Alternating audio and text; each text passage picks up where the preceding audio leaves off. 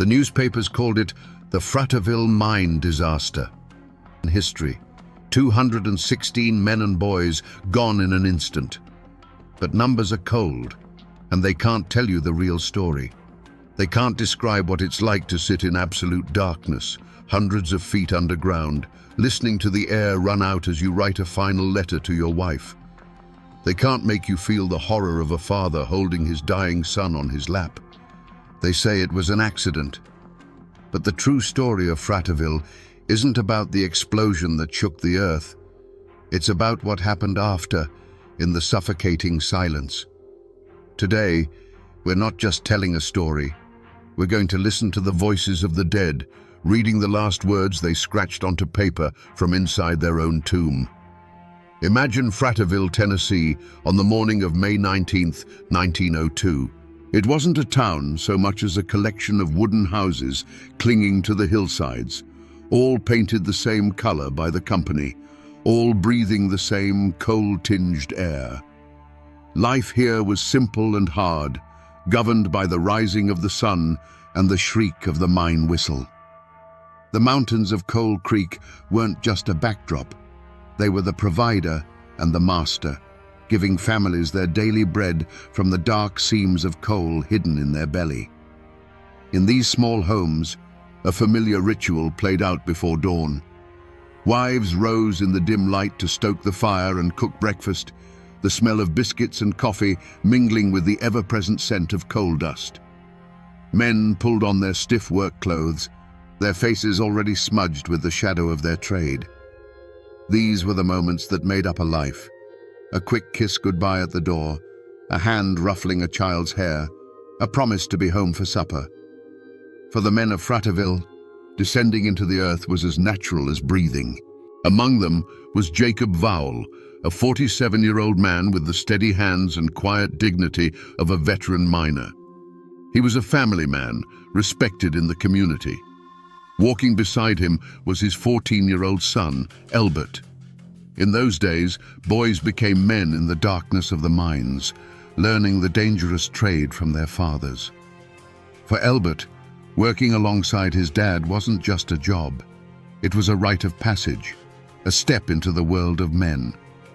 They were part of a brotherhood of 216 souls that morning. Husbands, fathers, brothers, and sons, some boys no older than Elbert. They walked together toward the gaping mouth of the mine, their lunch pails clanking, their carbide lamps not yet lit. The air was cool, the sky was beginning to lighten, and the world above ground was waking up to a beautiful spring day. There was no sense of doom, no premonition of what was to come. It was just another Monday. They stepped onto the man trip, the string of open cars that would carry them down the sloping shaft into the heart of the mountain. The journey into the darkness was a daily routine, the familiar rumble of the wheels a mundane soundtrack to their lives. They joked and talked, their voices echoing briefly before being swallowed by the immense, earthy silence of the deep. But the mountain they trusted was holding a secret. Deep within the labyrinthine tunnels, a pocket of methane gas, odorless and invisible, was seeping from the coal seam. It was a time bomb, silently counting down. Every foot the men traveled deeper into the earth brought them closer to the moment when their ordinary world would be torn apart by a roar from hell itself. Deep inside the earth, the men worked in the flickering glow of their carbide lamps. The air was thick with the smell of damp soil and coal. The only sounds were the rhythmic scrape of shovels against rock and the metallic ring of pickaxes striking the black seam. And then, in one of the far-flung tunnels, it happened. A miner's open flame, the very tool that let him see in the dark, touched a pocket of invisible methane gas. In that single fatal instant, the air itself caught fire. The explosion wasn't just a sound. It was a physical force, a giant fist that punched through the mine's narrow arteries. It ignited the fine, suspended coal dust, creating a secondary, even more powerful blast that ripped through the tunnels at the speed of sound. A wave of fire and pressure shot outwards, snuffing out lamps and lives without distinction. For the men caught in its path, there was no time to scream. The world simply ceased to exist. On the surface, at 7:20 in the morning, the ground trembled as if a beast had woken from a long slumber. A deep, guttural roar erupted from the mouth of the mine, a sound that rattled windows and shook the very souls of the people in Fratterville. It was followed by a geyser of black smoke, splintered timbers, and mangled machinery that shot hundreds of feet into the sky. The mine, the town's source of life, was now breathing fire and death. Within moments, the routine of the morning was shattered by screams. Wives and children, their faces masks of terror, ran toward the mine entrance. But what they found was a vision from hell. The wooden structures of the tipple were engulfed in flames, and a thick, choking smoke billowed from the shaft, blocking any hope of entry. The force of the blast had not only sealed the entrance, it had destroyed the mine's massive ventilation fan. The lungs of the mountain had been ripped out. Deep inside, in the furthest reaches of the mine where the blast hadn't reached, a few dozen men were thrown to the ground. Their lamps were extinguished, plunging them into a darkness more profound than any they had ever known. The air thrummed, and then an unearthly silence fell. They were alive, but they were cut off. The air they were breathing was now a finite resource, a dwindling supply in a sealed stone coffin. The clock on their survival had begun to tick. In the absolute blackness, the survivors gathered. The thunder of the explosion had faded, replaced by a silence so deep it felt like a physical weight. The air, once merely damp and earthy, now carried a new taste, sharp and metallic. It was the taste of afterdamp, the poisonous cocktail of gases left behind by the blast. They knew what it meant. There would be no rescue. Death wasn't coming for them with fire and fury. It was seeping toward them, silent and invisible. In this moment, faced with the end, Jacob Vowell became their anchor. He didn't preach hope where there was none. Instead, he offered them a final defiant purpose. He told any man with a pencil and a scrap of paper to write. Write to their wives, their children, their mothers.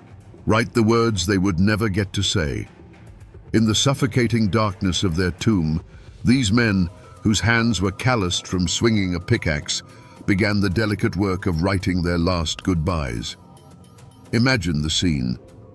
A handful of dying carbide lamps cast a ghostly flickering glow, creating dancing shadows on the coal-black walls.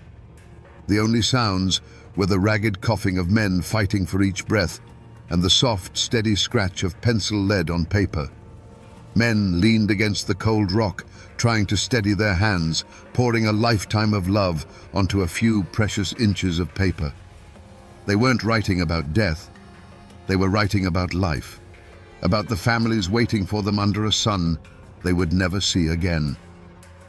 Jacob Vowell wrote to his Sarah, his words a simple, heartbreaking testament. Tell my little boys to be good boys and to trust in the Lord. He was a father to the very end.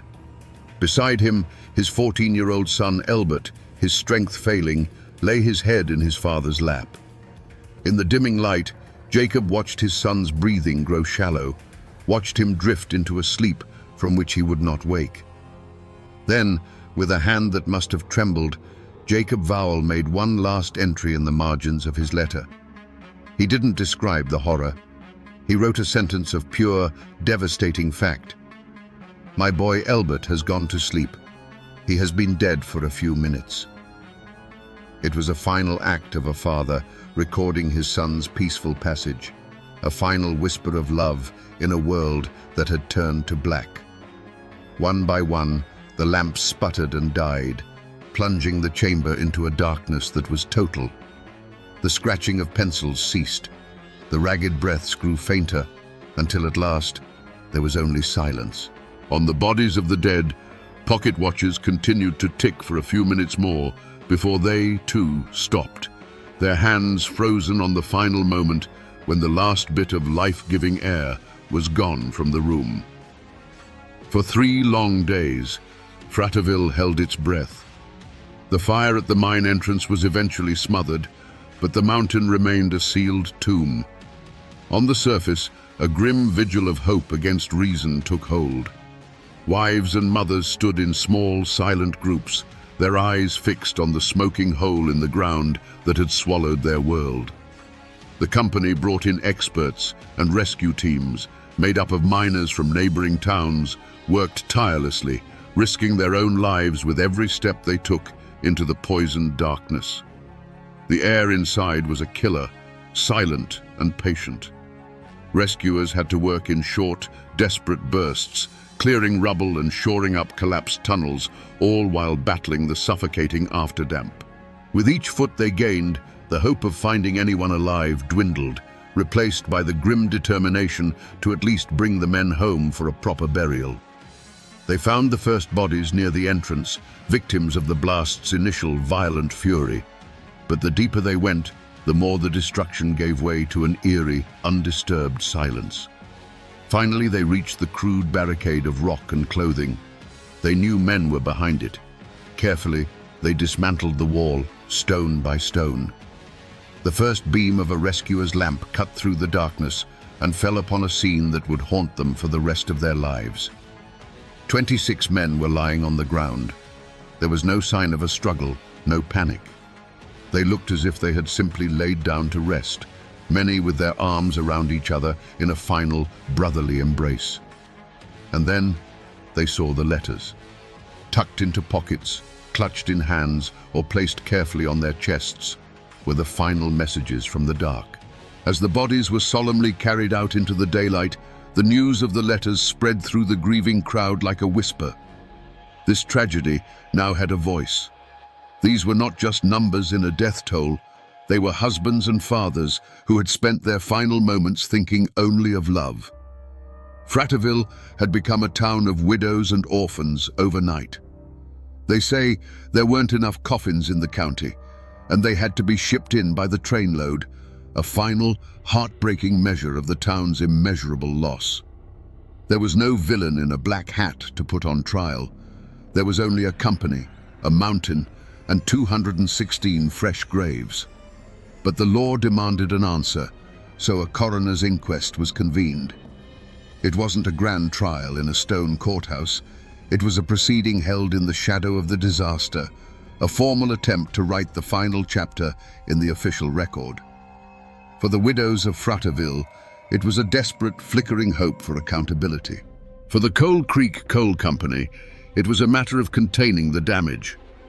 Company officials and their lawyers spoke in measured tones. They offered condolences and expressed deep regret. They spoke of the inherent dangers of mining, of the unpredictable nature of the earth. The explosion, they argued, was a tragic accident, an act of God that no one could have foreseen or prevented. They presented charts and testimony from their own experts, painting a picture of a well-run operation that had simply fallen victim to a terrible misfortune. Against this polished defense, who was there to speak for the dead? The miners' letters were their final testimony, but they were testaments of love, not of legal negligence. The living miners in the community, the ones who would need a job when the grief subsided, knew better than to speak out against the only employer in town. To accuse the company was to risk your own family's survival. So they stayed silent, their anger and their knowledge of the mine's gassy reputation a heavy, unspoken secret in the room. The verdict, when it came, was as cold and hard as a seam of coal. The coroner's jury concluded that the miners had died from an explosion of methane gas and coal dust ignited by an open flame. But crucially, they assigned no legal blame. No charges were filed. The company was officially cleared of any criminal negligence. They offered recommendations for the future, the use of safer lamps, better ventilation, but these were suggestions, not punishments. Was this justice? The law of men, the formal system of courts and inquests, had spoken. It had rendered its verdict in clean, legal terms. The company was not a murderer, but a victim of circumstance. But for the people of Fratterville, for the women who now had to raise their children alone, the verdict was just another form of violence. It was a confirmation that the lives of their husbands and sons were worth less than the cost of implementing stricter safety measures. The company walked away free, ready to rebuild and reopen the mine. The town, however, was handed a life sentence of loss and unanswered questions. The inquest provided an official cause of death, but it offered no comfort and no justice. It was a quiet, brutal lesson in the way the world worked in 1902.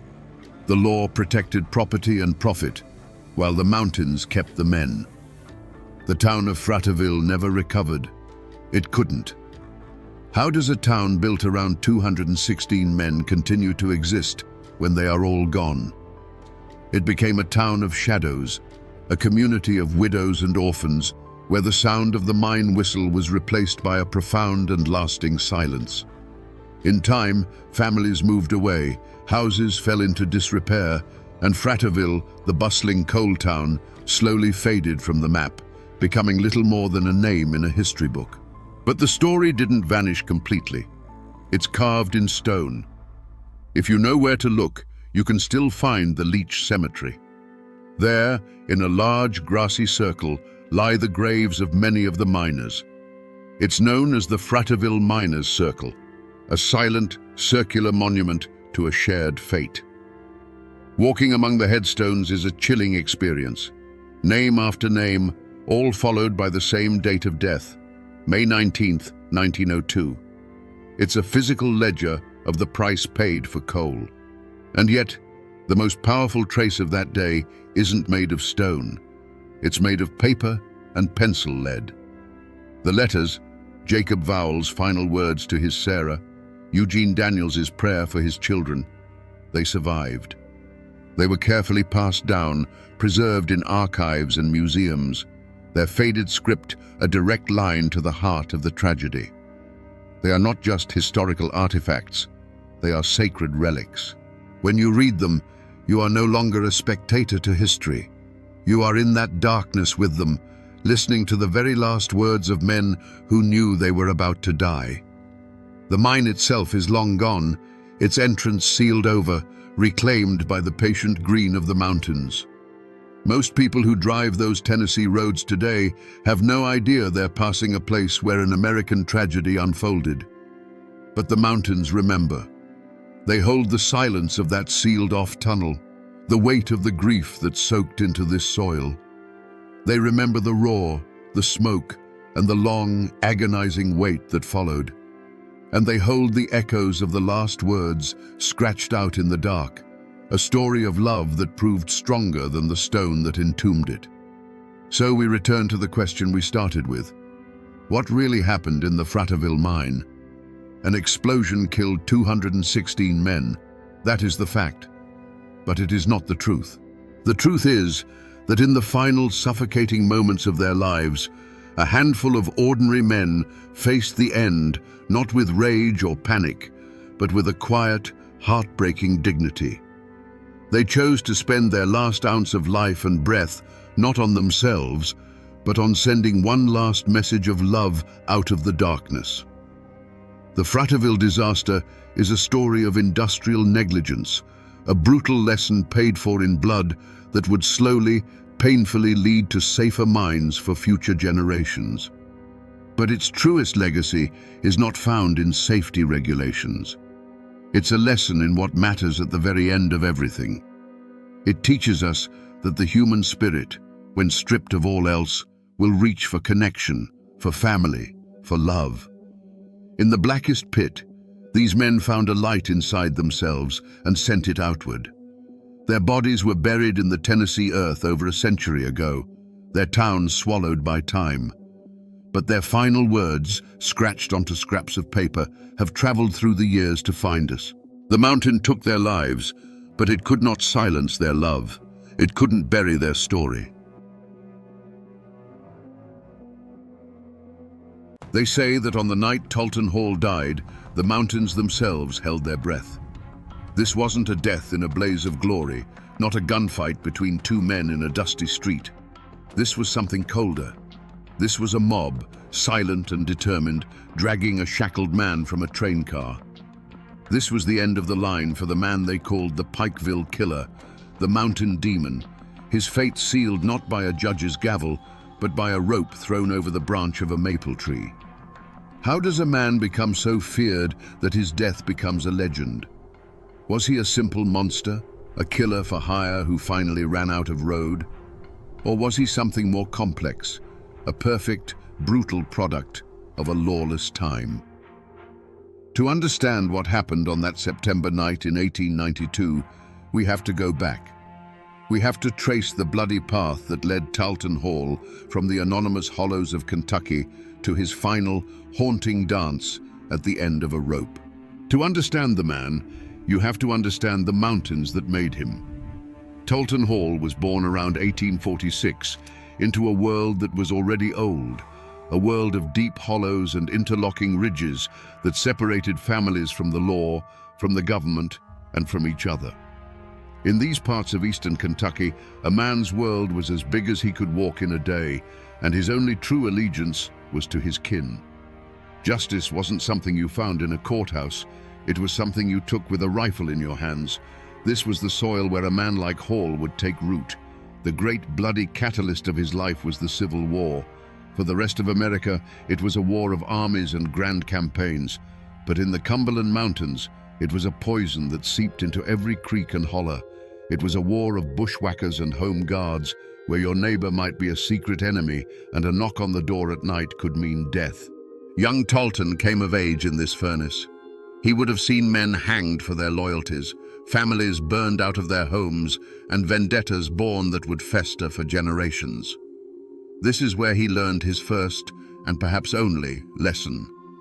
The world is a brutal place, and the only certainty is the man who is quicker on the draw. When the war ended on paper, it didn't end in the mountains. The soldiers came home, but they brought the war with them. They were men skilled in the art of ambush, tracking and killing, skills that didn't have much use in a peaceful world. But their world wasn't peaceful. Old grudges from the war now mixed with new disputes over land, timber, and politics. This chaotic, violent landscape became a job market for men who had a talent for death. The code of the mountains was built on honor. You defended your family, you avenged insults, and you never ever backed down from a fight. It was a harsh code, but it had its own logic. For Talton Hall, this code seems to have been stripped of its heart, leaving only the cold mechanics of violence. He saw that the loyalty men had to their families could be manipulated. He saw that honor could be used as an excuse for murder. And he realized that his own detachment, his lack of fierce loyalty to any one clan, was a valuable commodity. Imagine him as a young man, perhaps returning from the fringes of the war. He sees the Hatfield clan rising in power, the McCoy clan nursing their wounds, and a dozen smaller families sharpening their knives over some perceived slight. He watches as men kill each other for the sake of a family name, for a pig, for a dirty look. And in that moment, he doesn't see tragedy or honor. He sees an opportunity.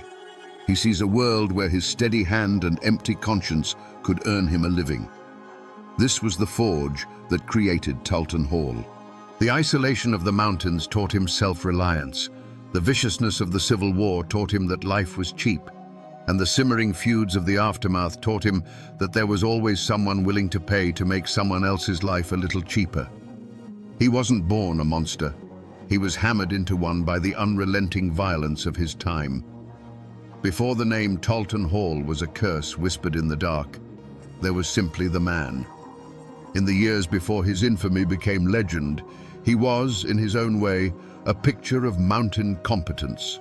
He was a master of the wilderness, a man who could read the forest like a book and track a deer for days without making a sound.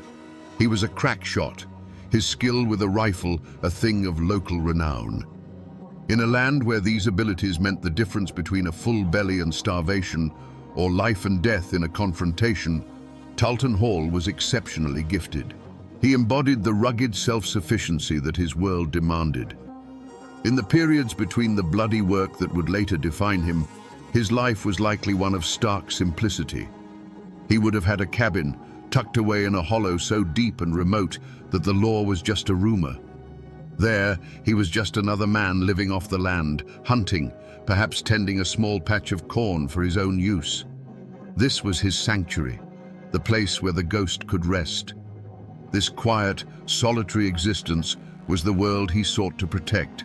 It was a world built not on love or community, but on anonymity and isolation, a peace purchased with the proceeds of violence. His relationships, too, were likely forged in the currency of the mountains, fear and pragmatism. He had kin, as all men did, and they would have afforded him the loyalty that blood demanded. But it would have been a loyalty tinged with terror. They may have benefited from his protection, safe in the knowledge that no one would dare cross the family of Talton Hall. But they would have lived under the shadow of his cold nature, always aware of what he was capable of. He wasn't a man who inspired love. He inspired a dreadful, unshakable respect. In his prime, before the New Year's massacre and the murder of Officer Belcher, his reputation was less that of a demon and more that of a tool. A dangerous tool, but a useful one. If a timber company needed a troublesome squatter scared off a piece of land, they might seek out Talt Hall. If a moonshiner needed his still guarded from rivals or federal agents, Hall was the man for the job. He was seen as a regulator, a human weapon to be aimed at a problem. He was the final, violent answer to a dispute that couldn't be settled any other way. In the brutal logic of the mountains, he provided a service. This was the life he built, a quiet existence in the hollows, punctuated by brief, violent forays into the world of men. His stake in the world wasn't a family's love or a community's admiration. It was his freedom. The freedom to move through the mountains unseen, to be a name without a face, and to be the master of his own dark destiny. It was this self-contained, predatory world that was about to be threatened, and its destruction would unleash the full measure of his brutality. Every great tragedy is born from a single, deep-seated flaw. For Talton Hall, it wasn't greed or a quick temper. His flaw was a cold, patient arrogance, a venom that had been brewing for years. He had operated as a shadow for so long, a bringer of death who melted back into the mists, that he had begun to believe he was untouchable. He saw himself as an instrument of a higher, more primal law, and he believed the world of common men, with their sheriffs and their courts, simply did not apply to him. This wasn't just simple pride, it was a core part of his professional identity. It was a shield. The stories they told about him in hushed tones around the fireplace weren't just tales, they were his armor. It was said that Hall could walk into a crowded Pikeville saloon, and the simple act of him ordering a whiskey would be enough to end a loud argument at the other end of the room. He didn't have to raise his voice or draw his gun. He would just fix his piercing eyes on the source of the trouble, and the problem would evaporate. He had come to rely on this aura of fear, to see it as an absolute power. This belief in his own myth was both his greatest strength and his most profound weakness. It gave him the nerve to take on impossible jobs, to face down armed men without flinching. It was the source of the chilling calm he possessed in moments of extreme violence.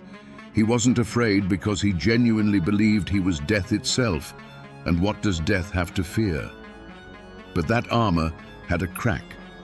Over time, he began to forget the difference between being feared in the secret world of the feuds and being feared in the open world of growing towns.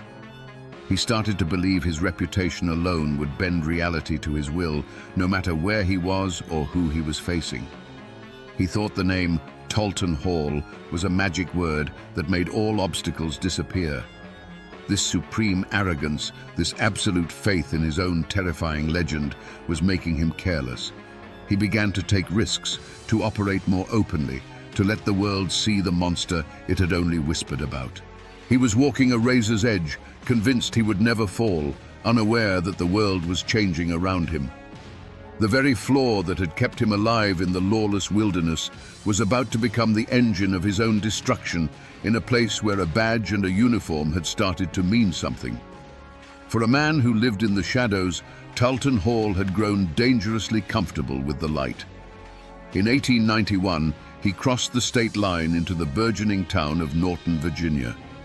He wasn't there on business, not for a contract. He was there for himself, and he was full of whiskey. The quiet, calculating professional had been swallowed by the arrogant legend. He was loud, belligerent, and causing a disturbance, a man who believed his very name was a shield that made him immune to consequence. He was no longer a specter of death. He was a drunken bully, daring the world to challenge him. And the world sent a man named Charles H. Belcher.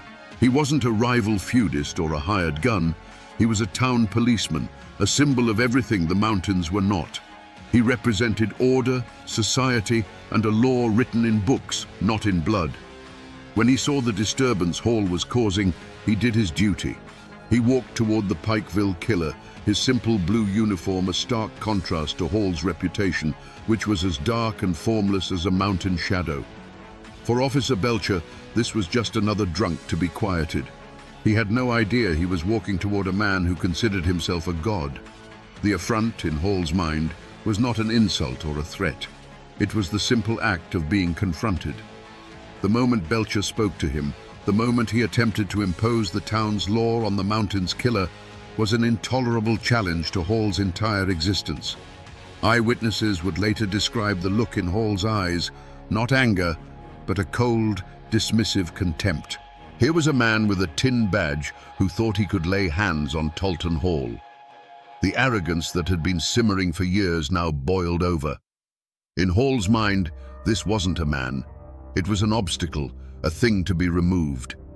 His reaction was not the wild swing of a drunk. It was the chillingly efficient motion of a professional. As Officer Belcher moved to make the arrest, Hall drew his pistol. There was no hesitation, no final warning. The movement was as natural and practiced as breathing. He fired, and Charles Belcher fell to the dusty street. It was not an act of passion or self-defense. It was a correction. It was Talton Hall reminding the world of the natural order of things, where he was the predator and men like Belcher were the prey. But this time was different. In that single deafening moment, Hall's fatal flaw had sealed his fate. He hadn't just killed another man in a long line of men. He had murdered a uniformed officer of the law in public, in the middle of a town that was trying to call itself civilized. He thought he was just swatting away an annoyance, but he had just declared war on the states of Virginia and Kentucky. The gunshot that killed Charles Belcher was an echo that would shake the mountains, and it would hunt Talton Hall to the very end of his days. The murder of a lawman in Norton was a line crossed, a bell that could not be unrung. Talton Hall, a master of the Appalachian wilderness, did what he always did. He vanished. He slipped back across the border into the familiar tangled hollows of Kentucky, believing he could wait out the storm as he had done a dozen times before. This was his first and most arrogant mistake. He thought he had merely killed a man. He failed to understand that he had murdered a symbol, and civilization itself was now coming for him. The response was unlike anything the mountains had ever seen. This wasn't a half-hearted posse led by a local sheriff who was likely related to the man he was hunting. The states of Virginia and Kentucky pooled their resources. Bounties were posted, large enough to make a poor farmer forget all about mountain loyalty. And then came the name that struck a different kind of fear into the hearts of outlaws: the Pinkertons. They were relentless, methodical men who couldn't be bribed, intimidated, or swayed by family ties. They were a modern machine of justice, and they were hunting a relic from a bygone era. Warnings came, not from his enemies, but from what few allies he had left. Old associates, men who understood the shifting tides of power, would have told him in no uncertain terms, "Talt, this is different," they'd say. "You killed a badge in the street. They ain't gonna stop. You need to go west, disappear for good." They offered him the only path that might lead to survival, true, absolute anonymity, far from the mountains that knew his name. But Talton Hall's arrogance was a wall that no reason could penetrate. He scoffed at the warnings. He had outsmarted the law his entire life. He saw the Pinkertons as nothing more than city boys who would get lost in the first creek bed. In his mind, this massive manhunt was almost a testament to his own legend. It was a grand, fitting challenge for the Pikeville Killer. He believed he was smarter, tougher, and more cunning than any man they could send after him. He saw every posted bounty with his name on it, not as a threat, but as an acknowledgement of his status. With each passing week, however, his world shrank. The net tightened. A cabin door that would have once swung open for him now remained bolted shut. A meal that would have been freely given was now denied. The fear of the law had finally begun to outweigh the fear of Talton Hall. He was becoming a ghost in his own homeland, a toxic presence that even his own kin could no longer afford to shelter. Each closed door was another offer of help rejected, another chance to escape squandered because his pride would not let him see the truth. He was being squeezed out of the only environment where he knew how to survive. The decision to finally flee, to make a run for a place like Memphis, Tennessee, was not a strategic retreat. It was an act of desperation. He was leaving the tangled wilderness that was his shield and armor and heading for the open, anonymous streets of a city. He was a mountain predator who had been driven from his forest, forced to walk onto the open plains where the hunters could see him for miles. His path of no compromise had led him right into a trap of his own making. Memphis was a cage of brick and smoke, a foreign land to a man born of mist and shadow. Talton Hall was cornered. He could feel it in the way people looked at him on the street, in the tightening knot in his own gut. The relentless machinery of the law, guided by the cold intelligence of the Pinkertons, had found him. He was no longer the apex predator of the Kentucky Hollows. He was a wolf tracked to a city alley, with the hounds closing in. He was in a cheap boarding house, listening to the city breathe, knowing that each breath might be his last moment of freedom. And then he heard it. The heavy, deliberate footsteps on the boarding house stairs. This was it. This was the moment that had been coming for him since the day he pulled the trigger on Officer Belcher. In that quiet, terrifying space between one footstep and the next, he stood at his final crossroads.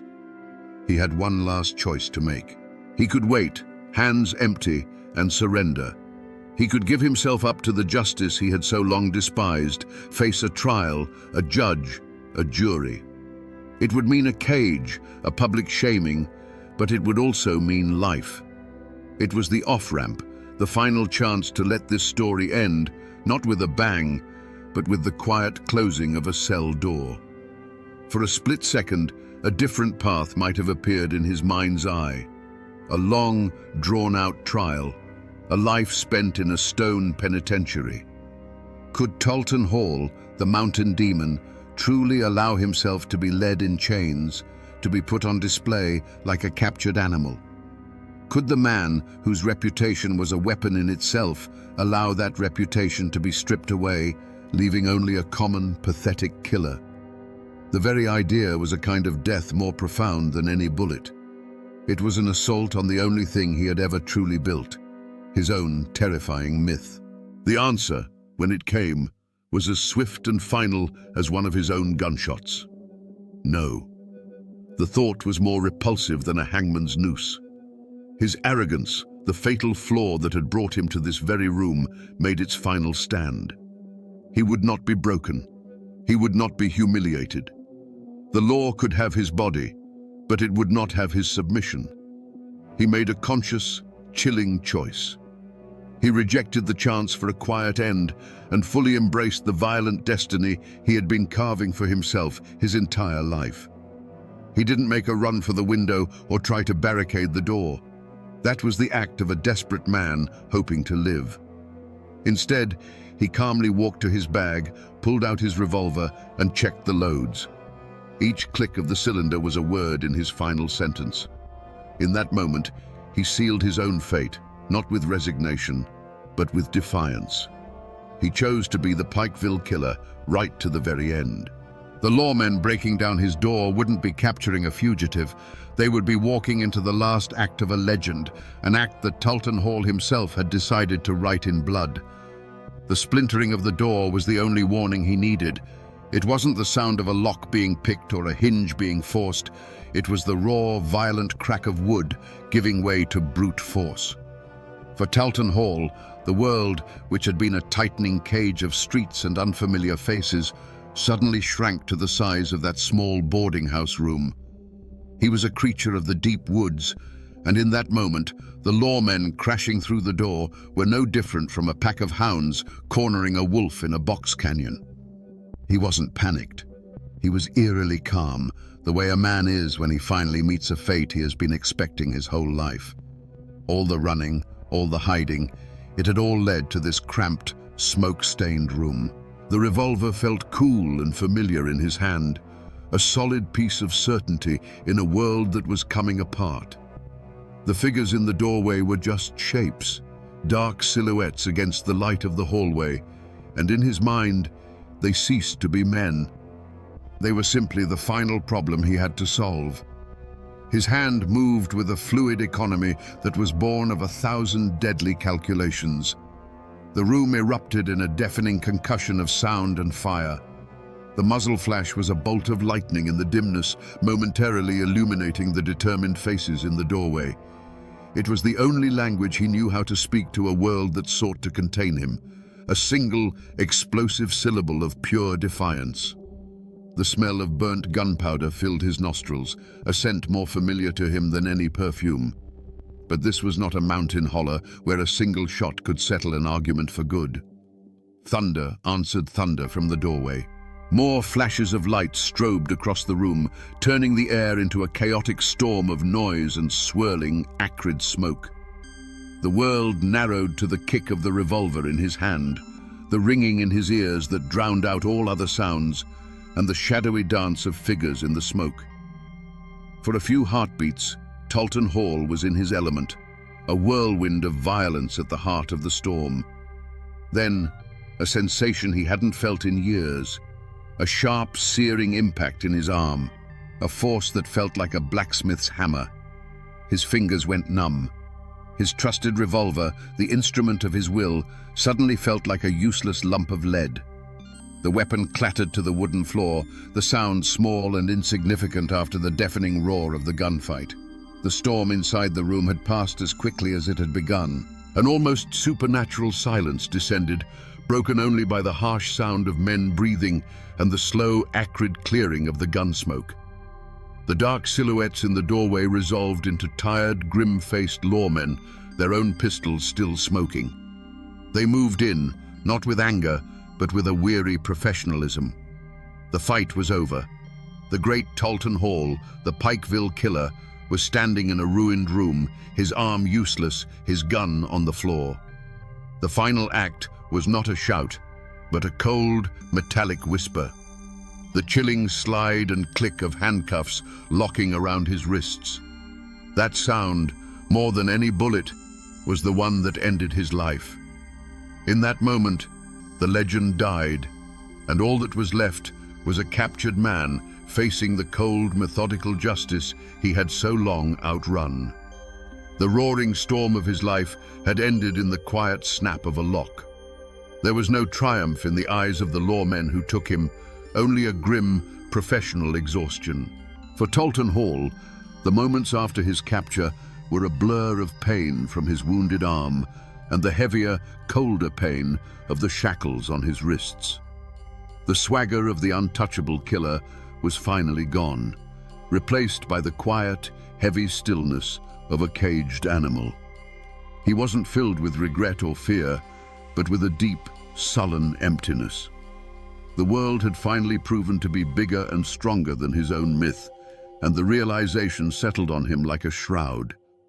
His journey back to the mountains was not a victory parade for the law.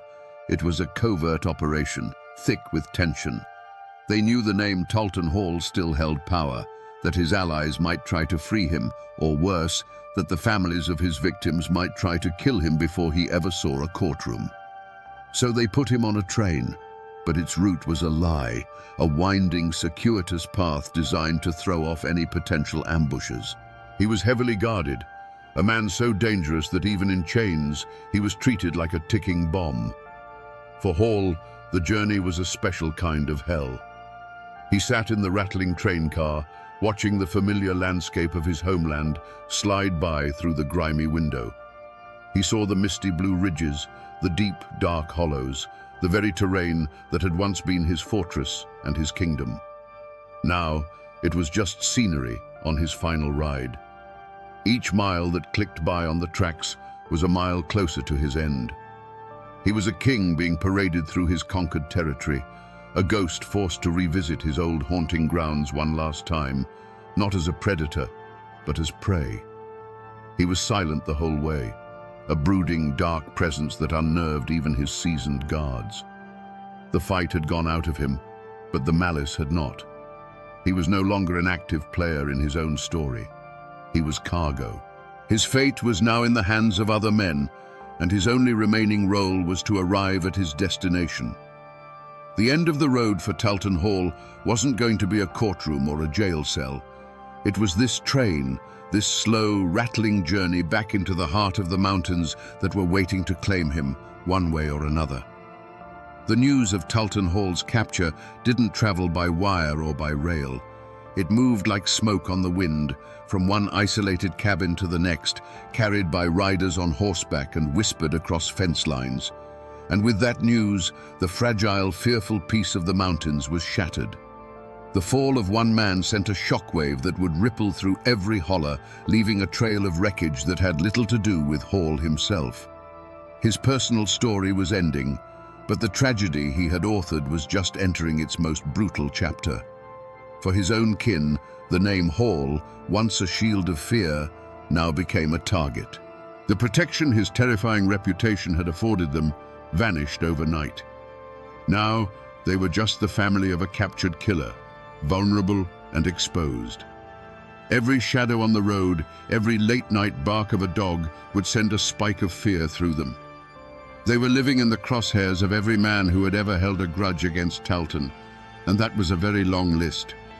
The sins of the father were about to be visited upon them, and their lives would become a paranoid existence of bolted doors and watchful eyes.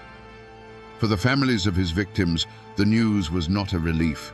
It was a call to arms. For the widow of Charles Belcher, it was the reawakening of a grief that was still raw. For the remaining McCoys, who had seen their brothers tied to pawpaw trees and their sister shot down in the snow, this was not a matter for a distant court. It was a personal debt of blood that had come due.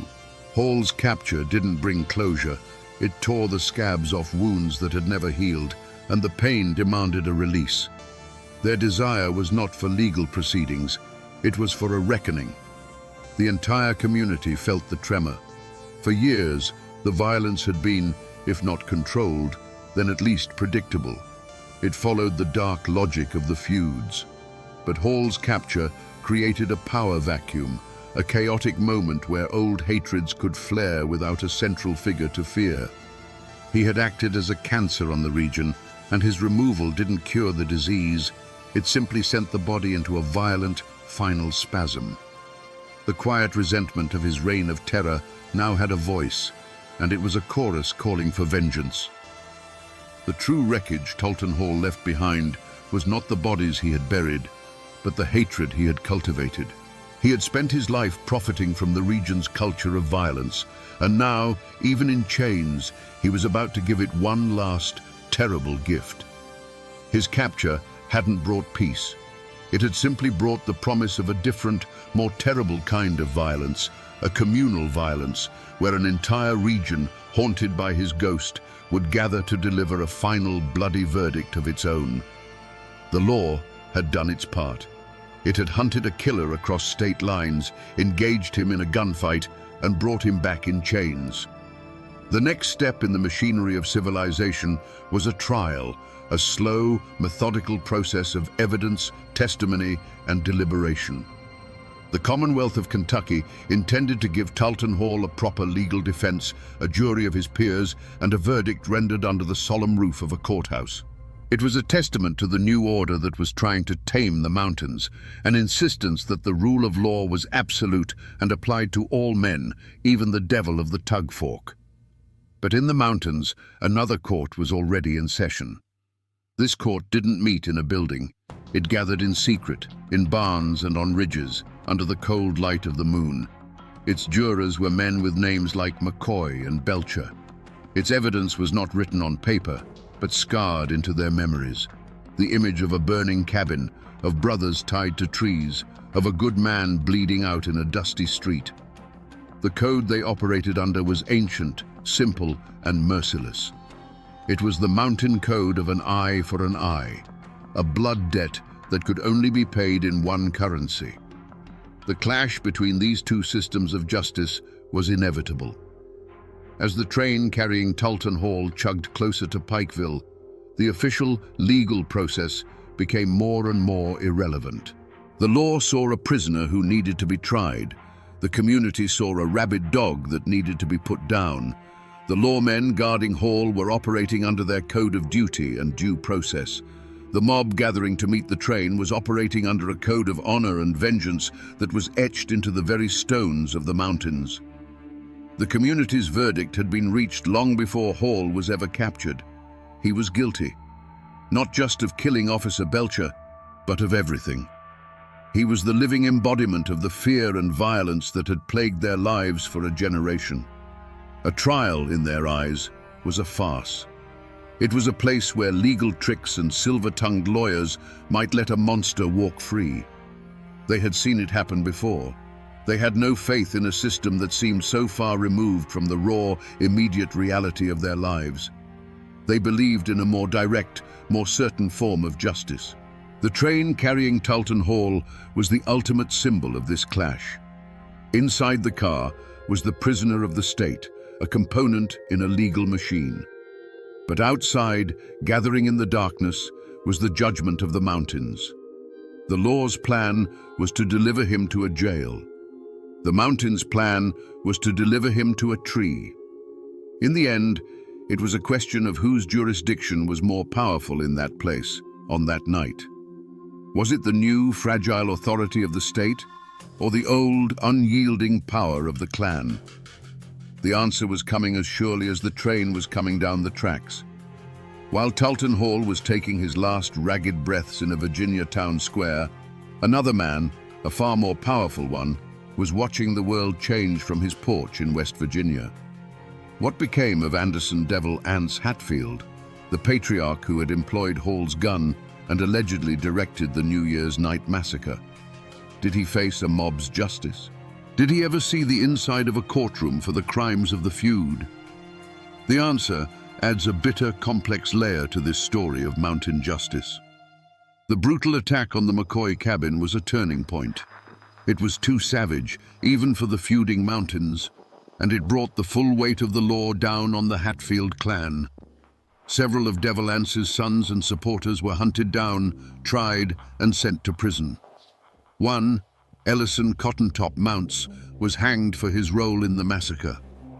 The political power that Devil Anse had wielded for decades began to crumble. The war was over, and in a way, he had lost. But Devil Anse himself, the great leader of the clan, was never made to pay by the law. He was indicted, but he was never arrested, never forced to stand trial for the murders of the McCoy children. He lived out the rest of his days as a timberman and a farmer, a living legend who had outlasted his own violent era. In a final strange twist, the man they called Devil Anse was baptized in his old age, seeking peace with his God after a life of war with his neighbors. He died of pneumonia in 1921 and was buried on a mountainside overlooking the land he had fought so fiercely to control. This is the messy, unsatisfying truth of it all. Talton Hall, the hired gun, the disposable instrument of violence, was lynched by a mob for a crime committed in the open. His death was brutal, public, and absolute. But the powerful man who had allegedly paid for his services, who had directed the feud from the top, died a free man in his own bed. The mob got its vengeance, but it got it from the hired help, not the man who wrote the checks. The story of Talton Hall's end is not just about justice being served, it's about who it's served to and who gets to walk away. After the mob dispersed and Talton Hall's body was cut down, a strange and heavy quiet fell over Wise, Virginia, and the surrounding mountains. The great bloody chapter was over, but the book was not yet closed. The years that followed were not years of celebration or relief. They were years of silence. The community had performed a brutal act of surgery on itself, cutting out a cancer. But the wound was deep, jagged, and slow to heal. For the descendants of Talton Hall, the name became a curse and a burden. They scattered, some moving deeper into the anonymous folds of the mountains, others leaving the region entirely, hoping to outrun the ghost of their infamous kinsman. They became quiet farmers, miners, and laborers, their primary goal to be unremarkable, to be forgotten. To admit you were kin to Talton Hall was to invite suspicion and open old wounds. They buried the name under a blanket of deliberate obscurity, hoping that with enough time, the blood on it would fade. The community, too, sought healing through a kind of collective amnesia. The men who had been part of the lynch mob went back to their fields and their families. They had to live and trade with their neighbors, some of whom might have been Hall's distant kin. To speak of that night, to name the names of the men who held the rope, would have been to invite a new generation of bloodshed. And so, they simply stopped talking about it. The lynching of Talton Hall became a story told only to outsiders or to children as a cautionary tale. Within the community itself, it was a scar that everyone could see, but no one dared to touch. But the power dynamics of the region had been irrevocably altered. Hall's death was a brutal exclamation point at the end of an era. It was a clear and bloody message that the days of the untouchable gunfighter, the man who could be hired to settle a family squabble with a rifle, were over. The power of the old clan patriarchs like devil ants was waning, replaced by the growing influence of coal company bosses and county sheriffs. The law, which had failed to bring Hall to a trial, had still won in the end.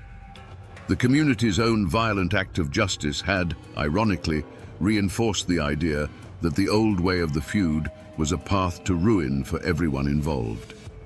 The era of private wars was dying, and the era of state-sponsored law, however flawed, was being born. The man named Talton Hall was gone, but the ghost of his name lingered. For decades, the most powerful physical remnant of his story was not a grave, but a tree. The big maple in the courthouse square in Wise, Virginia, became a dark landmark. People would point it out to their children, their voices dropping to a whisper. "That's the tree," they'd say. "That's where they hung the Pikeville killer." Its branches, which had once offered shade, now seemed to cast a permanent, chilling shadow.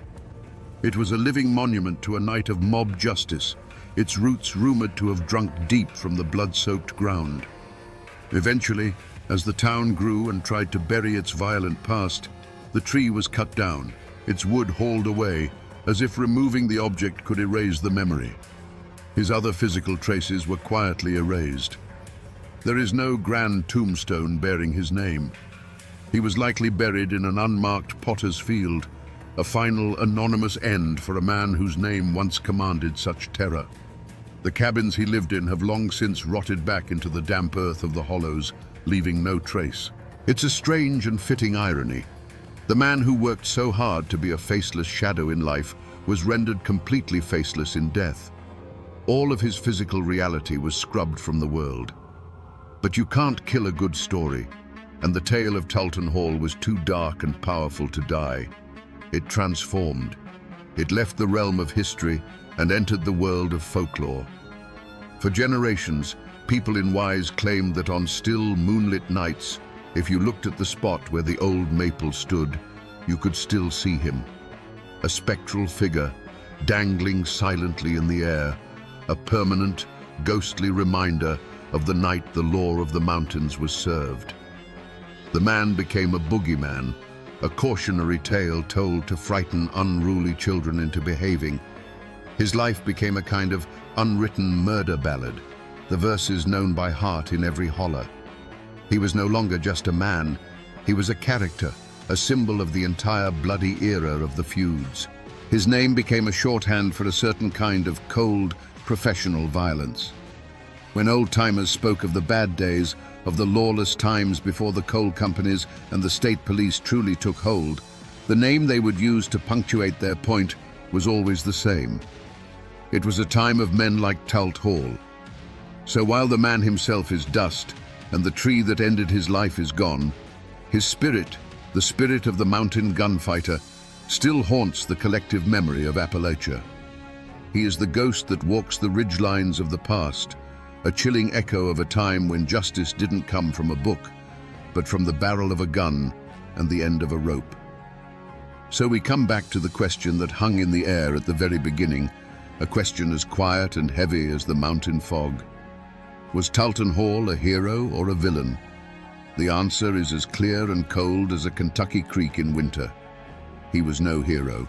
He was a killer, a man who dealt in death for profit, whose hands were stained with the blood of an unknown number of men. There is no honor in that.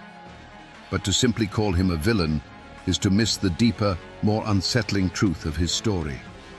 Talton Hall was not an aberration. He was a perfect, terrible product of his time and place.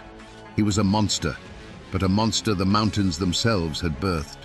He was forged in the pointless brutality of the Civil War and sharpened on the whetstone of the feuds. He was the logical conclusion of a world where law was a suggestion and violence was a way of life. He was a symptom of a disease, not the disease itself. In the end, this is a story about a man whose greatest strength, his absolute belief in his own terrifying legend, became the flaw that destroyed him. He saw himself as a timeless force, a permanent part of the mountain landscape. But the world was changing around him.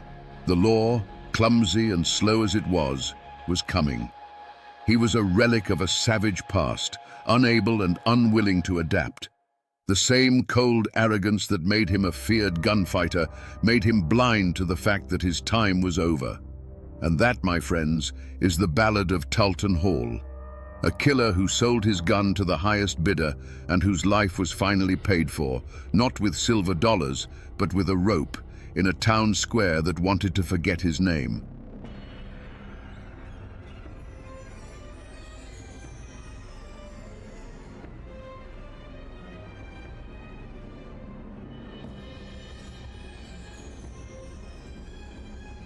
They say that on the 4th of July, the road up Cherry Mountain was choked with a pilgrimage of the thirsty and the defiant.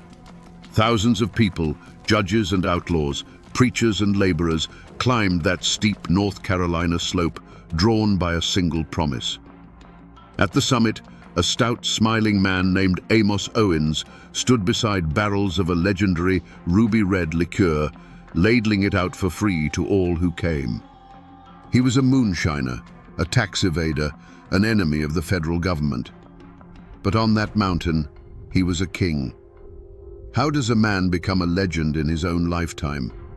How does a common criminal earn the loyalty of an entire region, turning his defiance into a roaring celebration that the law itself was powerless to stop?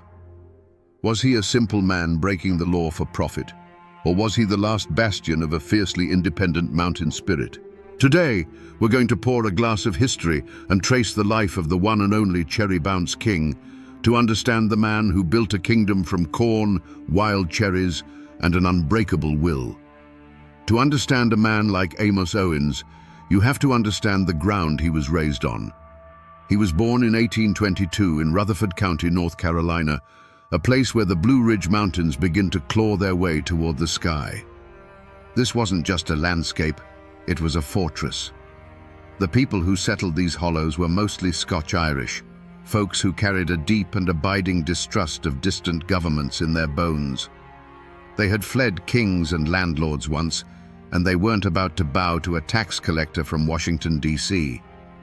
Life here was a constant struggle against rock, weather, and isolation. A family's wealth wasn't measured in dollars, but in the yield of their corn patch, the health of their livestock, and the strength of their kin. Corn was life, but it was heavy and difficult to transport over rugged mountain trails. Turning that corn into whiskey was simple economics. It was a way to concentrate a year's worth of hard labor into a portable, profitable, and potent form. For these mountain families, the smoke from a copper still wasn't the sign of a crime. It was the smell of survival. This world operated on a code older than any federal law. Your word was your bond. Your family was your nation. An insult to your honor had to be answered, and a neighbor in need was to be helped without question.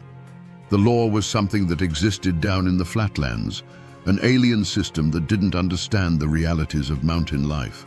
The stories of the Whiskey Rebellion of the 1790s weren't taught as a failed uprising. They were passed down as tales of righteous defiance, cementing the belief that a man had a God-given right to his own craft. But Amos wasn't just a product of the mountains. He was forged in the fires of a foreign war. As a young man, he left his secluded home to fight in the Mexican-American War. Imagine that transition, from the quiet, green solitude of Appalachia to the dusty, brutal battlefields of a foreign land. This experience hardened him. It taught him discipline. It showed him a world far beyond his mountain, and it likely reinforced his belief in self-reliance above all else. He was a veteran, a man who had served his country. When Amos Owens returned home, he came back a different man. He had seen the authority of the United States government up close, but he chose to climb back up Cherry Mountain and live by the old code. He didn't see a contradiction in having fought for the flag and then defying its laws. In his mind, the government had its place, and that place was not on his mountain, telling him what he could and could not do with the corn he grew with his own 2 hands. This was the crucible that created the Cherry Bounce King. He was a man of his people, steeped in a tradition of defiance. He was a farmer who understood the brutal math of survival. And he was a soldier who had learned how to stand his ground. The mountain gave him his ingredients and his fortress, but his unbending character, that was forged in the history of his ancestors and the heat of war. Long before the name Cherry Bounce King echoed through the halls of government, there was just Amos Owens, the artisan. Before the roaring crowds and the legendary defiance, there was the quiet solitude of the pre-dawn hours, the gentle hiss of the copper still, and the steady hand of a man who was a master of his craft. He wasn't just brewing moonshine, he was practicing an art form passed down through generations. He knew the corn by its feel, the fire by its sound, and the final product by a single practiced taste. His cherry bounce wasn't just potent, it was perfect, a testament to a pride in his work that no federal law could ever touch. But this craft wasn't for his own glory. It was the foundation of his family. The income from his hidden stills meant his wife had what she needed and his children never went to bed hungry. It meant he could afford good tools for his farm and solid shoes for their feet. His operation allowed him to build a life on that rugged mountain that was a step above mere survival. He was a patriarch in the truest mountain sense, the unwavering provider and protector of his clan. The world he built was one of security and stability, a small, independent nation with his homestead at its capital. And his influence spread beyond his own fence line. On Cherry Mountain and in the hollows below, Amos Owens was a pillar of the community. In a place where cash was as rare as a flat piece of land, he was the local economy's heartbeat. He bought his neighbors surplus corn at a fair price, providing them with the hard currency they needed.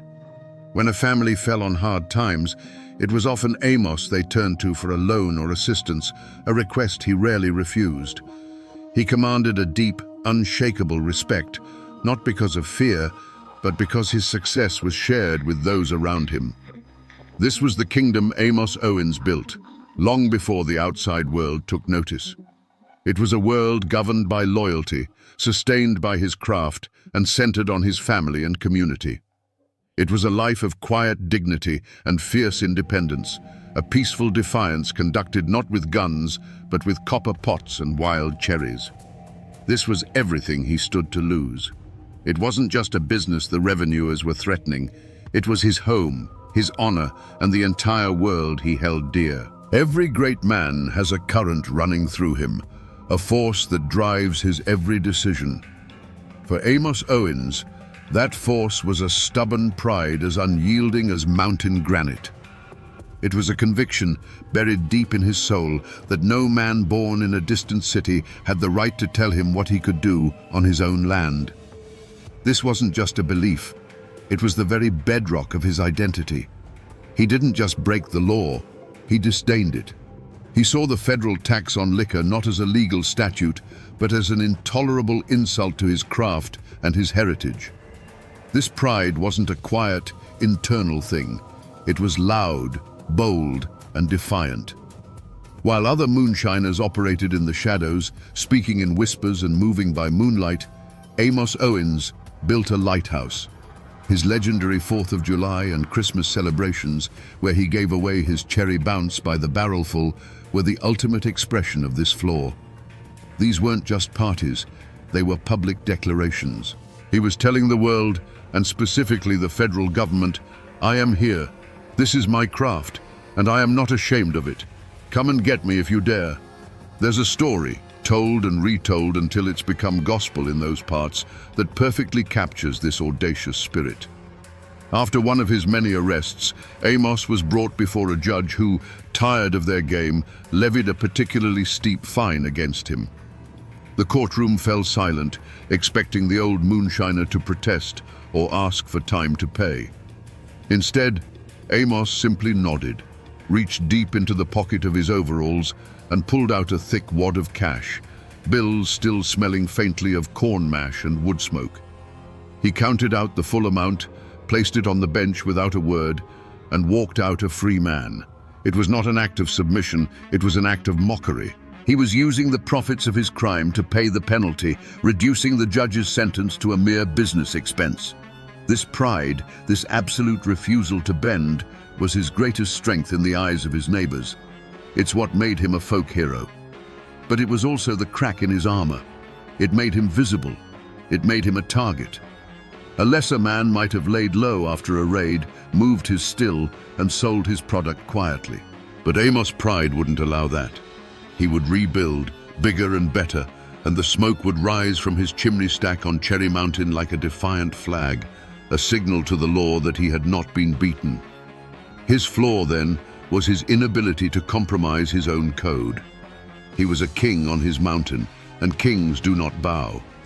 This stubborn streak ensured that his conflict with the government would never be a quiet, hidden affair. It was destined to become a public spectacle, a long and drawn-out war of attrition. He was daring the lightning to strike, forgetting that in the world of federal law, the storm always gathers eventually. For years, the dance between Amos Owens and the law had a familiar, almost comfortable rhythm. A federal marshal, often a local man who understood the mountain ways, would make the reluctant journey up Cherry Mountain. Stills would be broken, a warrant would be served, and Amos would go along peacefully. It was a ritual, a game of appearances, where the law made its point, and Amos paid his tax in the form of a fine. He always rebuilt, and the marshals always knew he would. There was a strange, unspoken understanding in this ongoing feud. But after the Civil War, the music changed. The federal government was nearly bankrupt, and its thirst for tax revenue became insatiable. The Bureau of Internal Revenue was empowered, unleashing a new breed of agent upon the mountains. These weren't local men playing a part. They were strangers with cold eyes and a fervent belief in federal authority. They saw the mountains not as a different world with its own rules, but as a den of tax cheats who were robbing the US Treasury. Their mission wasn't to play a game, it was to win a war. The spark that lit the fuse came on a crisp autumn morning. A team of these new, determined revenuers stormed Cherry Mountain. This raid was different. It wasn't just about the equipment. With grim efficiency, they found Amos's aging cellar, a cool space dug into the mountainside where his finished product, his art, was stored. They didn't confiscate it. With axes and sledgehammers, they systematically smashed every jug and barrel. Years of work, hundreds of gallons of his legendary cherry bounce, gushed out and stained the earth a deep, bloody red. They were destroying his legacy, pouring his very soul into the dirt. Amos Owens, who had always met his arrest with a wry smile, stood and watched this sacrilege in cold silence. This was no longer a matter of business. They hadn't just destroyed his property, they had committed an act of profound disrespect. They had vandalized his art, violated the sanctity of his craft, and declared that his life's work was nothing more than contraband to be annihilated. The unspoken rules of their long dance had been shattered. For Amos, this was a declaration of war. This act was an unforgivable affront precisely because it struck at the heart of his defiant pride. To be arrested was one thing. To be treated as a common criminal whose masterpiece deserved no more respect than ditch water was another. They had challenged his status, his honor, and his identity as the king of his own mountain. In that moment, watching his life's work bleed into the ground, a decision was made. He would no longer be a mere moonshiner who got caught now and then.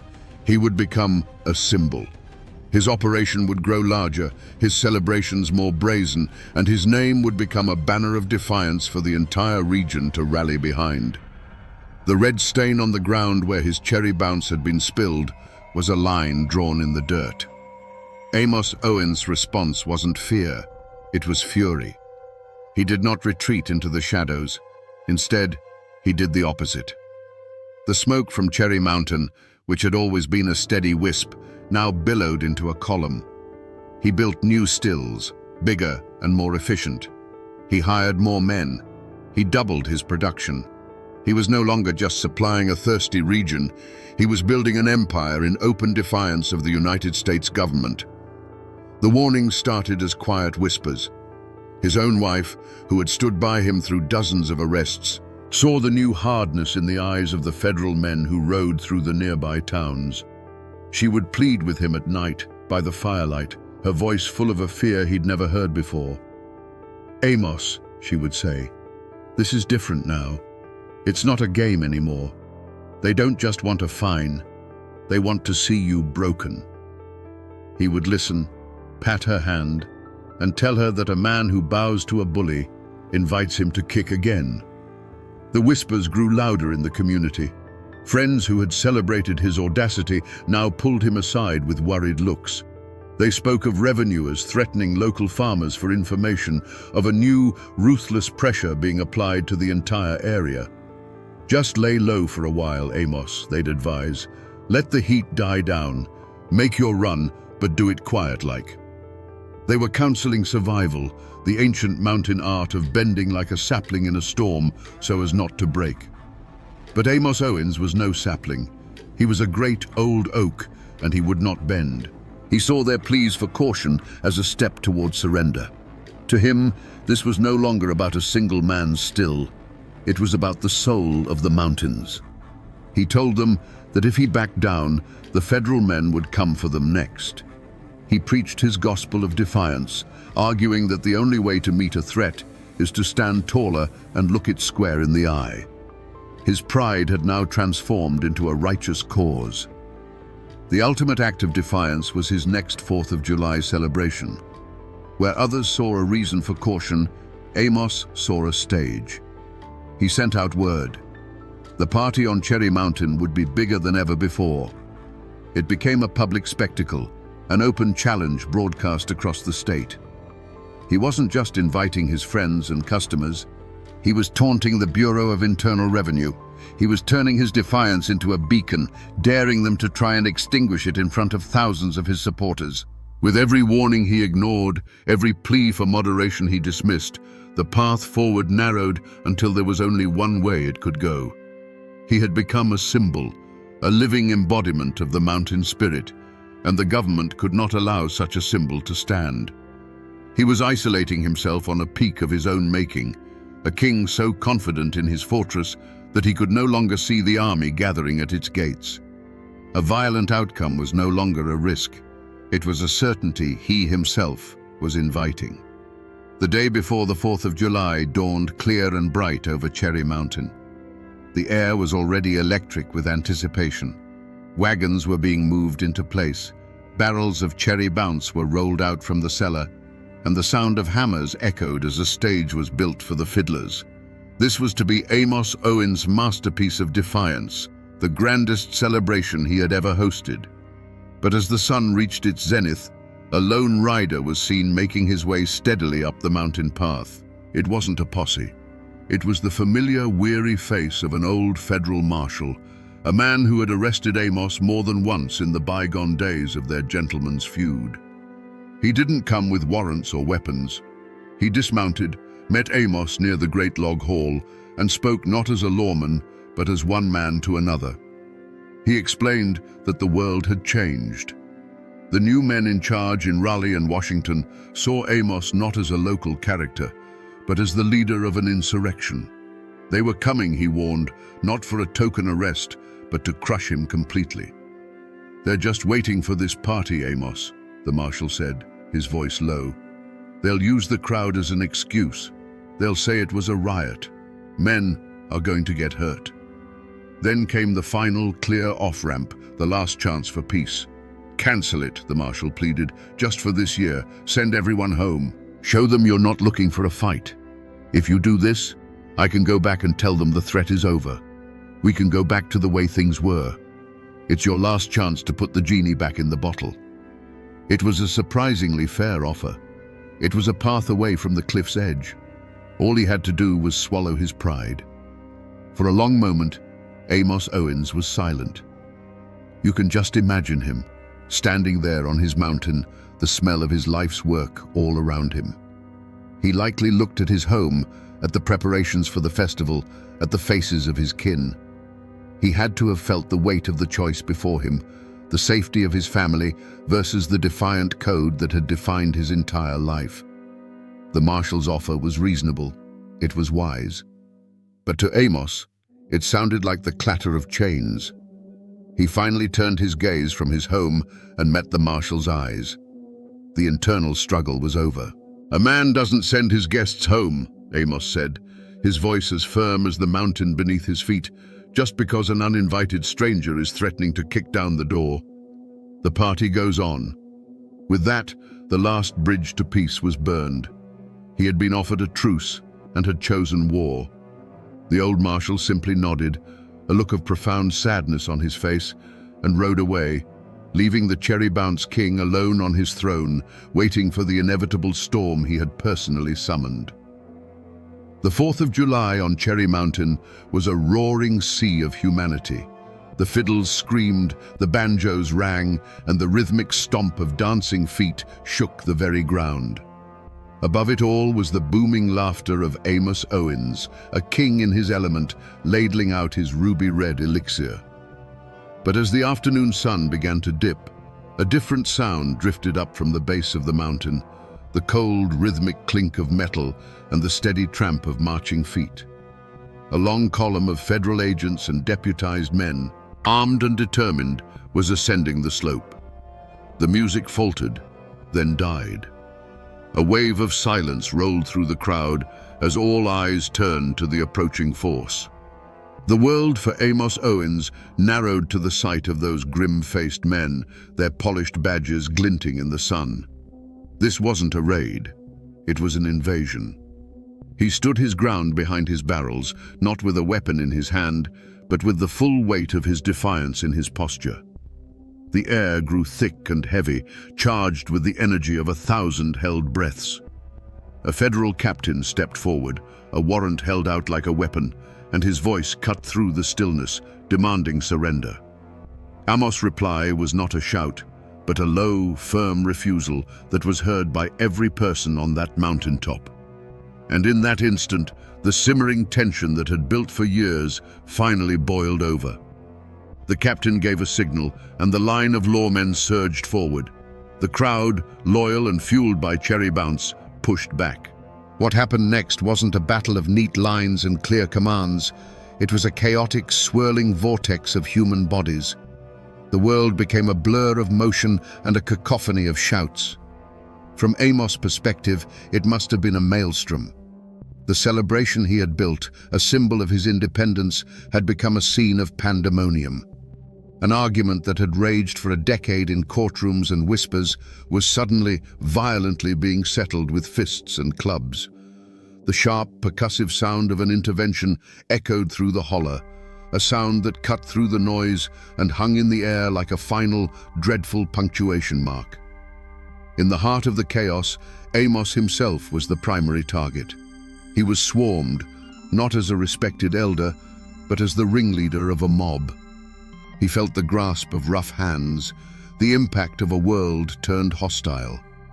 The final, visceral sensation was not one of his choosing. The vibrant festival, the pinnacle of his lifelong defiance, was over. The argument that had defined his life had been answered not with words, but with overwhelming force. The chilling silence that followed the main event was broken only by the groans of the injured and the curt, metallic orders of the federal agents who were now, finally, masters of the mountain. The world came back into focus slowly for Amos Owens, through a haze of shock and the dull ache of struggle. The roar of the crowd had been replaced by a grim quiet, punctuated by the sharp orders of federal officers. His great hall, a place of joyous celebration just an hour before, was a scene of wreckage. Overturned benches, smashed jugs, and the dark, sticky pools of spilled cherry bounce littered the ground. He wasn't a king surveying his court. He was a prisoner standing in the ruins of his own kingdom. There was no regret in his heart. There was no fear. There was only a cold, profound rage that settled deep in his bones. This was the ultimate violation. To be manhandled, overpowered, and subdued on his own land, in front of his own people, it was a humiliation worse than any fine or prison sentence. The final insult came with a sharp, metallic click. The cold iron of the handcuffs closing around his wrists was a sound louder and more final than any gunshot. On the very spot where he had freely dispensed his hospitality, his freedom was now completely and utterly taken away. His next move was not his own.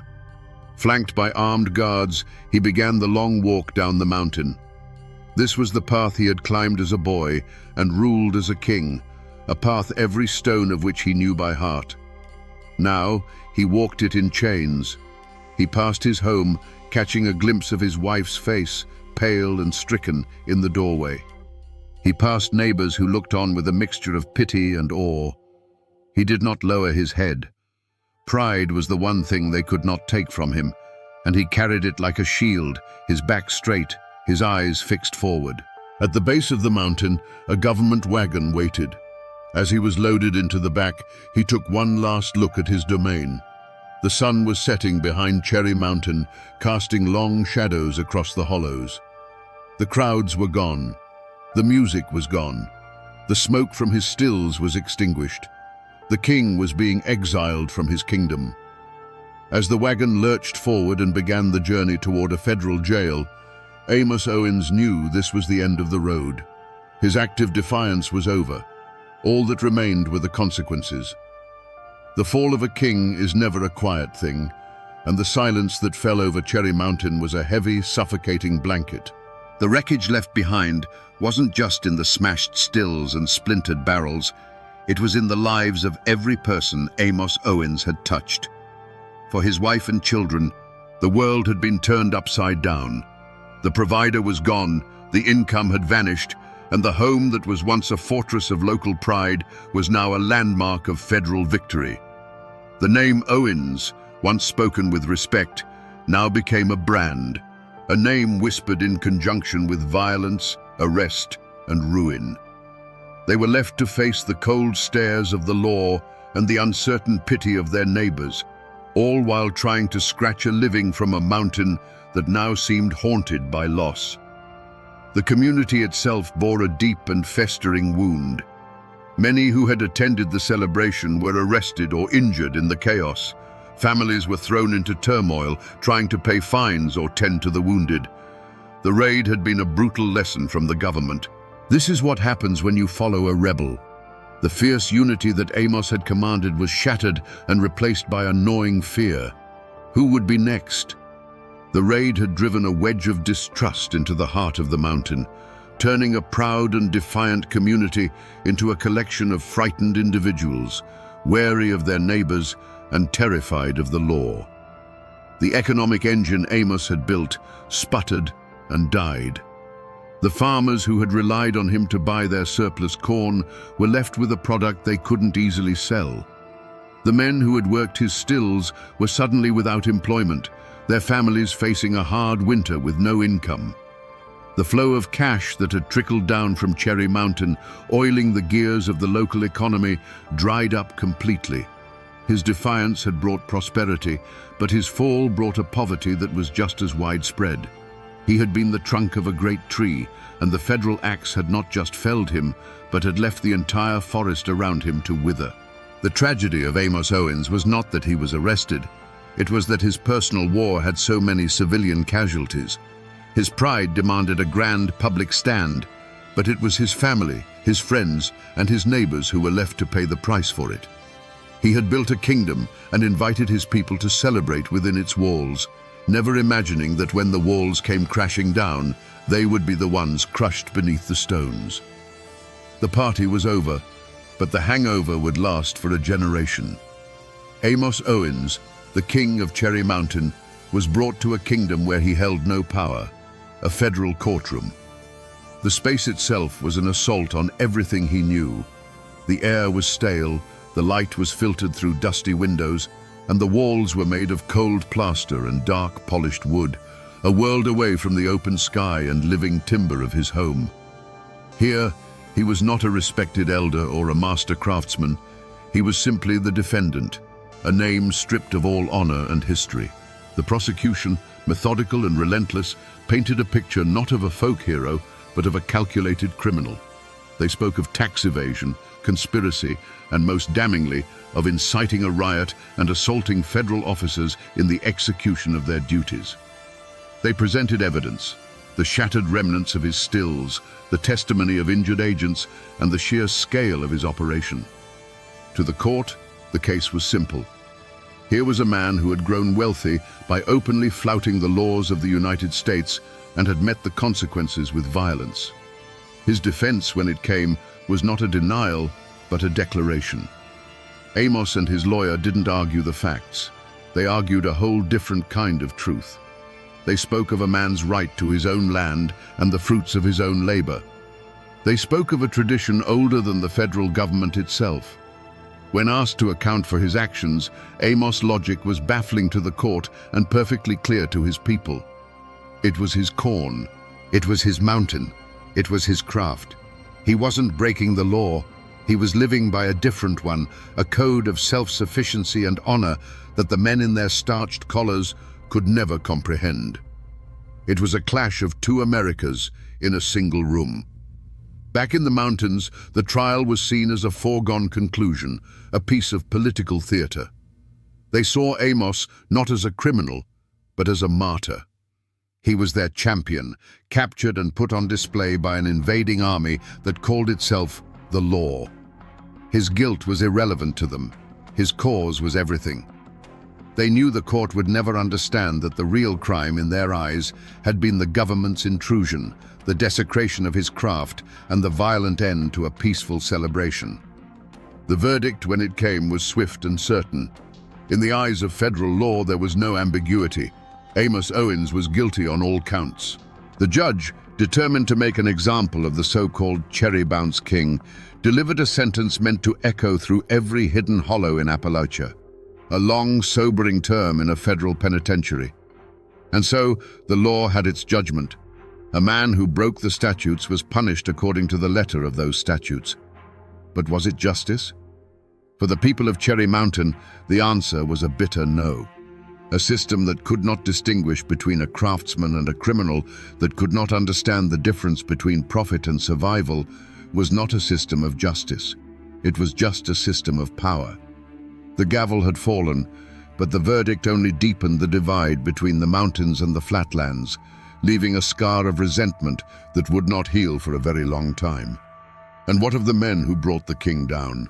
What of the federal agents? the new breed of lawmen who had turned a gentleman's game into a brutal war.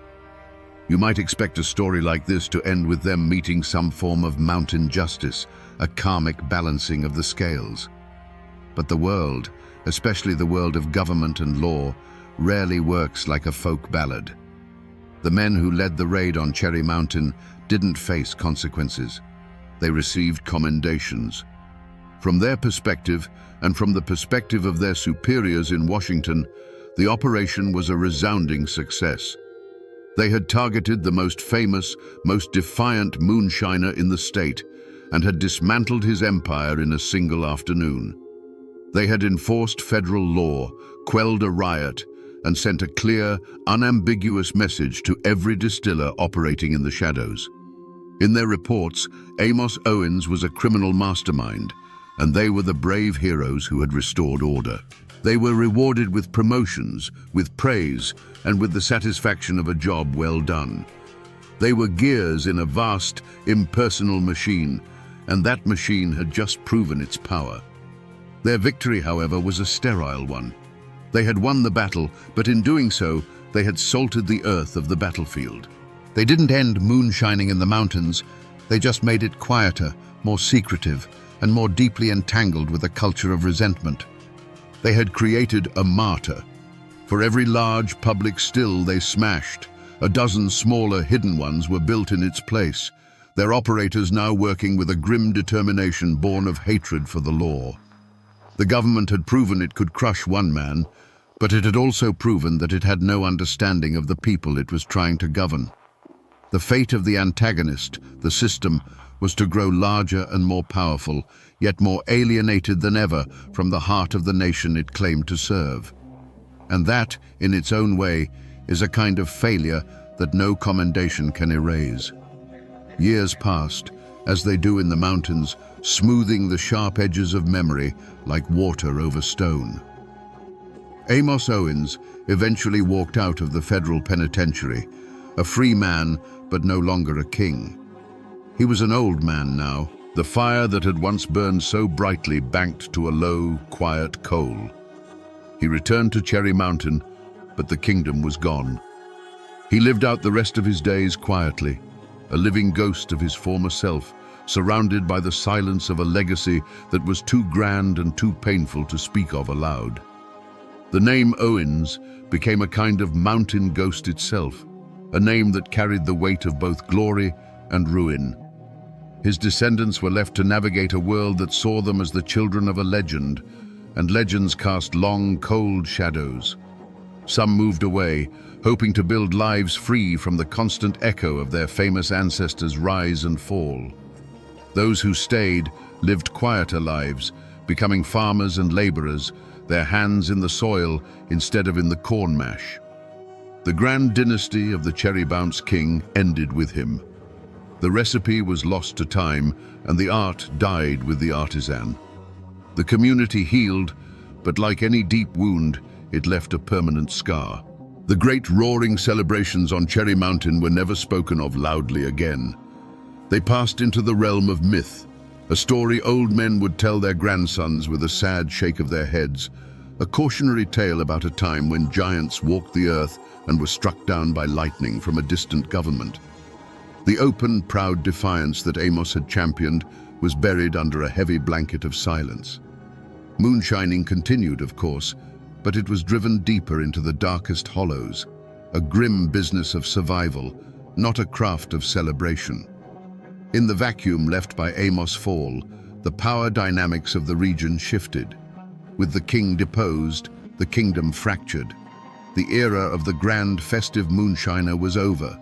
It was replaced by a new generation who worked in fear and dealt in violence. Men who didn't command the respect of their community and saw the law not as a rival, but as an enemy to be met with deadly force. The government, in its attempt to stamp out a folk hero, had inadvertently created a landscape ripe for common criminals. They had traded a charismatic king for 100 petty warlords, and the mountains became a more dangerous, less honorable place because of it. If you go to Rutherford County today and mention the name Amos Owens, you won't be met with a blank stare. His name is as much a part of the landscape as Cherry Mountain itself, the peak that still bears his story.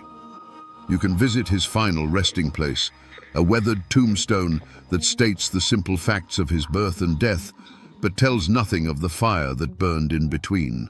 Some old-timers claim that if you know just where to look, deep in the woods on the mountain slope, you can find the faint outline of a foundation, the scattered stones that were once the hearth of a king. But what people really search for on that mountain isn't stone, it's treasure. The most enduring myth of Amos Owens is that he never trusted banks. The considerable profits from his 60-year career, the story goes, were packed into mason jars and iron pots and buried in secret caches all over the mountain. To this day, the legend of the Cherry Bounce King's fortune persists. Treasure hunters, armed with metal detectors and old maps, still comb those slopes, digging in the red clay, hoping to unearth a piece of the outlaw's legacy. More enduring than any buried treasure, though, are the stories. In the telling, the hard edges of the man have been worn smooth by time. He is remembered not as the tax evader who sparked a riot, but as the generous king who held a feast for his people. He's become a Robin Hood of the Blue Ridge, a symbol of defiance against an unjust system. His story is told as a cautionary tale to children about the dangers of pride, but it's told with a wink and a smile, a clear undercurrent of admiration for the man who dared to stand his ground. And that is why his ghost still walks these mountains. It's not the spirit of a man, but the spirit of an idea. The name Amos Owens has become an echo of that old, unbending mountain code of independence. To speak his name is to speak of a time when a man could declare his own land a sovereign nation and rule it with generosity and an iron will. He is the physical embodiment of the stubborn, defiant, and fiercely loyal character that defines the very soul of Appalachia. Amos Owens. The man has been dust for over a century. But the spirit of the Cherry Bounce King, that spirit is as potent and intoxicating as the liqueur he once brewed. It's woven into the very fabric of those hills, a permanent reminder that some men are too big for the laws of their time. For better or for worse, he still haunts the mountains. So we return to the question we asked at the beginning, standing at the foot of that old mountain. Was Amos Owens a hero or a villain? The law has its simple answer. He was a criminal, a tax evader who paid the price for his crimes. His people have theirs. He was a king, a generous folk hero who stood up for their way of life. But the truth, as always, is far more complicated and far more human. Amos Owens wasn't a hero or a villain. He was a relic of a dying age, a man whose mountain code was being crushed by the relentless march of a modern nation. In the end, the ballad of Amos Owens is a story about pride. It was a pride as pure and potent as the whiskey he distilled. It drove him to master his craft, to provide for his family, and to build a community around the fire of his generosity. But that same unbending pride made him blind. It blinded him to the changing world. It made him deaf to the warnings of those who loved him, and it demanded a sacrifice that was not his alone to make. His greatest strength, that absolute refusal to bow, became the fatal flaw that brought his entire kingdom crashing down into the dirt. He was a man who stood for the timeless values of independence, craftsmanship, and community. But he stood so tall that he became a target, and in his fall, he reminds us that even the strongest oak on the mountain can be felled by the patient axe of the outside world. And that, my friends, is the ballad of the Cherry Bounce King, a man who would give away his finest liquor for free, but would not surrender a single drop of his pride to any law under heaven.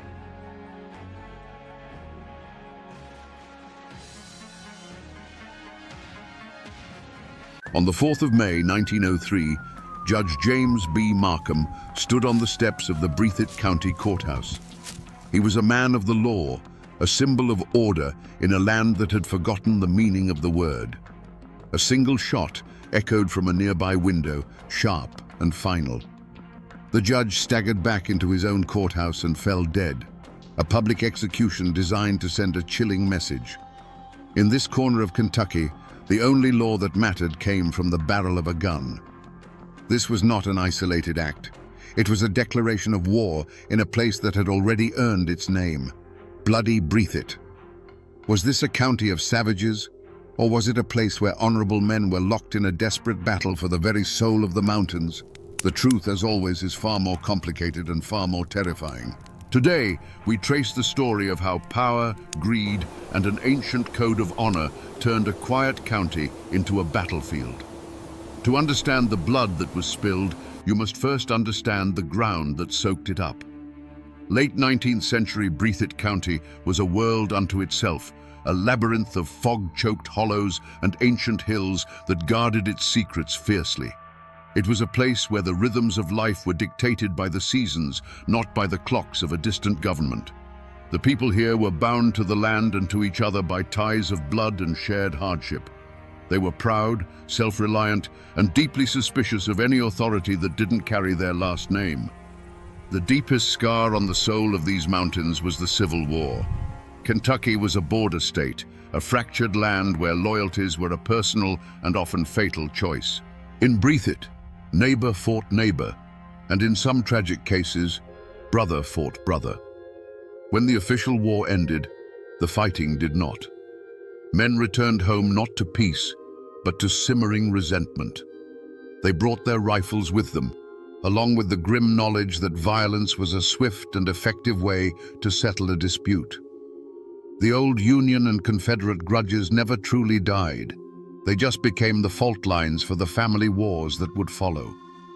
This brutal history reinforced an older, unwritten law, the Code of the Mountains. In this isolated world, family was everything. It was your government, your army, and your only true safety net. An insult delivered to your cousin was an insult delivered to you, and it demanded an answer. Justice wasn't something you waited for a judge in a powdered wig to dispense. It was something you took yourself, often at the end of a path with a rifle in your hands. This wasn't seen as murder, it was seen as balancing the scales. This code was born of necessity. When your nearest neighbor is a mile away and the county seat is a day's hard ride, you learn to solve your own problems. A man's word was his bond, and his honor was his most valuable possession, worth more than his land, his livestock, or even his life. To have it challenged publicly was an unforgivable offense. It was this fierce, uncompromising sense of personal honor that would serve as the trigger for so much of the violence to come. Into this crucible of old wounds and rigid honor, a new element was introduced: progress, or what passed for it. Timber and coal barons from the north began to see the mountains not as a home, but as a treasure chest to be plundered. The railroad snaked its way into the hollows, bringing with it outside money, slick lawyers, and a lust for the region's vast natural wealth. Suddenly, control of the local courthouse wasn't just about settling local disputes. It was about controlling land deeds, mineral rights, and fortunes beyond imagination. This collision of worlds created the men who would fight the Breathitt County War. They were forged by the Civil War's lingering hatreds, governed by an ancient code of clan loyalty, and now tempted by a wave of new greed. They were men who believed their honor was worth dying for, and who were now being told that their entire world was for sale to the highest bidder. The storm was inevitable. Before the assassinations and the arrival of the state militia, there was a tense, fragile peace in Breathitt County. You have to imagine the town of Jackson in those days, a place of dusty streets and watchful eyes, where the future of the entire region was being decided not in an election booth, but in the quiet conversations held in hotel lobbies and general stores. It was a community living on a powder keg, but for a time, it was still a community. At the center of one world was Judge James "Jim" Hargis. To his enemies, he was a tyrant, a corrupt political boss who ruled with an iron fist. But to his supporters, and there were many, he was the patriarch of Breathitt County. The Hargis Hotel wasn't just a building, It was the capital of an unofficial kingdom. On any given day, you could find Jim Hargis there, holding court. A farmer might come to him to settle a land dispute. A young man might ask for a loan to start a family. Hargis was the law, the bank, and the government all rolled into one. He understood the mountain people because he was one of them. He provided a kind of stability, a predictable order. It was his order, to be sure, but in a chaotic world, that was something. He had built a dynasty of power, and he aimed to protect it and the people who lived under his influence. On the other side stood men like Judge James B. Markham and Ed Callahan. They represented a different vision for the mountains. Markham wasn't a patriarch, he was a lawyer. He believed in the power of books, of precedent, of a justice that was blind and applied equally to all men, regardless of their last name. He saw the Hargis machine as a cancer, a corrupting force that kept Breathitt County trapped in a cycle of poverty and violence. He fought his battles in the courtroom, armed with legal briefs and righteous indignation, seeking to dismantle the little Tsar's empire from within. Ed Callahan was the embodiment of that same fight, but he met it on the streets. He was a respected and fearless lawman, a man who believed his badge should mean something. Where Hargis commanded loyalty through favors and fear, Callahan earned respect through raw courage. He was the man who would walk into a saloon to disarm a drunkard when no one else dared, the man who would serve a warrant on a known killer. He and Markham were the face of the Reform Party, and they were fighting for a future where a man's success depended on his merits, not on his allegiance to a political boss. For a while, these two worlds coexisted. The Hargis men would walk on one side of the street, the Callahan men on the other. Business was conducted, families were raised, and life went on under a veneer of civility. But everyone knew the peace was hollow. These were not just two political factions, they were two fundamentally different futures vying for control of the same small patch of earth. One side was fighting to protect the world they had built, the other was fighting to build a new one. Both believed they were in the right. And in the mountains of Kentucky, when two sides both believe they are right, the result is almost always bloodshed. But peace is a fragile thing, and in every great tragedy, there is a crack in the armor of the men who stand at its center. For James Hargis, that flaw was a pride as old and unyielding as the mountains themselves. His control over Breathitt County was not a political office, it was his birthright. He had built his world through sheer force of will, and he could not tolerate the slightest challenge to his authority. To him, opposition was not a difference of opinion. It was a declaration of personal war. This wasn't the hot-headed pride of a young brawler. It was a cold, calculating force. They say that years earlier, a merchant in town had dared to publicly support one of Hargis's political rivals. Hargis didn't send men with guns. He did something far worse. He quietly passed the word. The man's credit was cut off at the bank. His suppliers suddenly had trouble filling his orders. Friends who had known him for 20 years would cross the street to avoid speaking to him. Within a year, the man was bankrupt and broken, forced to leave the county in shame. Jim Hargis didn't just defeat his enemies, he unmade them. This absolute refusal to share or cede power was his great strength, and it would become the engine of the coming war. The fatal flaw of the reformers, of men like Judge Markham and Ed Callahan, was the mirror image of Hargis's pride. It was a rigid, almost naive faith in the power of the law itself. They truly believed that the system, if followed correctly, was strong enough to protect them. They believed that a court order held more power than a Winchester rifle, and that a properly filed indictment could bring down a king. They saw the corruption of the Hargis machine and believed they could dismantle it piece by piece with the tools of their trade: legal arguments, witness testimony, and appeals to a higher authority. When the threats against them began, whispered in the street and delivered in unsigned notes, their response was to seek injunctions and write letters to the governor in Frankfurt. They trusted in a process that Jim Hargis had spent a lifetime learning how to manipulate and control from the inside. They were honorable men, trying to play by the rules in a game where their opponent had already burned the rule book. This faith in paper and ink, in a world that still answered to lead and steel, would prove to be a fatal miscalculation. And so the stage was set. On one side, a man whose pride would not allow him to bend. On the other, men whose principles would not allow them to break. It was a collision of two opposing kinds of stubbornness, two incompatible definitions of justice. In the suffocating quiet of the Kentucky mountains, there was no longer any room for compromise. A single spark was all that was needed to make the whole valley burn. The spark finally landed in 1902. It wasn't a public argument or a contested election. It was the sharp, ugly crack of a rifle in the dark. The target was James Cockrell, the town marshal of Jackson. But Cockrell was more than just a lawman. He was Jim Hargis's right hand. He was the muscle that backed up the little Tsar's quiet orders, the walking, breathing symbol of the Hargis machine's control over the streets. When Cockrell walked by, people understood who was in charge. His authority flowed directly from the rocking chair in the Hargis Hotel.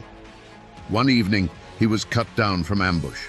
It was a classic feud-style killing, a shot from the shadows, with no warning and no chance to fight back. In the code of the mountains, this was more than murder. It was an act of profound disrespect. It was a message, written in gunpowder and blood, sent directly to Jim Hargis. It said, "Your man is not safe. Your power is not absolute. Your walls can be breached."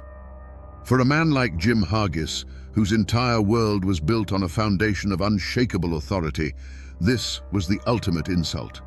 His pride, the very core of his being, had been publicly challenged in the most brutal way imaginable. This wasn't a legal matter to be sorted out by investigators and juries. This was a personal attack on his house, his name, and his honor. The gears of the official law were too slow, too uncertain. The only justice that mattered now was the swift, terrible justice of the clan. The Hargis faction didn't wait for proof. In their minds, there was only one group with the motive and the audacity to carry out such an act: the Callahan-Markham reformers. The accusation was made instantly and publicly. The word went out through the hollers and across the ridges. The opposition had crossed a line from which there could be no return. They had spilled first blood. That single shot changed everything. It tore away the thin veil of civility that had covered the county's tensions. The conflict was no longer about politics or legal maneuvering. It had become a blood feud. The time for filing motions in court was over. The time for filing coffins had begun. The cycle of vengeance, that terrible grinding engine of mountain warfare, had been switched on. And once it starts, it doesn't stop until it runs out of bodies to consume. In the days that followed James Cockrell's murder, a heavy silence fell over Breathitt County. It was the silence of a held breath, the kind of quiet that comes before a lightning strike. The elders of the community, men who still carried the scars of the Civil War, saw the signs. They had seen this kind of storm gather before. Preachers took to their pulpits, pleading for peace. Respected old men, who owed allegiance to neither faction, went as intermediaries, their hats in their hands, begging for calm and reason. They warned that this was a fire that, once lit, would consume the innocent along with the guilty. These warnings fell on deaf ears. They went to the Hargis Hotel and spoke to the little Tsar himself. Jim Hargis would listen to them patiently, his face a mask of cold granite. He would offer them a drink, thank them for their concern, and then show them the door. In his mind, their pleas for peace were an insult. How could there be peace when his man lay in the ground, struck down from the dark? To compromise now, to let the matter be handled by a slow and corruptible legal system, would be a show of weakness. It would be an admission that his power, his very authority over the county, could be challenged with impunity. His response was not to de-escalate, but to tighten his grip. Known gunmen and loyalists, men like Curtis Jett and Tom White, began to appear more frequently on the streets of Jackson, their presence a silent promise of retribution. On the other side, the same desperate pleas were made to Judge Markham and Ed Callahan. Friends and family begged them to be careful, to leave town for a while and let the situation cool down. A living dog is better than a dead lion, they were told. But their own unbending principles made this impossible. Judge Markham saw it as his sworn duty to uphold the law, especially when it was under attack. To flee would be to surrender the courthouse and the very idea of justice to the forces of intimidation. He believed with every fiber of his being that the shield of the law was strong enough to protect him. Ed Callahan, a lawman to his core, refused to be intimidated.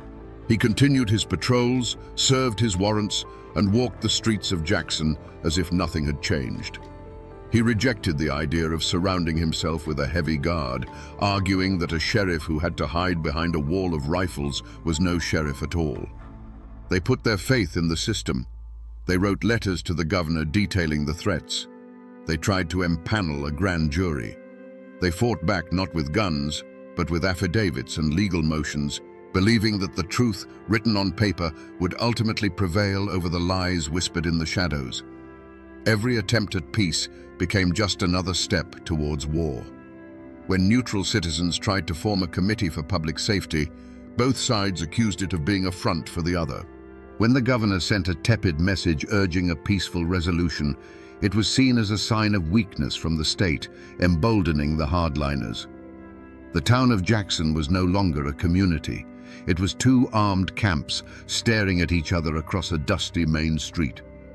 The path of compromise had vanished, overgrown with pride on one side and principle on the other. Every man in Breathitt County had to choose a side, and everyone knew that the talking was over. The air in Jackson had grown so thick with hate you could taste it. The threats against Judge Markham were no longer whispers. They were shouted in the street. His friends stopped visiting after dark. Notes were left on his doorstep, crude and clear in their meaning. The world was closing in on him, and everyone knew a final terrible line was about to be crossed. This was the moment for one last off-ramp, one final chance to turn back from the abyss. That chance came, as it so often does, in the quiet of his own home. The story goes that on the night before he died, his wife came to him, her face pale with a fear that was beyond tears. She begged him, not as a political figure, but as her husband and the father of her children. "James, let us leave this place," she pleaded. "Let's go somewhere the names Hargis and Callahan mean nothing. What good is the law if it leaves your children without a father?" It was the clearest choice a man could face. His duty on one hand, his life and family on the other. It was a direct plea to the man, not the judge. For a long moment, Markham was silent. He was not a fool. He knew the danger was not just real, it was imminent. He could see the logic in his wife's plea, could picture a life of peace far away from the blood-soaked soil of Breathitt County. He could have packed a bag, taken his family, and been gone by sunrise.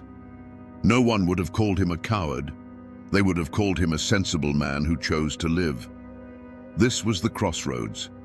He could choose to be a husband and father, or he could choose to be a symbol. But the judge's faith in the law was as unbending as a rod of iron. He looked at his wife, and with a heavy heart, he made his decision. If a circuit judge can be run out of his own courthouse by threats, he told her, then there is no law in these mountains. There is only the rule of the gun. And if that is the case, then our children have no future here anyway. I will not run. He believed to his very soul that to back down would be to hand a final victory to the forces of anarchy. He had to believe the system he served was worth dying for. In that moment, he consciously rejected the path of peace and fully committed to his tragic course. He sealed his own fate not with anger or pride, but with a quiet, resolute sense of duty. The conversation was over. The last chance for a different outcome had passed. He would go to the courthouse in the morning, as he had every other morning. He would stand on those steps and face whatever came. He had made his choice. The morning of May the 4th, 1903, dawned like any other. The sun cast long shadows across the dusty main street of Jackson. Inside the Breathitt County Courthouse, the air was thick with the familiar smell of old paper and stale tobacco. Judge James B. Markham presided over his cases, his voice calm and steady, a small island of order in an ocean of simmering chaos. When the day's business was done, he walked out onto the front steps, pausing for a moment to speak with a friend, the tension of the courtroom momentarily behind him. The world seemed to hold its breath. Then, a sound, sharp and violent, cracked the afternoon calm. It was not a firecracker. It was a single, deliberate report that echoed off the brick buildings and sent a flock of birds scattering into the sky. For a split second, there was only confusion. Judge Markham felt a tremendous, invisible force strike him in the chest, a blow so powerful it staggered him backward and stole the air from his lungs. He looked at his friend, a question in his eyes, his mind struggling to understand what had just happened. He looked down. On the crisp white fabric of his shirt, a dark stain was beginning to bloom, spreading like a fatal flower. The abstract threats, the whispered warnings, the pleas of his wife, it all became real in that single, horrific instant. The long, complex legal argument he had been making against the powers that ran Breathitt County was over. A final, brutal rebuttal had just been delivered from a window across the street. His instincts, the instincts of a man whose entire life revolved around that building, took over. He did not cry out. He did not fall to the ground. With the last of his strength, he turned and stumbled back through the courthouse doors. He was a man of the law, and in his final moments, he sought sanctuary in the house of the law. He made it a few feet into the main hall before his legs gave out. Judge James B. Markham collapsed onto the hard wooden floor, his life ending at the very heart of the institution he had died trying to defend. For a long moment, nobody moved. The echo of the shot faded, replaced by a silence that was heavier and more profound than any noise. The people on the street were frozen, their faces a mixture of shock and terror.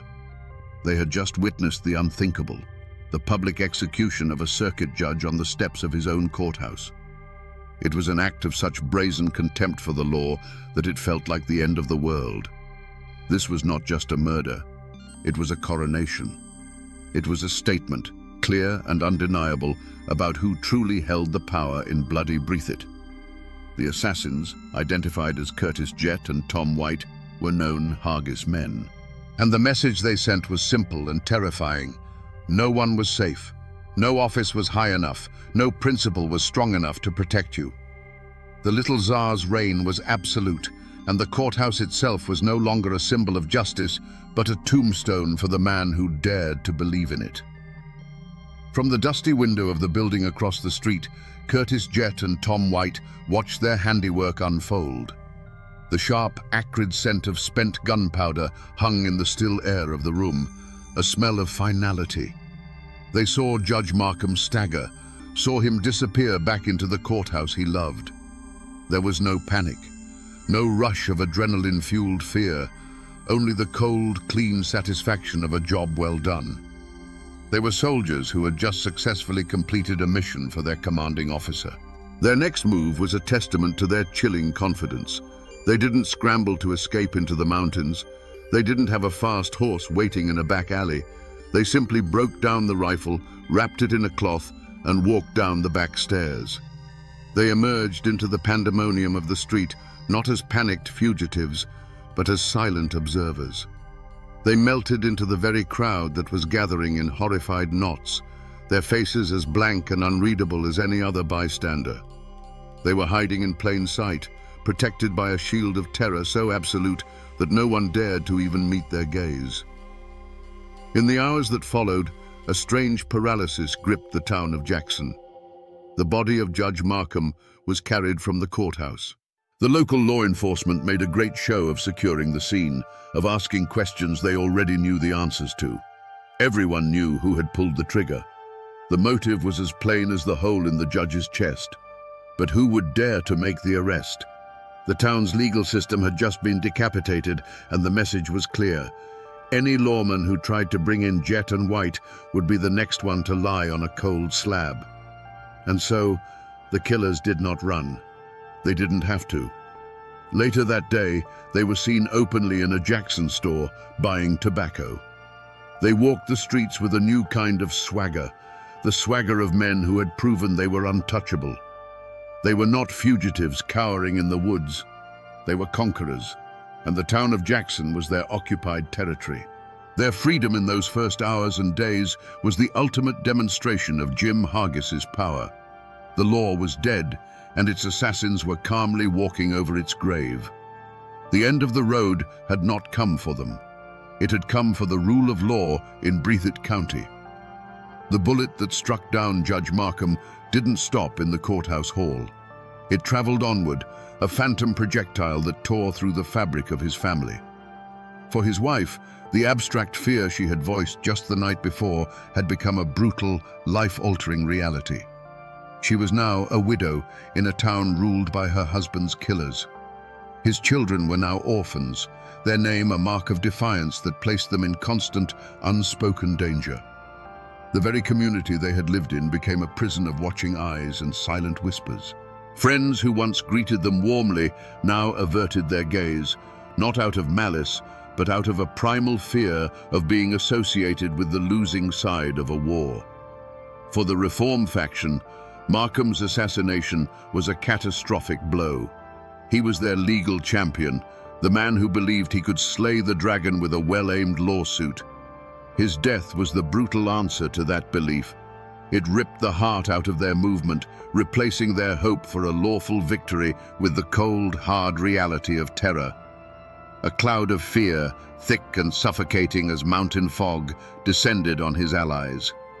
Men who had spoken boldly of reform now fell silent. The choice they faced was stark and immediate. Flee Breathitt County, bend the knee to the little Tsar, or pick up a rifle and answer violence with violence. The murder's ripple effect spread through the entire community. The town of Jackson became a place of profound paranoia. Shutters were bolted earlier in the evening. The streets, once a place of commerce and conversation, grew quiet and empty after dusk. Business between factions ceased entirely. A man's last name became his uniform, and the simple act of walking down the street was a declaration of allegiance. The courthouse, once the center of civic life, was now viewed with dread. No longer a house of law, but a monument to a failed idea. The assassination didn't end the violence, it guaranteed its escalation. The scales of justice, or what passed for it in the mountains, were now grotesquely unbalanced. Such a public and high-profile killing demanded an answer.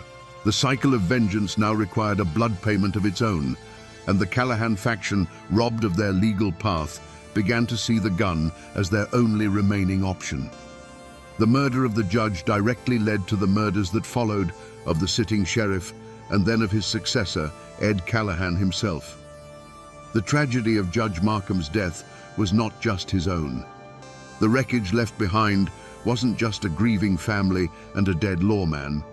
It was a shattered community, a broken faith in the idea of civilization itself. Jim Hargis had not just eliminated a rival, he had murdered hope.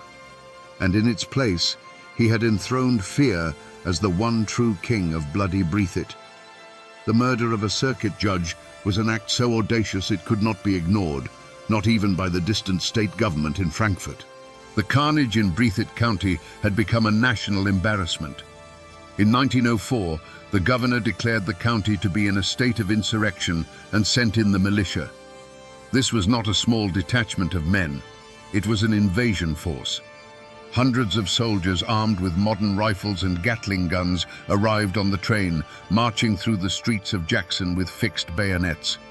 They were a foreign army, sent to impose a foreign law.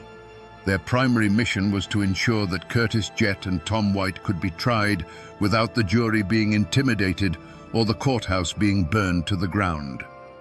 The trial became a spectacle. The courthouse was no longer a public building. It was a military fortress. There were soldiers on the roof, a guard with a bayonet at every door. The proceedings inside were a perfect illustration of the clash between two worlds. The prosecution came with law books, eyewitness testimony from terrified citizens, and the complex machinery of the state's legal system. And on the other side sat Jet and White. They did not carry themselves as common criminals racked with guilt. They sat with a quiet, defiant arrogance, like captured soldiers being tried by an enemy tribunal. In their minds, and in the minds of their supporters, they had broken no real law. They had acted according to the ancient mountain code, loyalty to their chief. They had eliminated a threat to their clan and its leader. Their defense was not one of innocence, but of justification. They were merely the instruments of a will greater than their own, soldiers in a war that the men in powdered wigs could never understand.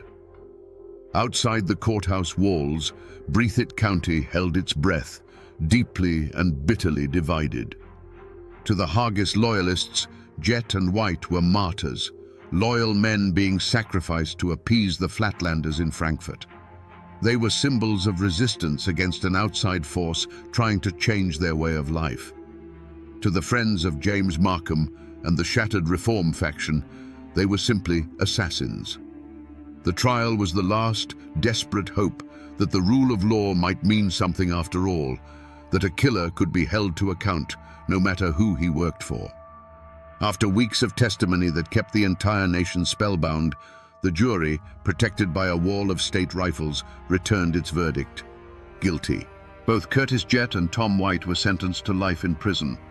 The newspapers declared it a victory for justice. But in the hollows of Breathitt County, the question lingered. Was it justice? The trigger men were going to prison, but the man who had almost certainly loaded the gun and given the order, the man whose power they were protecting, James Jim Hargis, was never even charged. The law had proven it could cage the wolves, but it seemed powerless to touch the man who owned the forest.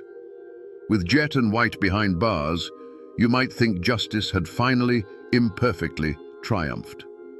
But the other side of the coin was still in play. James Jim Hargis, the little Tsar, the man at the center of the storm, remained. The state militia eventually packed up their Gatling guns and went home. The trials were over, and Jim Hargis was still the king of Breathitt County. For years, he walked the streets of Jackson, a living testament to a chilling truth. The law could punish the soldiers, but it couldn't touch the general. He had won.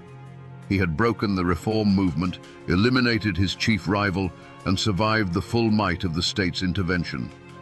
But the mountains have their own way of balancing the books. The justice that finally found Jim Hargis didn't come with a judge's order or from the rifle of a sworn enemy. It came from inside his own house, from his own blood.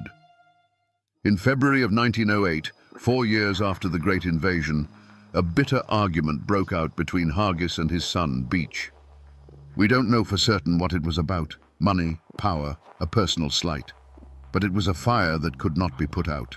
The very culture of violence that Hargis had cultivated to maintain his power had taken root in his own family. On a cold winter day, on a public street in the town he ruled, the final act of the tragedy played out. Beach Hargis confronted his father, and the argument ended the only way such disputes seemed to end, in bloody Breathitt. He pulled a gun and shot his father dead. The man who had orchestrated assassinations from the shadows, who had treated the county as his personal chessboard, was brought down not by the law or his political enemies, but by a simple, brutal family quarrel. There's a terrible poetic irony in his end. The state of Kentucky had failed to hold him accountable. The code of the mountains, which he had so expertly manipulated, was ultimately what destroyed him. He had lived by the sword of clan loyalty and died by the sword of a family feud. His death was not justice in the legal sense, but it was a grim and fitting final chapter for a man whose greatest legacy was the violence he left behind. With the little Tsar in his grave, put there by his own son, a strange and unfamiliar quiet settled over Breathitt County. The empire Jim Hargis had built through a lifetime of cunning and intimidation crumbled like a house of sand. There was no one to inherit his throne. The machine he had created was powered by his will alone, and without him, it ground to a halt. The name Haggis, once a word of power, became a whisper of shame, a cautionary tale of a man who ruled a kingdom and lost his own family. His descendants scattered, many leaving the county to escape the long, dark shadow of their name. On the other side of the ledger, the name Markham became something else entirely. It became a symbol of a lost cause, a ghost of what might have been. Judge Markham's family, seeking the peace he could not find for them in Jackson, eventually left the mountains. But they left his name behind, etched into the memory of the place. To this day, it stands for an honorable, if tragic, idea that the law should be something more than the will of the strongest man. But for the common folk of Breathitt, the years after were not about legacies. They were about survival. A profound and deliberate silence fell over the history of the feuds. It was a collective act of forgetting, a necessary amnesia. Fathers stopped telling their sons the stories. The names of the dead were still on the tombstones, but the reasons they were there were buried deep. To speak of the war was to risk reopening wounds that had barely begun to scar over, to reignite embers of hatred that still glowed in the dark. The community healed itself by cauterizing its own memory, choosing a future of silence over a past of pain. And into this silence, a new kind of power moved in. With the old patriarchs dead or disgraced, the county was left rudderless. The timber and coal companies from the outside no longer had to negotiate with a powerful little czar. They could now deal with a fractured, exhausted populace and a pliable local government. The great fight for Breathitt's soul did not end with the feuds. It had only entered a new phase. The rifle was put away, and the lawyer's briefcase took its place. The land and its wealth, which had been fought over with blood, would now be claimed with ink. The men who fought the Breathitt County War are long gone. Their rifles have turned to rust, their bodies to dust. But their story has not disappeared. It has seeped into the soil of the county itself, a permanent part of the landscape. And the most enduring echo of that bloody time is the name it earned, Bloody Breathitt. For more than a century, the people of this place have lived with that nickname. It clings to them like morning fog in the hollows, a ghost of a reputation they can never fully shake, a constant reminder of the time when their home was a battlefield. If you walk the streets of Jackson today, you can still touch the past. The old courthouse still stands, a silent brick-and-mortar witness to the murder that defined an era. And a persistent local legend says that the judge never truly left. On quiet nights, when the building is dark and empty, some people claim you can hear the faint sound of a man's footsteps, pacing the hall where Judge Markham fell. It's the ghost of a man who died for the law, still restlessly seeking the justice that was denied to him in life. Not far from there, in a quiet cemetery, you can find the weathered tombstones of Markham, of Haggis, of Callahan, their names worn by 100 years of rain and wind, the silent epilogue to a violent history. The story of the feuds is rarely found in official history books. It lives on in the way mountain people preserve their past, in stories told on a front porch, in hushed tones from one generation to the next. It has become a cautionary tale, a lesson taught to the young about the terrible price of pride and the destructive power of vengeance. The specific details may blur, the names may fade, but the core of the story remains. A warning about the darkness that can be unleashed when good men do nothing and powerful men do as they please. The spirits of the two main antagonists still haunt the county in their own ways. The ghost of Judge Markham is a sad one, a symbol of principle and sacrifice. But the ghost of Jim Haggis is something else entirely. It is the ghost of absolute power, of a time when one man's will could override all law and morality. He represents the old, untamed spirit of the mountains, both its strength and its terrifying brutality. Though the man is gone, His shadow, the memory of that kind of power, lingers as a reminder of what this place once was. So we come to the end of the trail and return to the question that started it all. Was this a land of savages or a place of honorable men locked in a desperate struggle? The truth is, it was both. There were no simple heroes or villains in the story of Bloody Breathitt. There were only men, forged by their time and place, and trapped by the very codes that gave them their strength. Jim Hargis was not a monster. He was a king from an older, fiercer world, a mountain patriarch who ruled by a law of loyalty and fear, and who defended his kingdom with savage brutality when it was threatened. And Judge James Markham was not a naive fool. He was a prophet of a new order, a man who believed that the rule of law could tame the wilderness and bring a just peace to the mountains. His tragedy was that he was a man ahead of his time, who fatally underestimated the violence with which the old world would resist its own death. They were two titans of two different ages, standing on the same small piece of earth, and there was simply not enough room for both of them. In the end, this is not just a story about a feud. It is the story of a painful, bloody transition. It's the story of what happens when the unwritten law of the mountains, a code of honor, clan, and vengeance, collides with the written law of the state. The gunshots that echoed through the hollows were the death rattle of an entire way of life, a brutal response to the encroaching forces of industry, money, and a government that the mountain people had never trusted. The blood that soaked the courthouse steps was the terrible price of that change. And that, my friends, is the Ballad of Bloody Breathitt. It is a grim and lasting reminder that a man's greatest strength can become his most profound weakness, and that when the old ways of a place are forced to die, they seldom die quietly.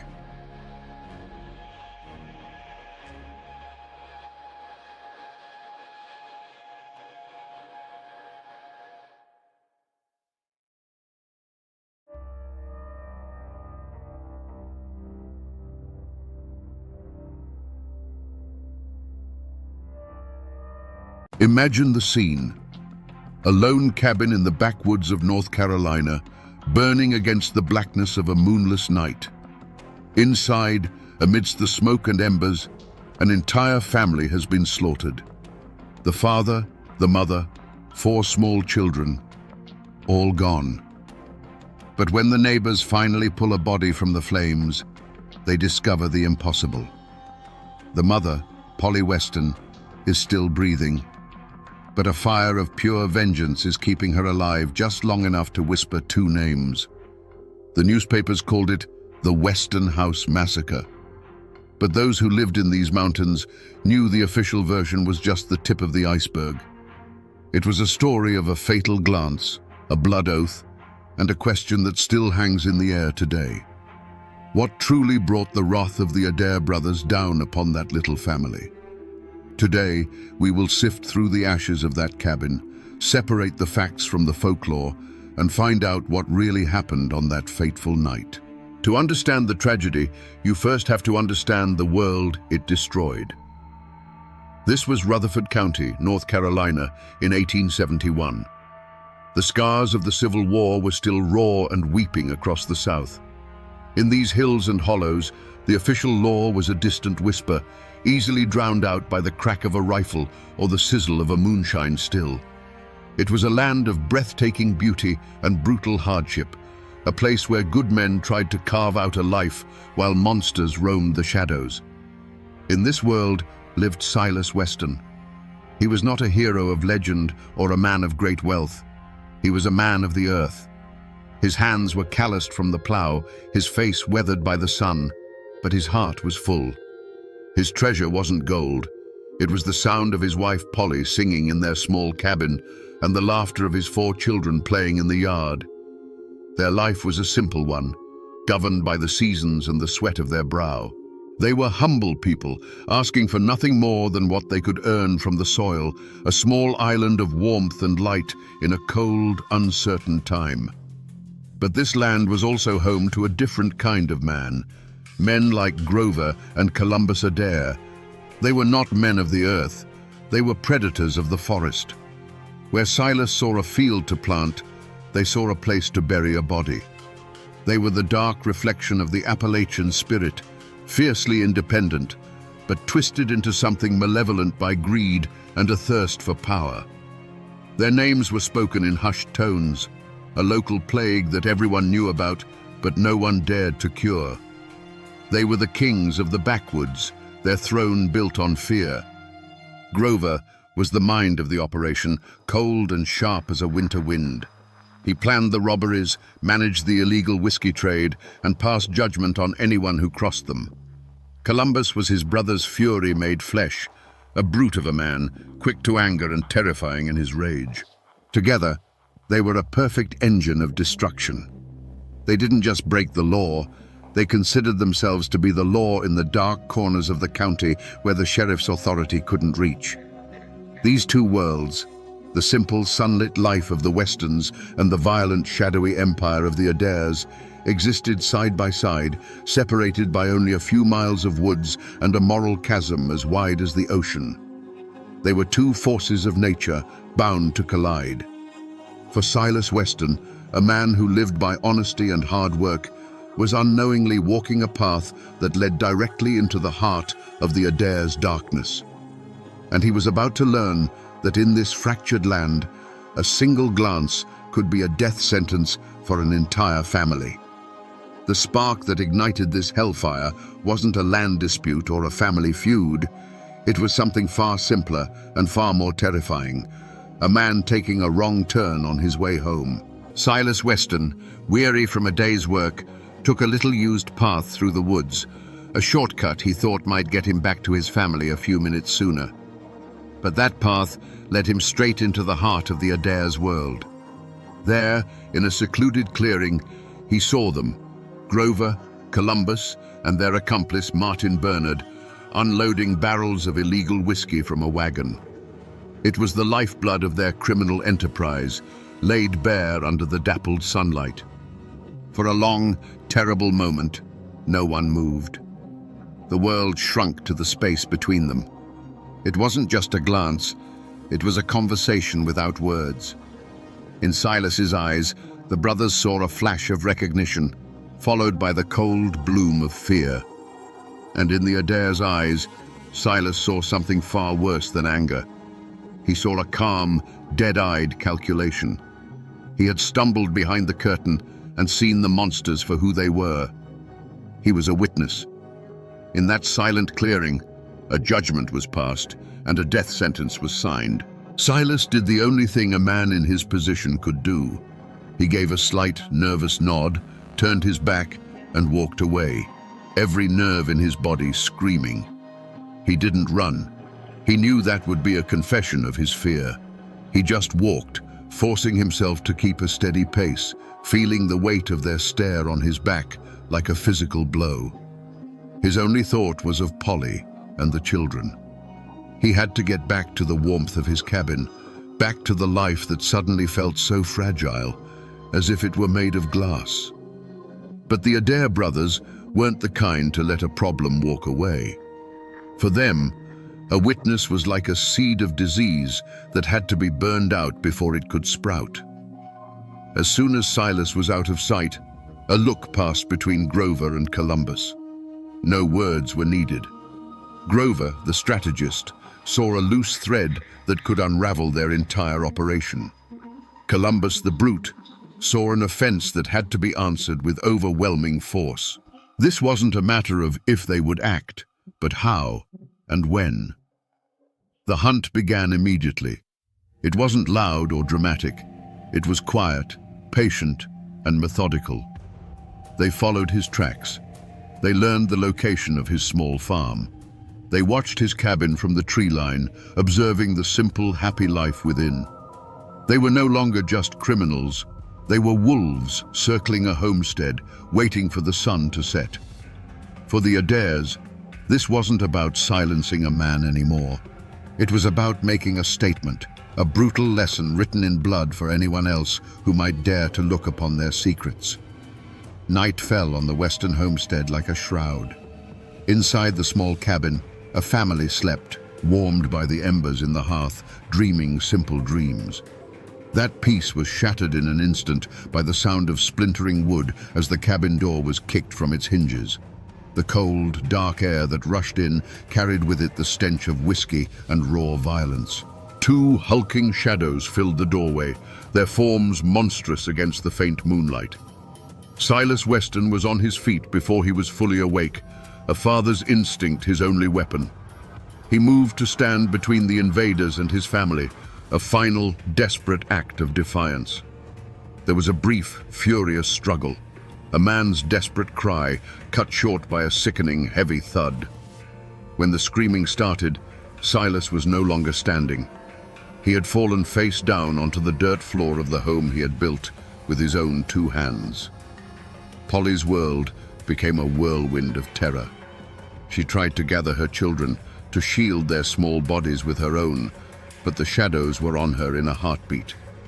She didn't see the blades as much as she felt them, a series of sharp, blinding impacts that stole her breath.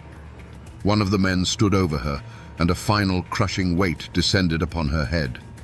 The world dissolved into a crimson blur. Through a haze of pain and fading consciousness, the sounds became her entire reality. The sounds would be seared into her memory forever. The terrified cries of her children calling for their mother, for their father who would never answer. She fought to stay awake, fought to get up, but her body wouldn't obey. And then, one by one, the small voices were extinguished, fading into a silence that was more terrifying than any scream had ever been. The work was done.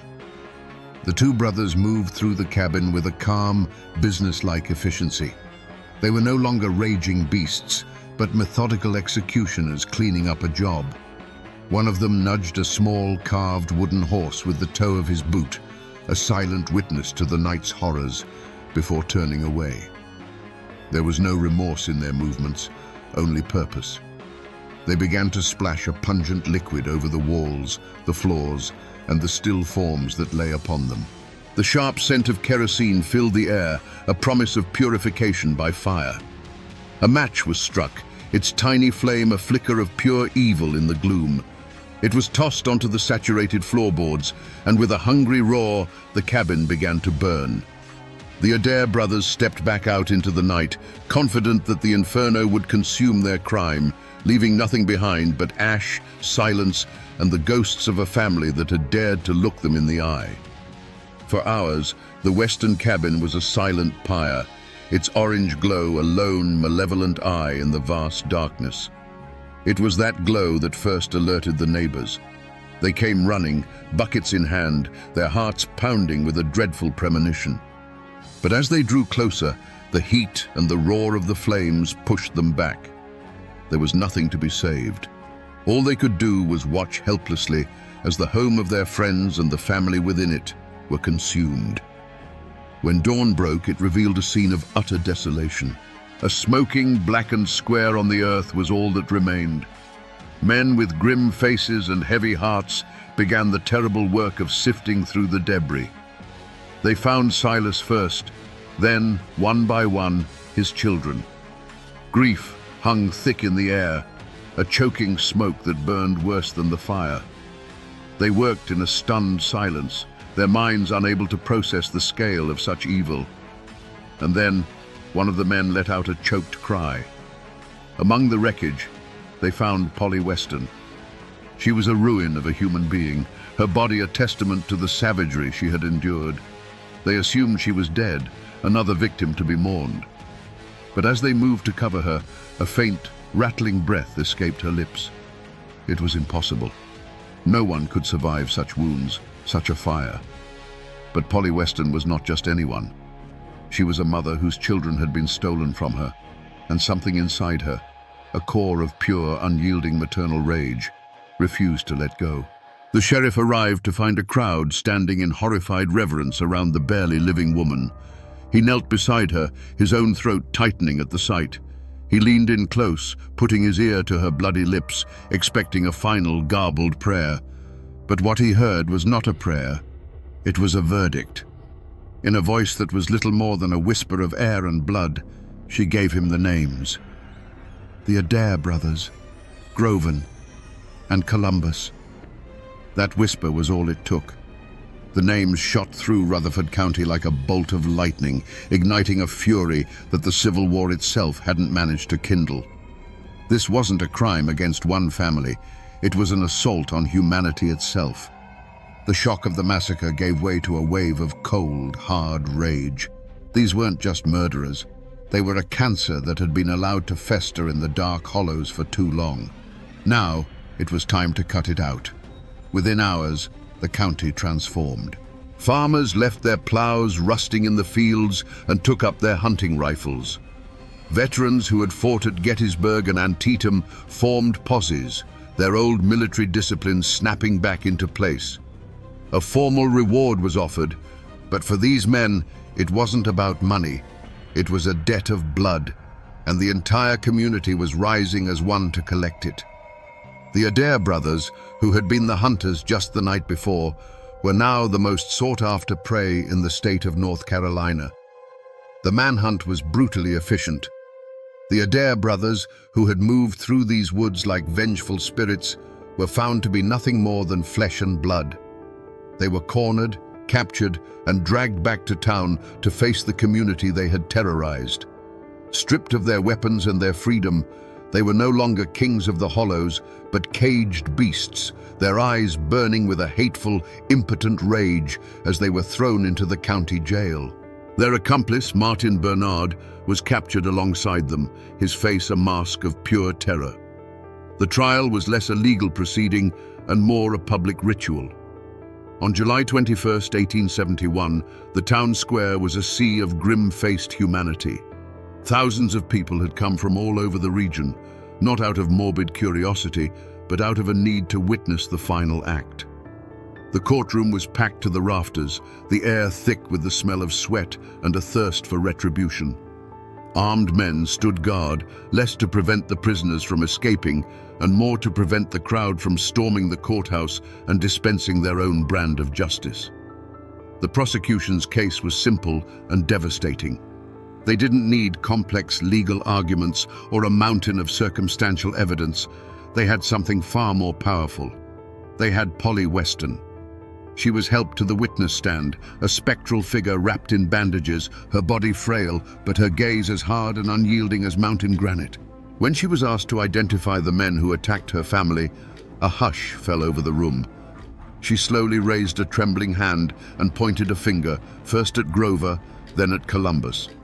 Her voice, though weak, was clear and steady, and every word fell upon the jury like a hammer blow. Throughout the testimony, the brothers reacted true to their nature. Columbus seethed in his chair, his knuckles white, glaring at the jury as if he could intimidate them into submission.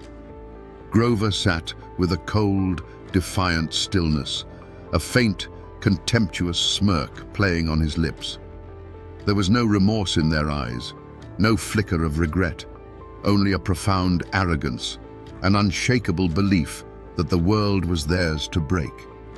They seemed offended not by the accusation of murder, but by the sheer audacity of these simple farmers daring to hold them accountable.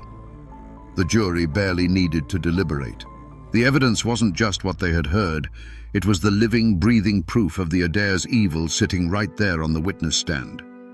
They filed out and returned in what seemed like minutes.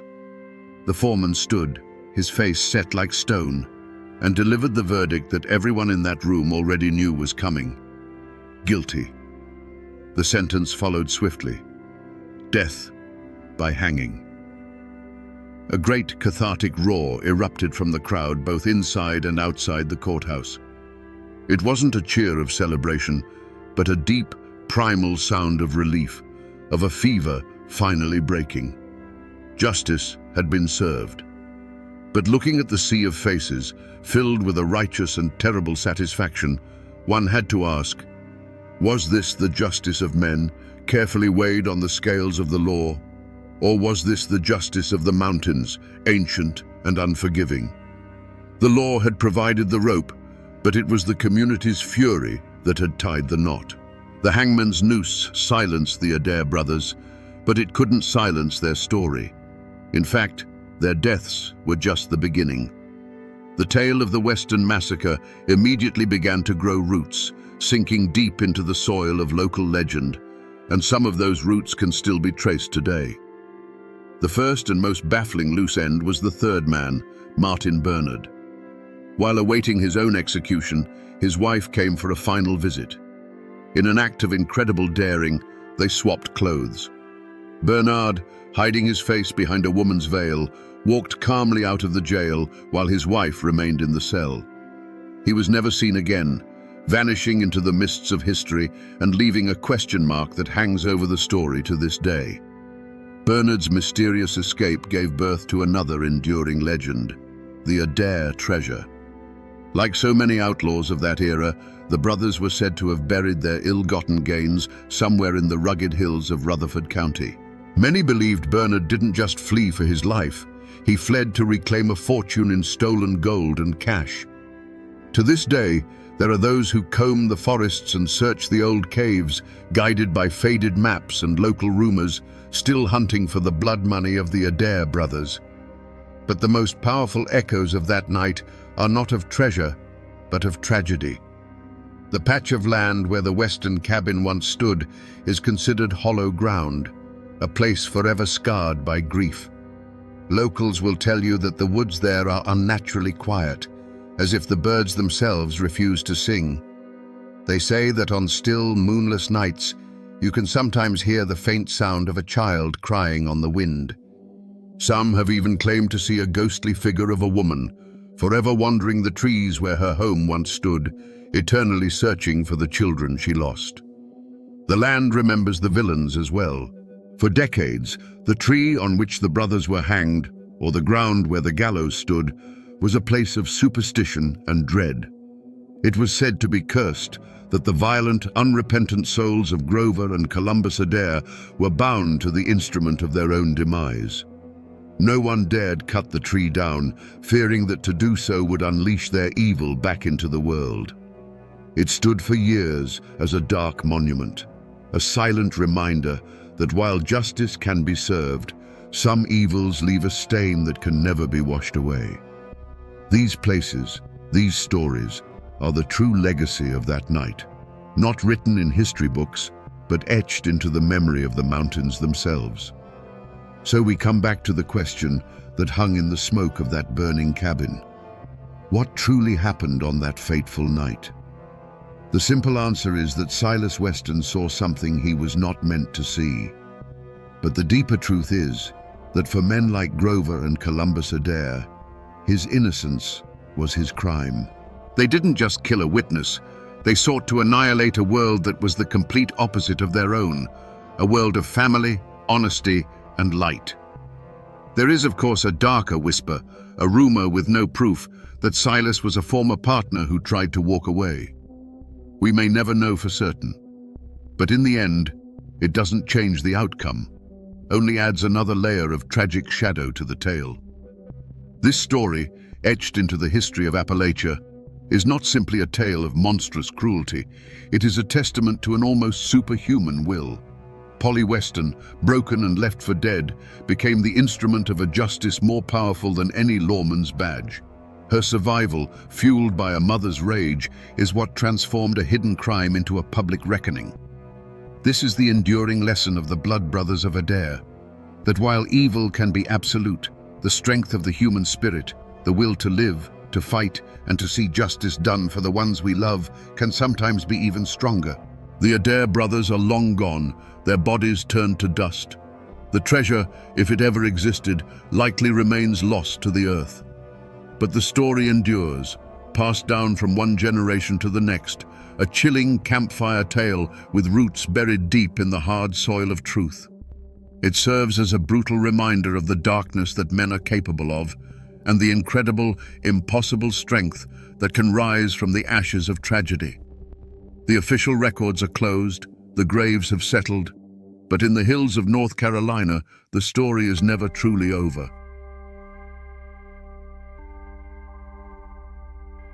On a frigid December night in 1831, deep in the Blue Ridge Mountains, a man named Charlie Silver vanished from his one-room cabin. When the search party arrived, they found his body dismembered, burned in the hearth, and buried beneath the floorboards. His killer was his 18-year-old wife, Frankie. The newspapers screamed of a jealous monster who butchered her husband with an axe. But under the laws of that time, Frankie Silver was forbidden from speaking a single word in her own defense at trial. So what really happened in that isolated cabin? Was this the cold-blooded act of a she-devil, or was it the desperate last stand of a terrified girl with no other way out? To understand what happened, you have to understand the world they lived in. This wasn't a town. It wasn't even a settlement. This was the raw, untamed heart of the Blue Ridge Mountains in the early 1830s, a place carved from rock and hardship. Their home was a single-room log cabin perched in a lonely hollow near the rushing waters of the Tow River. The wind didn't just whistle through the gaps in the logs, it moaned. The mountains weren't just a backdrop, they were a green cage, beautiful and deadly, that cut you off from the rest of the world. Life in that cabin was a relentless battle for survival. Their entire universe was contained within those 4 log walls, with a dirt floor under their feet and a stone hearth that was the center of their existence. It was where they cooked, where they slept, and where they found their only defense against the bone-deep cold of a mountain winter. It was a place of immense intimacy, but also a place with nowhere to hide, where every frustration and every dark thought had no room to escape. Charlie Silver was just 19, but he was a man of the woods. He lived by his rifle and his traps, often disappearing for days at a time into the deep forest, chasing deer or checking his lines for beaver and fox. He was young, strong, and restless, a man who understood the language of the wilderness far better than the quiet, contained life of a husband and father. He was the one who brought the outside world and the meat for their table back to that isolated cabin. And in that cabin was Frankie. At 18, she was already a wife and a mother to their 1-year-old daughter, Nancy. While Charlie roamed the mountains, her world shrank to the size of that single room. Her days were measured by the cry of her baby, the crackle of the fire, and the deafening silence of the hollows. That kind of isolation can do strange things to a person. It can sharpen your fears until they have a razor's edge, and it can make the 4 walls of your home feel like a tomb. You can imagine their life was a cycle of hard work, long waits, and the brief, simple relief of reunion. The smell of wood smoke, the sound of an axe splitting firewood, the sight of Charlie returning through the trees with game slung over his shoulder. This was their ordinary life. This was the world they had built, fragile as it was. But the winter of 1831 was coming, and it carried a cold that had nothing to do with the weather.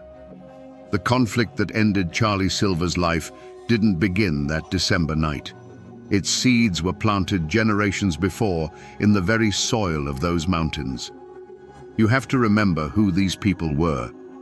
They were the descendants of Scots-Irish pioneers, a people known for their fierce independence and their stubborn refusal to bow to anyone. They hadn't been given this land, they had tamed it. They had wrestled a living from the rocky hillsides, fighting the woods, the winters, and sometimes each other for every acre. This land held memories of blood. It was not a peaceful place. Many of their grandfathers had been over-mountain men, the frontier riflemen who fought with brutal efficiency in the Revolutionary War. They learned a hard lesson in those days, that the only law you can truly count on is the one you enforce yourself. That belief seeped into the ground and rose up like a mountain mist. They distrusted authority from distant towns like Morganton. They settled their own disputes, often with a fist or a rifle, and they kept their secrets locked tight within the family. To be a Silver in that part of the country meant something.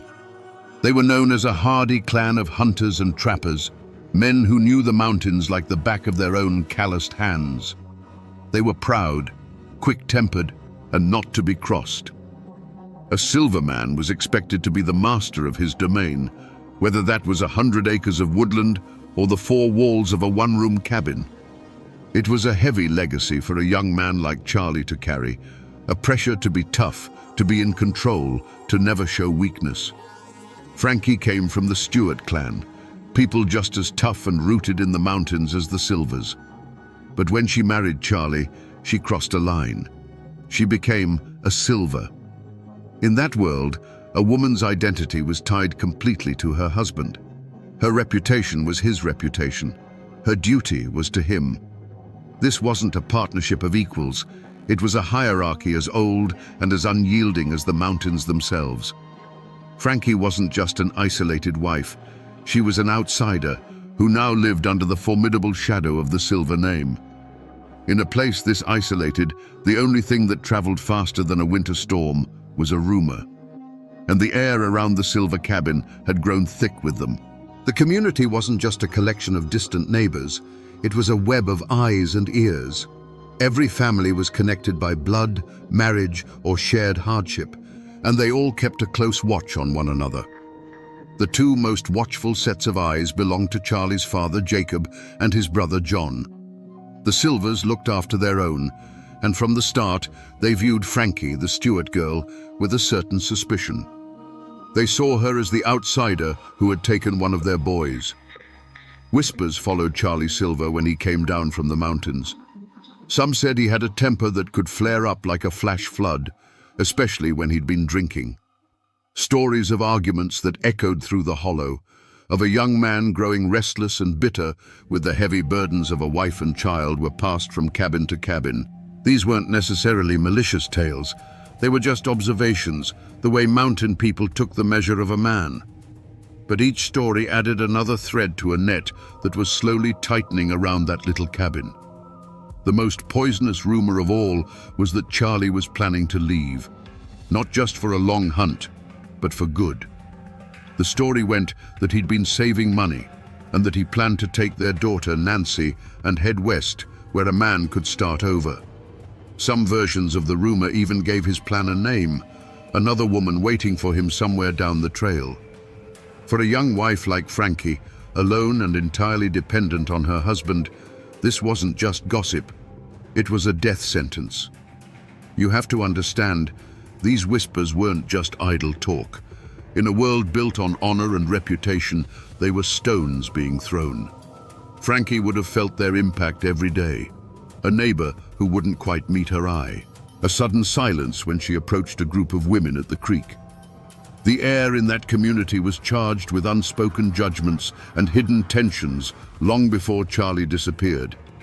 The isolation of her cabin became a social quarantine, leaving her trapped with her fears and a husband who, the whispers said, was ready to abandon her. So when that fateful December arrived, the stage was already set. This wasn't a sudden storm breaking over a clear sky. This was the culmination of months of pressure building up behind a cracking dam. The Silver clan was watching, the neighbors were whispering, and inside that one-room cabin, a silent, bitter war was being waged. The mountains have a way of talking to those who know how to listen, and in the weeks leading up to that Christmas, they were screaming. The old folks would later say the winter of 1831 came on with an unnatural bitterness, a cold that felt personal, like a premonition. They said the screech owls cried from the ridges with a sound that wasn't just a call, but a shiver looking for a spine to run down. In the folklore of those hills, a screech owl calling near a home was a death warning, a sign that a soul was about to be claimed. And the owls, they say, were crying nightly over the Silver cabin. But the most dangerous omen wasn't in the sky. It was sitting across the hearth. Charlie Silver had become a stranger in his own home. The restlessness that had always been part of him had curdled into something darker. He was a caged animal, pacing the confines of his small life, and his eyes were fixed on the distant promise of the West. Every mention of leaving, every coin he saved and hid away, wasn't just a plan, it was a threat. His presence in the cabin was no longer a comfort for Frankie, but a constant, grinding source of tension. He was the human catalyst, the walking, breathing prophecy of the disaster to come. And Frankie felt it. She felt it in the pit of her stomach, a cold knot that had nothing to do with the winter chill. She would stand in the doorway of the cabin, with baby Nancy on her hip, and look out at the woods. The familiar trees now seemed to cast long, grasping fingers of shadow. The wind whistling through the hollow sounded like it was whispering a warning she couldn't quite understand. It was a suffocating sense of dread, the feeling you get when you're standing on a precipice in the dark. She couldn't have known what was about to happen, but she knew with every fiber of her being that her world was about to be torn apart. The night of December 22nd, 1831, arrived cold and clear. Inside the silver cabin, the fire in the hearth would have been battling the bitter chill, casting flickering shadows that danced on the rough-hewn log walls. The baby, Nancy, was asleep, and in that suffocating little room, the final act began. We will never know the exact words that were spoken between Frankie and Charlie. The fire was the only witness, and it keeps its secrets. But we know that a line was crossed, a point from which there could be no retreat. Perhaps it happened just as the prosecution later claimed. Charlie, his mind set on a new life in the West, finally told her. Maybe he said it calmly, maybe he said it cruelly. He was leaving. He was taking the money they had scraped together. And most devastating of all, he was taking their daughter. For Frankie, this would have been a declaration of war, a sentence of slow starvation and disgrace in the wilderness. In that moment, he ceased to be her husband and became the man who was going to steal her child and destroy her world. Or maybe the mountain legend is true. Maybe Charlie came home that night not with a plan, but with a bottle's worth of rage inside him. Maybe an argument over nothing exploded into violence. The legend whispers that he threatened Frankie, that he even threatened to harm the baby. In this version, Frankie wasn't a woman scorned, she was a mother protecting her young. He wasn't a man with a dream of the West. He was a drunken monster who had brought the terror of the outside world into the one place she was supposed to be safe. Whichever story is true, the result was the same. A final, unbearable choice was forced upon Frankie Silver. And in that cabin, there was a tool. It was an axe. It was not a weapon of murder. It was an instrument of survival, used every single day to split the firewood that kept them from freezing to death. It was a familiar weight in a woman's hands. As Charlie turned his back, or as he fell into a drunken, snoring sleep by the fire, Frankie's hand closed around that smooth, worn handle. The decision was made. The argument was over. The whispers and the fears of the past months all converged into one single, terrible point of focus. The firelight glinted on the polished steel of the axe head. The sound of her own heart was likely a deafening drum in her ears. In the silence that followed the last angry word, she lifted the tool that had kept her family alive, and in the next moment, she would use it to end her husband's life. The first drops of blood were about to fall.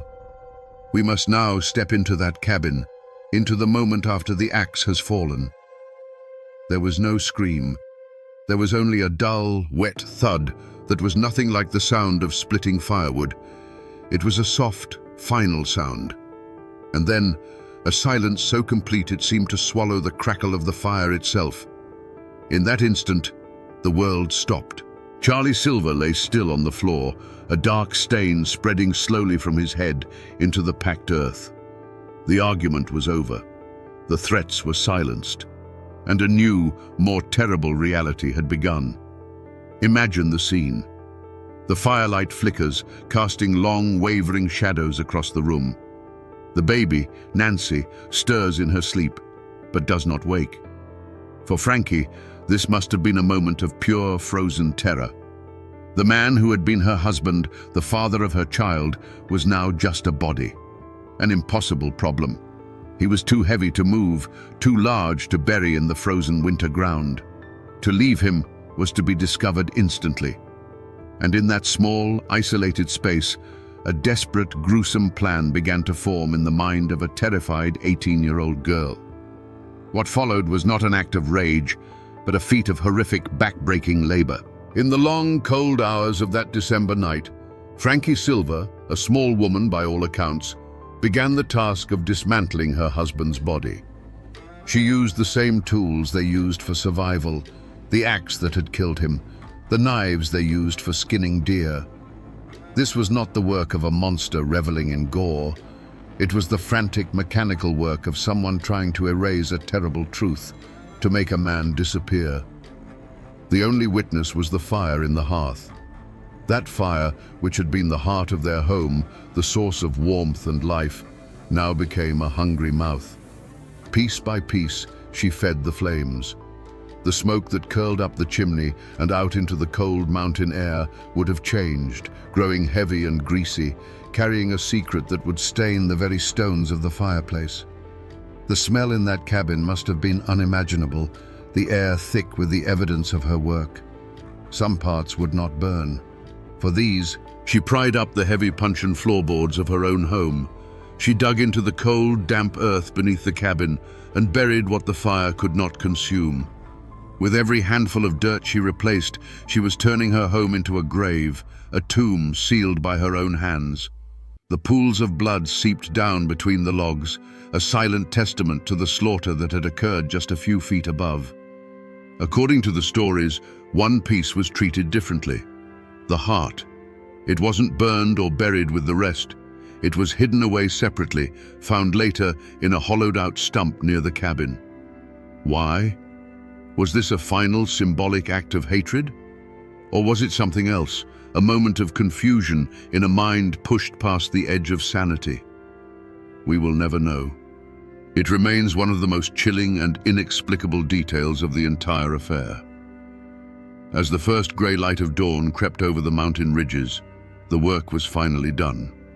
The fire smoldered with a strange, unnatural heat. The floorboards were back in place. From the outside, the cabin looked just as it always had, a lonely puff of smoke rising into the winter sky. But inside, everything had changed. Frankie Silva was alone with her child, and a secret that was buried in the ashes and under the floor, a secret that could never be contained. Let us, for a moment, try to do what the court never could. Let's try to step inside the mind of Frankie Silva in those terrifying hours. This is not to excuse what she did, but to understand the mechanics of how a human being can arrive at such a brutal act. What switch flips in a person's mind to turn a wife and mother into a killer who could dismember her husband by the light of their own hearth fire? Let's first walk the path the prosecution laid out, the path of the jealous monster. In this version, her mind was a pressure cooker of resentment and fear.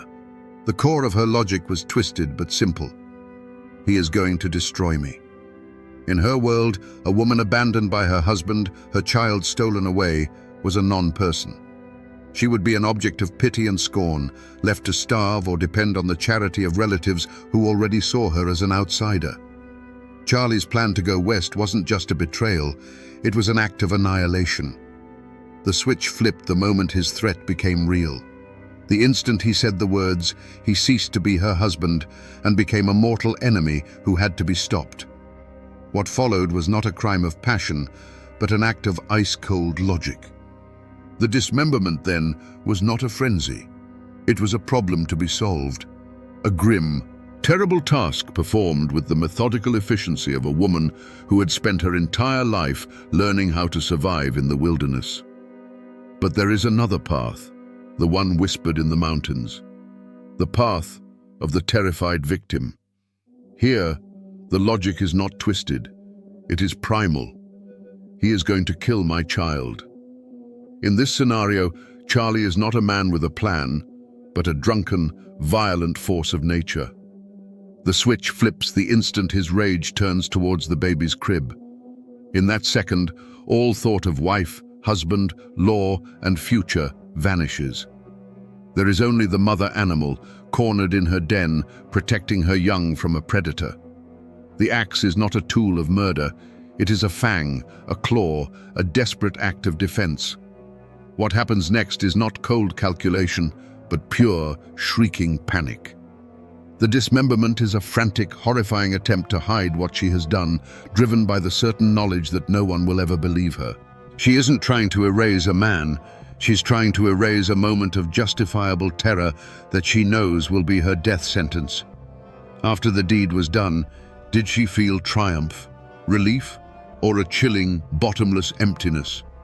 If she was the jealous killer, she might have felt a grim sense of victory, the quiet of a problem solved, quickly replaced by the cold fear of discovery. If she was the abused wife, she would have felt nothing but a hollow, ringing terror, a mind shattered by what she'd been forced to do. Only Frankie knew which path she walked in her own mind. And that is the most terrifying part of all. In the days that followed, an unnatural quiet settled over the silver cabin. It was the silence of a secret. Frankie moved like a ghost through the small room, tending to the baby, stoking the fire, sweeping the dirt floor with a frantic energy. To any neighbor who might pass, she would have looked like a woman waiting for her husband to return from a long hunt. But inside, the air was thick with what was missing. Every creak of the logs, every cry from the baby, must have sounded like an accusation. The outside world soon came knocking. First came the questions, casual at first. Seen Charlie? Frankie had her stories ready, but they shifted like smoke. To one person, she'd say he'd gone off on a long hunting trip and was overdue. To another, she'd let slip a more bitter tale, that he'd taken the money they had saved, abandoned her and the child, and run off to the west. The stories didn't match, and in a community where every detail was noted and remembered, these contradictions were like cracks appearing in a frozen river. Her fight for survival had become a performance. She had to play the part of the wronged wife, worried but also resentful. She had to manage her grief, her fear, and her lie all at once, under the constant watchful gaze of the community. Little Nancy was her anchor, the living reason for what she had done. But the child was also a constant reminder of the man who was gone, making the charade that much harder to maintain. But Charlie's family, especially his father Jacob and his brother John, they weren't buying it. They knew Charlie. He was a skilled woodsman, yes, but he was also a silver. He wouldn't just vanish without a word, leaving his rifle and his dogs behind. Abandoning his family was one thing, but leaving his hunting tools was something else entirely. It was a detail that was fundamentally wrong, a note so out of tune it made their teeth ache. Their suspicion grew from a quiet unease into a certainty.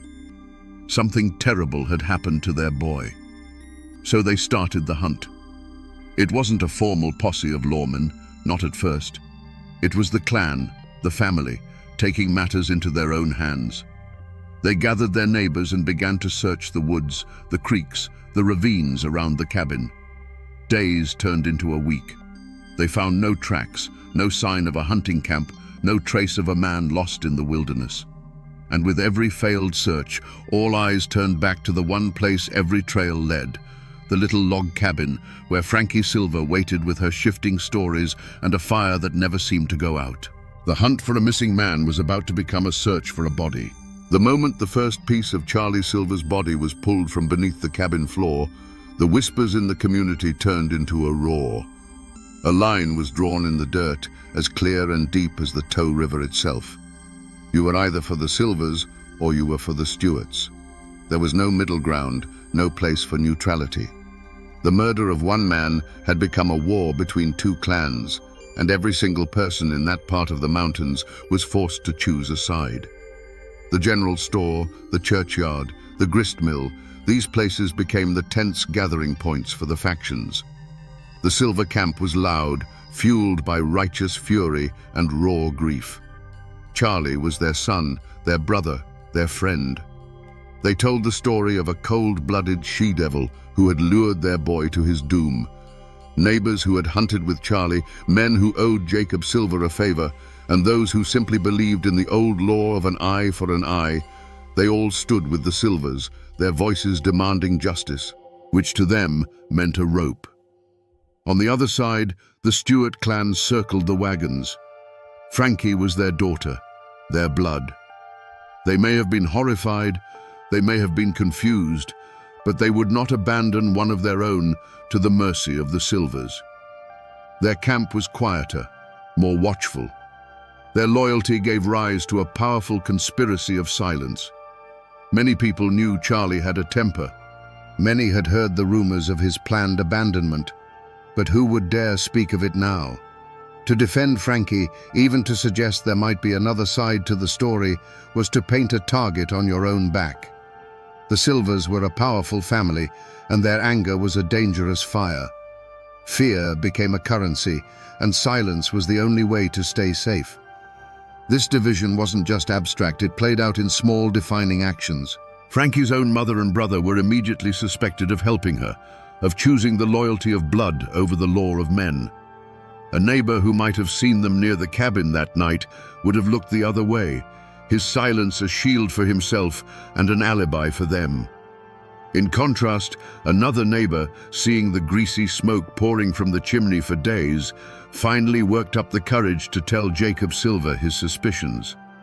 That act wasn't just sharing information, it was a public declaration of allegiance, a brave or foolish step, depending on who you asked. The community had fractured, turning lifelong friends into wary strangers and neighbors into potential enemies. After the verdict, Frankie Silver was a dead woman walking. But her family, the Stewart clan, refused to accept it. To them, the trial in Morganton had been a farce, a piece of legal theater orchestrated by the Silvers. Justice wasn't a blindfolded woman with a scale, it was a rope with a noose, and it was meant for their daughter.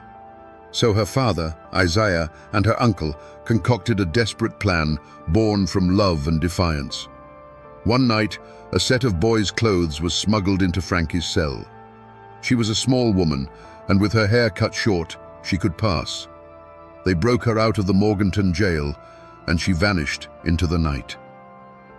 The Blue Ridge Mountains that had cradled her in her youth now became her last, best hiding place. With her father as her guide, Frankie fled back into the familiar labyrinth of ridges and hollows. They moved like ghosts, following game trails and creek beds, sleeping in caves and thickets.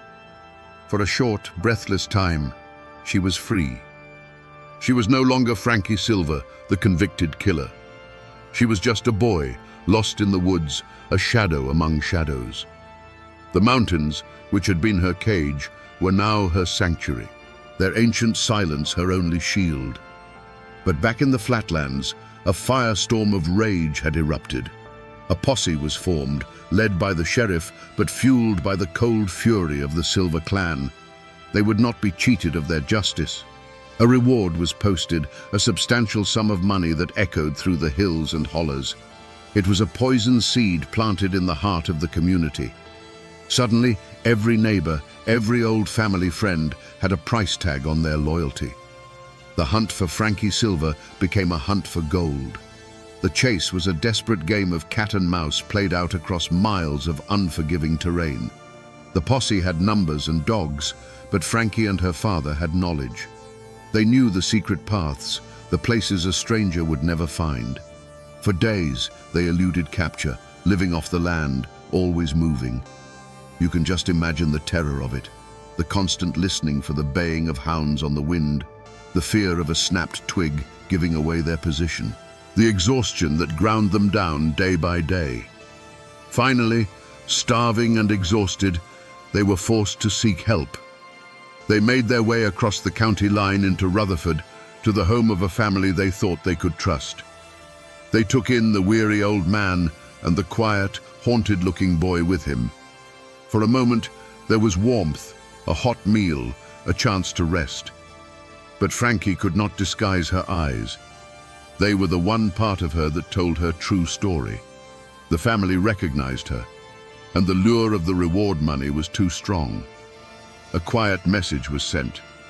The moment of capture wasn't a fierce firefight in the woods.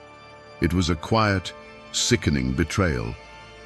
The sheriff and his men simply walked into the cabin. There was no struggle. Frankie, exhausted and cornered, knew the game was over. She had been run to ground not by the lawman's skill, but by a neighbor's greed. The mountains had given her a brief, wild freedom, but in the end, It was the people who lived among them who sealed her fate. The trial of Frankie Silver in March of 1832 was not a search for truth. It was a public spectacle. You have to picture the Morganton courthouse. It wasn't a sterile, quiet chamber of law. It was a tinderbox packed with bodies, smelling of wet wool and simmering hatred. Armed guards stood at the doors, not just to keep the prisoner in, but to keep the community from tearing itself apart. On one side of the room sat the Silver clan, their faces carved from stone, their eyes burning with a demand for vengeance. On the other side, huddled together, were the Stuarts, silent and grim, watching their world crumble. And in the middle of it all sat Frankie Silver. She was a small, silent figure, almost a child, swallowed up by the heavy machinery of the law.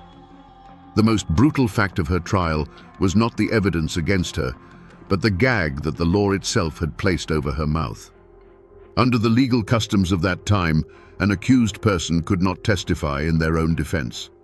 She was a ghost at her own trial, forced to listen as lawyers and witnesses constructed the story of her life and her crime, while she was forbidden to speak a single word. She could not confirm, she could not deny, she could not explain. The prosecution had an easy task. The lawyer laid out the evidence piece by horrifying piece. He presented the bone fragments from the hearth, the blood-soaked earth from beneath the floorboards, the testimony of the searchers. He painted a simple, damning picture of a jealous, monstrous woman who had butchered her husband in a fit of rage because he planned to leave her. It was a story that was clean, brutal, and easy for a jury to understand. What could her lawyers do? They were hamstrung, fighting a ghost story with a mountain of physical evidence. They could argue points of law, they could question the witnesses, but they could not put their client on the stand to tell her side of the story. They couldn't tell the jury about Charlie's temper or about a potential threat to the baby, because the only person who could testify to that was legally silenced. They were fighting a fire with their bare hands.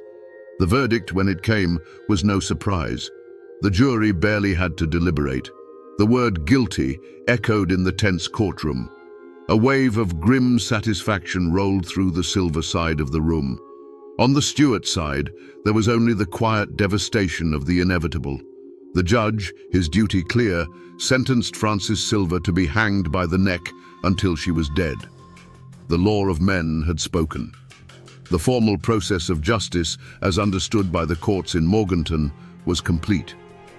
But looking at that small, muzzled woman being led away in chains, one has to ask the question that has haunted these mountains ever since. Was justice actually served? Or was it simply the final formal act of a tragedy whose ending had already been written in blood and ashes?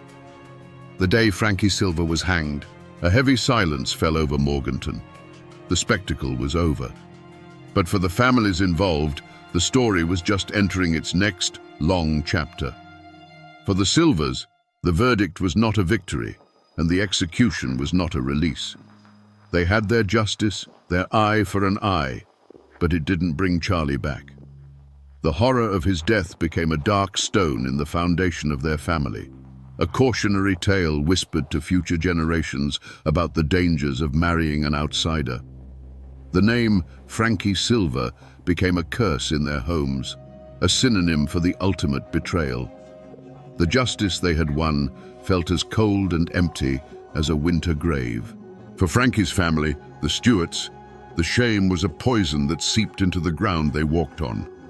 They were now the kin of a convicted killer, the first woman ever hanged in North Carolina. They bore the weight of her crime in every sideways glance at the general store, in every conversation that stopped when they approached.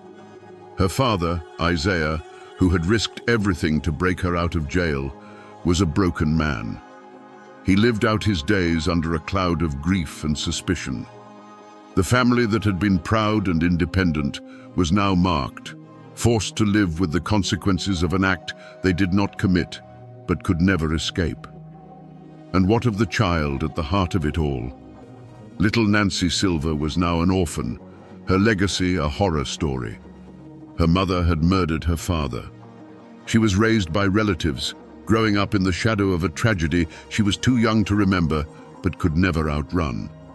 She was the living, breathing embodiment of that terrible night, a constant reminder of the blood that connected the two feuding families. Her life would be forever defined by the actions of her parents, a quiet testament to the innocent lives that are shattered in the wake of such violence. In the wider community, a collective amnesia began to set in. The story was too ugly, the divisions it created too deep. To heal, the community had to forget.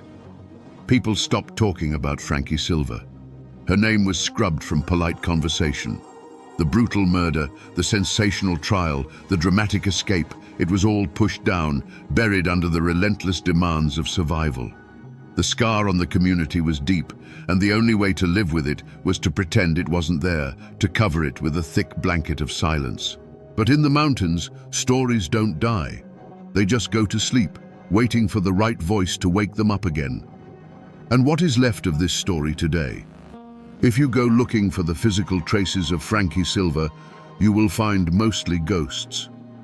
The one-room cabin is long gone, its logs rotted back into the earth, reclaimed by the deep woods of the Tow River Valley. The forest has swallowed it whole, erasing the scar from the land, but not from the memory. The exact spot where the gallows stood in Morganton is a matter of debate, likely a paved street corner or a parking lot now, a place people pass every day without knowing they are walking over ground that was once consecrated by a terrible and public death. You will not find a tombstone for Frankie Silver. After the hanging, her body was likely given to her father, who buried her in an unmarked grave, perhaps in the family plot, perhaps at a lonely crossroads, as was the custom for those who died in disgrace. The exact location is a secret that died with him. In a way, this lack of a final resting place is her most fitting memorial. It has allowed her to become more than a historical figure. She is a legend, a ghost without a home, a whisper that still haunts the hollows. But the most powerful echo isn't in a place, it's in the people. The Silvers and the Stewarts still live in those mountains. For over a century, the two families lived in a state of tense silence, the memory of the murder a deep, uncrossable chasm between them.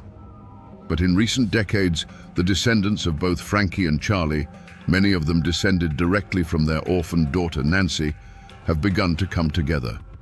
They hold joint reunions, not to forget the tragedy, but to finally acknowledge their shared, tangled, and bloody roots. They are living proof that the wounds of the past, even the deepest ones, can eventually begin to heal. And yet, the most enduring monument to this entire tragedy is not made of stone or of flesh and blood. It is made of words and a simple, haunting melody. The ballad of Frankie Silver, whether it was her confession or her father's creation, became her true headstone.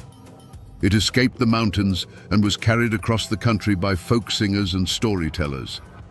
The ballad is what kept her story alive, ensuring that even when the community tried to bury it in silence, her name would never truly be forgotten. The people tried to move on, the buildings fell, and the graves were lost, but the mountains remember.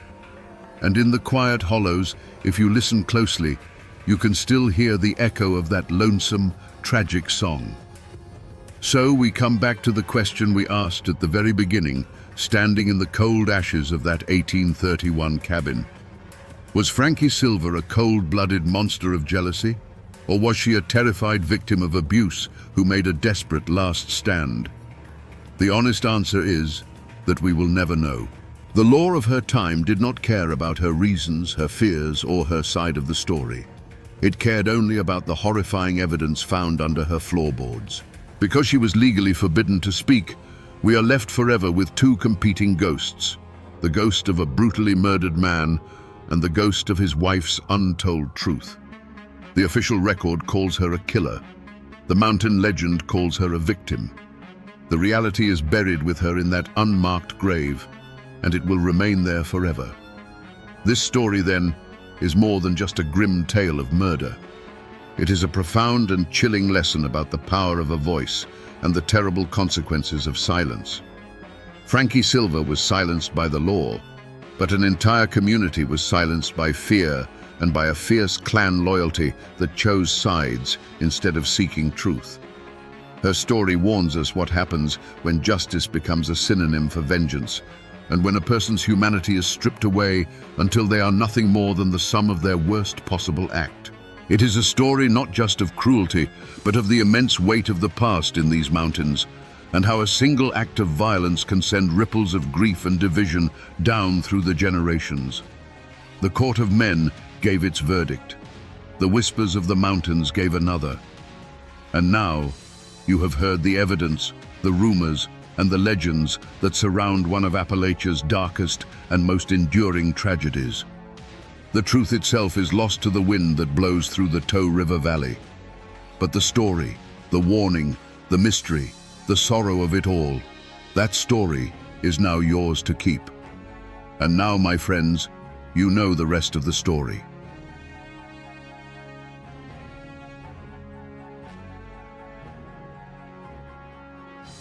The first thing you would have noticed wasn't the sight, it was the smell. If you have ever stood in a pine forest after a heavy rain, you know that scent. It is crisp, sharp, almost like a cleaning chemical mixed with damp earth. It is the smell of life. But on this particular morning, in the deep hollows of Kentucky, that clean pine scent was losing a war against something much heavier, something copper-like. The thick metallic stench of iron that had been spilled by the gallon. It is dawn. The mist is clinging to the valley floor, swirling around the trunks of trees that are wider than a wagon wheel. From a distance, the scene looks almost peaceful. A cluster of rough-hewn log cabins, smoke rising gently from a chimney. The sounds of the waking forest, a jaybird screeching, the rustle of wind in the canopy. But if you stepped closer, the illusion would shatter. Because the mud between the cabins isn't brown, it is a churning, slushy red. There is an axe embedded in the doorframe of the main office, but there is no woodcutter holding it. There is a boot lying in the middle of the path, and the terrifying part is that the laces are still tied tight, as if the foot inside it simply vanished or was dragged away. This is not a battlefield from the Civil War. That ended 20 years ago.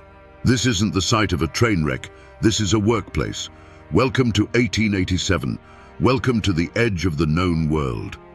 In the late 19th century, the American logging camp was the engine room of the nation. It was where the raw material for your great-grandfather's house, his furniture, and his coffin came from. It was a place of immense physical power, where men with arms like hydraulic pistons turned chaos into commerce. But on this morning, the commerce had stopped. The silence that hangs over this camp is heavy. It is the kind of silence that screams. Inside the main cabin, the chief, the man who ran this operation with an iron fist just 24 hours ago, is no longer giving orders. He is lying amidst the wreckage of his own command post. The furniture is splintered. The ledger books, usually kept in immaculate rows, are scattered across the floor, their pages soaking up the fluids of the men who wrote in them. What happened here? It wasn't a bear attack. The wounds are too precise for that. It wasn't a raid by bandits looking for gold, because there was no gold here to steal. This was something far more personal and far more terrifying. You see, usually when we talk about history, we talk about the big events, the wars, the treaties, the elections. We look at the timeline from a bird's eye view. But today, we are going to drop down into the mud. We are going to look at what happens when a group of men are pushed to the absolute limit of their sanity, miles away from the nearest sheriff, locked together in a green prison of their own making. They say the trees in Kentucky have deep roots, that they hold the soil together against the floods and the landslides. But in 1887, those roots drank something other than rain. And the story of how this camp went from a place of labor to a slaughterhouse in a single night is one that didn't make it into the school textbooks. It was too ugly. It was too real. And honestly, it was too close to the truth of what lurks inside all of us when the lights go out. But before we can understand the blood, we have to understand the land. We have to look at the map. Because to understand why no one heard them scream, you have to see just how far away from God they really were. To understand the nightmare, you first have to understand the cage. When we think of Kentucky today, we might think of rolling bluegrass hills, horse farms, or maybe the suburbs of Louisville. We think of a place that is tamed, a place mapped by satellites and crossed by asphalt highways. But the Kentucky of 1887 was a different planet. Specifically, the Appalachian region in the eastern part of the state. This was not farmland. This was the Black Forest of America. We are talking about virgin timber, trees that had been growing since before Columbus landed in the Caribbean. White oaks, poplars, and chestnuts that stood over 100 feet tall. Their trunks were so thick that 3 grown men holding hands couldn't circle them. And they grew so close together that in some hollows, the sun didn't touch the ground even at high noon. It was a world of perpetual twilight. If you look at a map from that era, you see vast blank spaces. No towns, no roads, just the squiggle of a creek or the jagged line of a ridge. To get to the lumber camp we are talking about today, you didn't just hop in a car. You took a train to the end of the line, then you hired a mule, and then, when the mule couldn't go any further, you walked. For days. The isolation wasn't just physical, it was absolute. There were no cell phones to check the news, no radios to hear a friendly voice. If you got sick out here, you either got better or you died. If you broke your leg, it was a life sentence. The nearest doctor was a 3-day ride through terrain that would kill a horse. To the wealthy investors sitting in their clubs in New York or Chicago, looking at photographs of this timber, this place looked like a gold mine. It was resources waiting to be harvested. To the poets and the painters, it looked like paradise, a pristine, untouched Eden. But to the men inside, it was a cage with no bars, only miles of crushing wilderness. Imagine that feeling. You are surrounded by beauty, yes, but that beauty is indifferent to you. The mountains don't care if you are cold. The river doesn't care if you drown. And after a week, or a month, or 6 months of seeing nothing but tree bark and mud, the walls start to close in. Psychologists today talk about sensory deprivation or the effects of confinement on the human mind.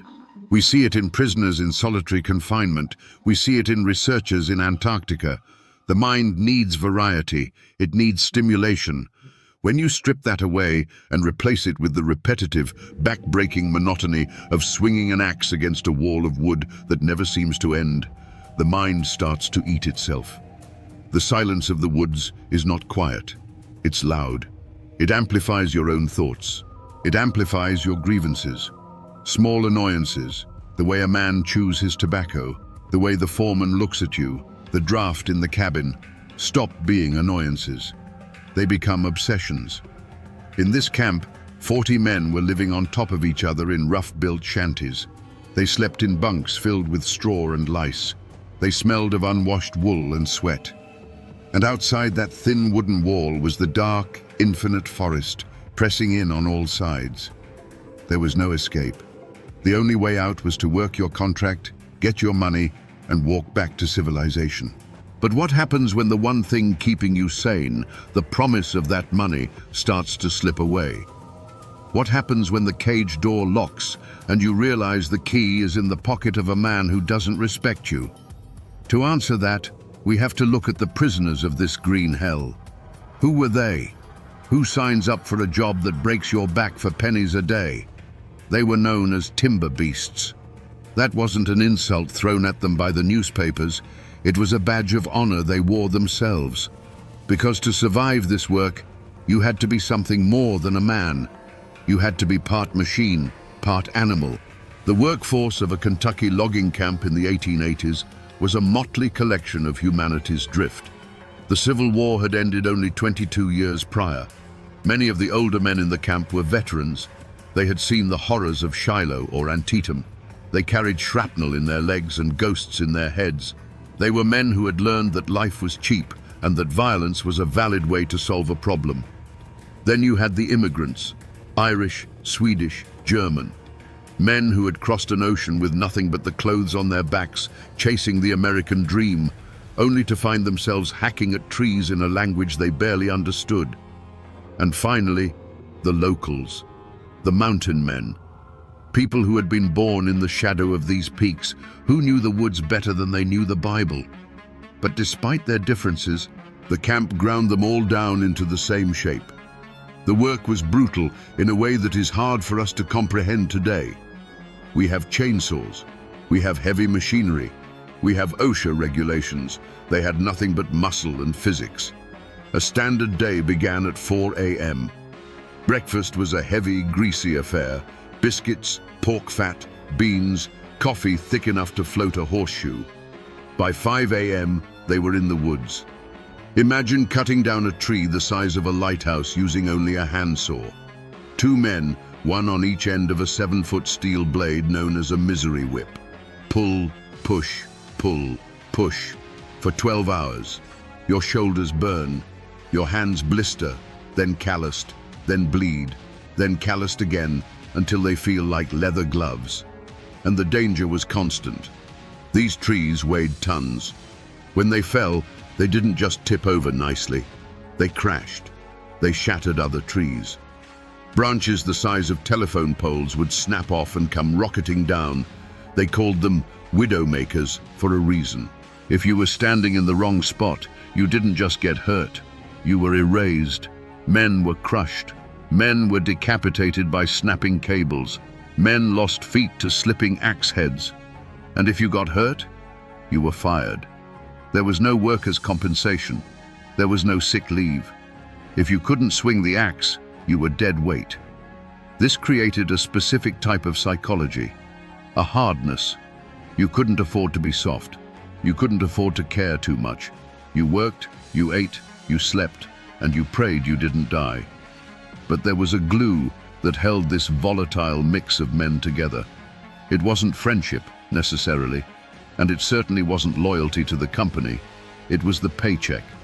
They were enduring this hell for a reason. $1.50 to $2 a day.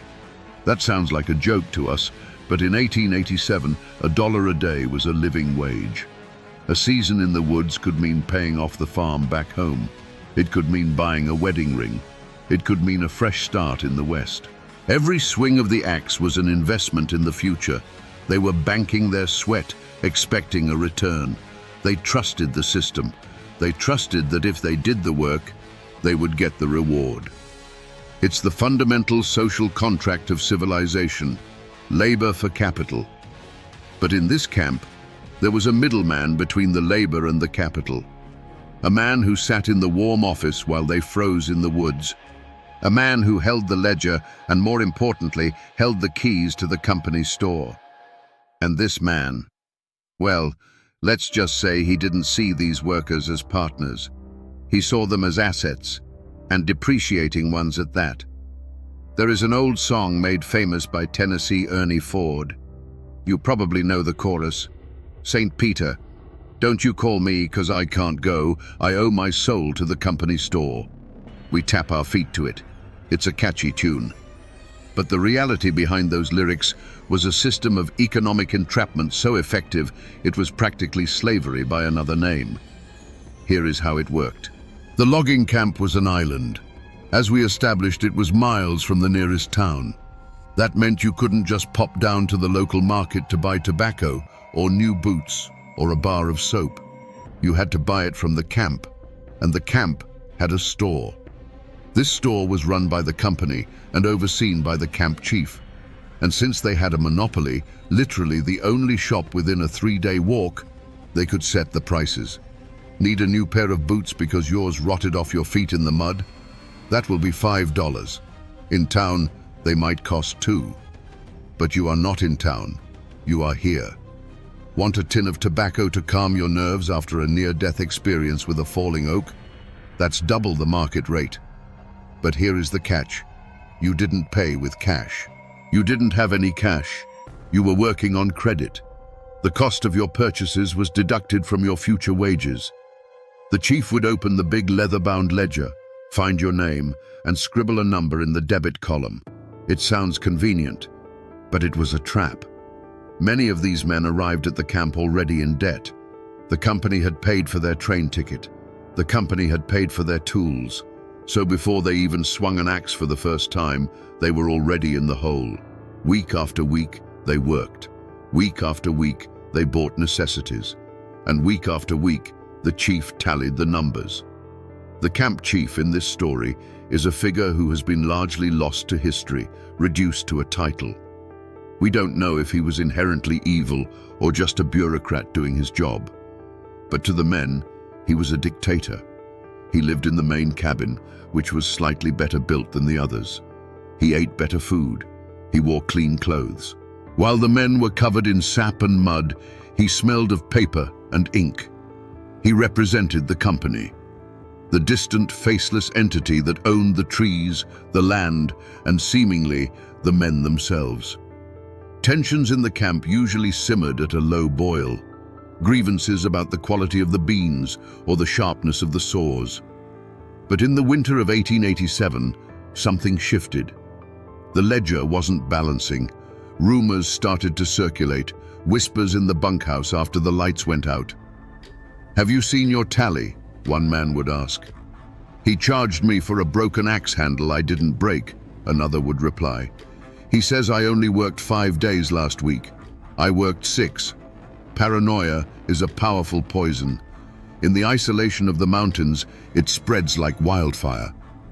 The men began to suspect that the game was rigged, that no matter how hard they worked, the debt column was growing faster than the credit column. They weren't just working for free, they were paying for the privilege of breaking their backs. And then, the rumor changed. It stopped being about small errors.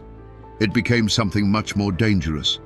The rumor was that the company was broke, that the payroll train wasn't coming, that the chief was hoarding what little cash was left, planning to pack up and leave them stranded in the winter with nothing to show for months of labor but broken bodies and empty pockets. This wasn't just unfairness anymore, this was theft. This was survival. And when you back a timber beast into a corner and threaten to take the food out of his mouth, he doesn't hire a lawyer. He reaches for the nearest sharp object. The spark that lit the fuse wasn't a speech. It wasn't a grand declaration of war. It was a piece of paper. It was a chilly afternoon just a few days before the massacre. A group of the most vocal workers, the ringleaders, though they probably didn't see themselves that way yet, approached the main cabin. They wanted to see the books. They wanted to settle up. This was a standard procedure. A worker had the right to check his standing. But on this day, the mood was different. The air was thick with that specific kind of static electricity you feel before a thunderstorm. They walked into the office. The chief was there, likely surrounded by his small circle of loyalists, clerks, foremen, men whose paychecks depended on maintaining the status quo. According to the accounts that survived, the conversation started civilly. "How much am I owed?" The chief opened the ledger. He ran his finger down the column. "After deductions for room, board, tools, and the advance, you owe us $3. Silence. Imagine the sound of a heart breaking, followed immediately by the sound of blood boiling. This man had worked for 2 months. He had risked his life daily. He had missed his family. And he was being told that mathematically he had paid the company for the privilege of working there. It wasn't just him. Another man stepped up. "And me? $4 balance due." A third man. "What about my overtime?" "Not recorded. You didn't meet the quota." It wasn't a fortune they were fighting for. The total amounts in dispute, adjusted for inflation, would be a few $100s today. It was barely enough to buy a train ticket. But when you have nothing, barely enough becomes everything. It becomes the difference between going home a hero and going home a beggar. The men left the office. They didn't shout. They didn't flip the table. Not yet. They went back to the bunkhouses. And that is where the poison truly set in. If you have ever been in a toxic workplace, you know how these conversations go. But imagine there is no HR department. Imagine there is no home to go to at 5 p.m. You are stuck there with the people who are just as angry as you are. The bunkhouse became a pressure cooker. The men sat on their bunks, sharpening their tools. The rhythmic sound of a whetstone on steel, shk, shk, shk, became the soundtrack of the evening. "He's lying," someone said. "He's pocketing the difference," said another. "He thinks we're stupid. He thinks because we can't read his fancy writing, we can't count." The narrative shifted. The chief wasn't just a boss anymore. He was a thief, a villain, a monster who was stealing the food from their children's mouths. And the chief? He made a fatal error. He underestimated them. He assumed that because he had the authority and the ledger and the backing of the company, he was safe. He assumed these men were just dumb labor. He didn't realize he was sitting on a pile of dynamite and he had just lit a match. He sent word that anyone who wasn't satisfied could leave. But they couldn't leave.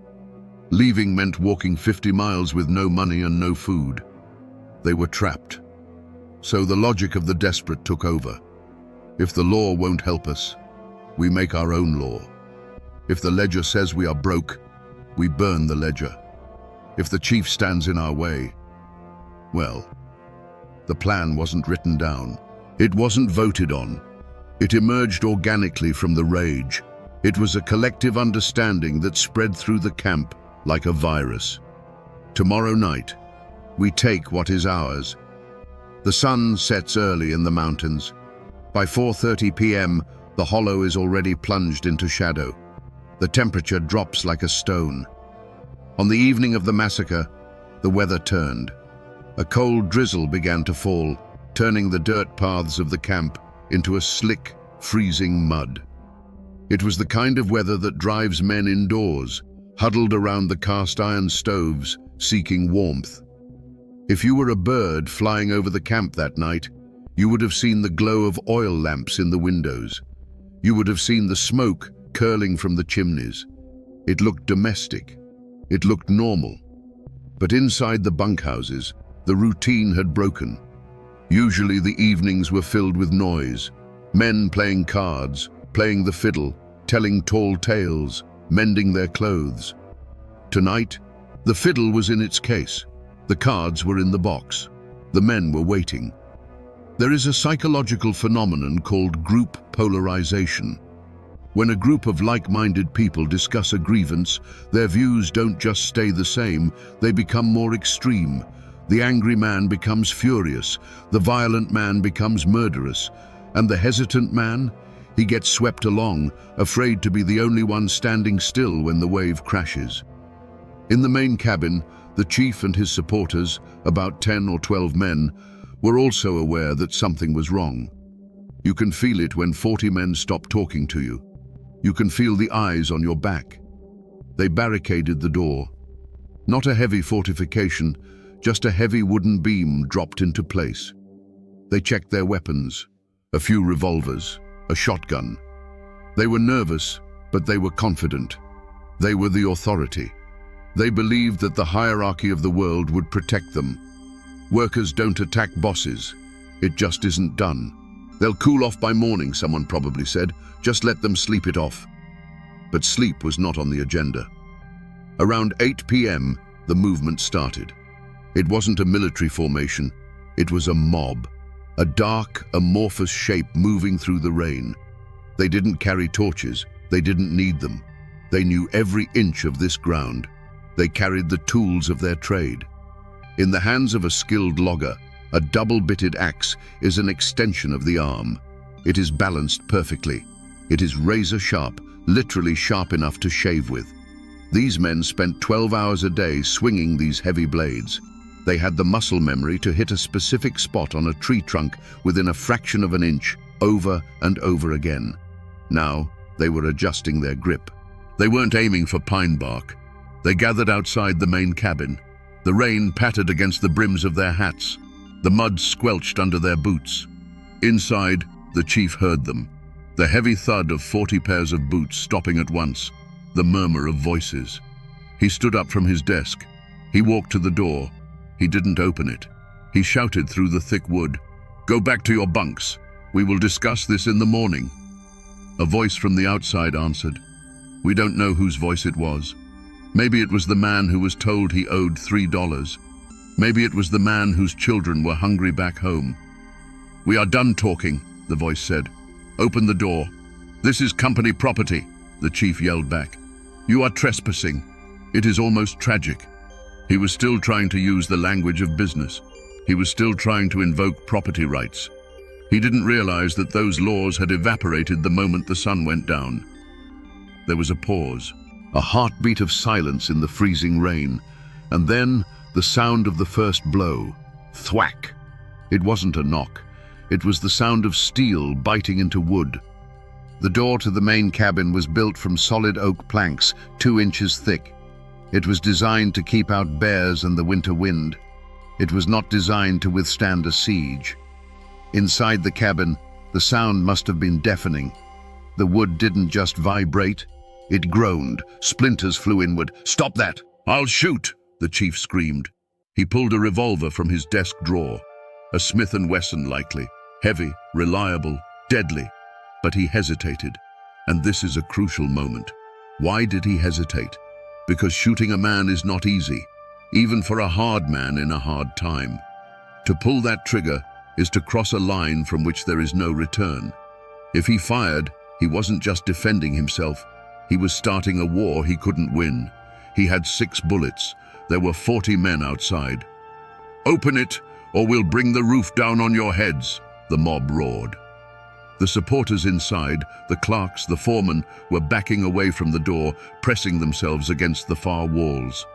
Their eyes were wide, reflecting the flickering lamplight. They were realizing, perhaps for the first time, that their authority was a fiction. It only existed as long as the majority agreed to it. The majority had just revoked their consent. Another blow. Crack. The heavy wooden bar holding the door shut began to splinter. The iron hinges shrieked under the strain. "We want our money! We want what's ours!" The shouting wasn't coherent anymore. It was a cacophony of rage. It was the sound of men who had been pushed too far, letting go of the leash. The chief aimed at the door. His hand was shaking, not from fear perhaps, but from the adrenaline dumping into his system. Bang! He fired. A warning shot? A panic shot? The bullet punched through the wood near the top of the door frame. Outside, the mob didn't scatter. They didn't run. If anything, the gunshot had the opposite effect. It validated them. It proved that the company was trying to kill them. It turned a labor dispute into a battle for survival. "They're shooting! Get 'em!" The axes swung harder now. Not just one man, but 3 or 4, hacking at the door, the window frames, the walls themselves. The cabin was being dismantled from the outside in. Imagine the terror of those inside. The walls that protected you are literally being chopped away. The sanctuary is becoming a coffin. The door gave way with a sickening crunch. It fell inward, hanging by one twisted hinge. For a second, there was a stillness, a tableau. On one side, the dark, rain-soaked figures of the workers, their breath steaming in the cold air, axes raised like executioners.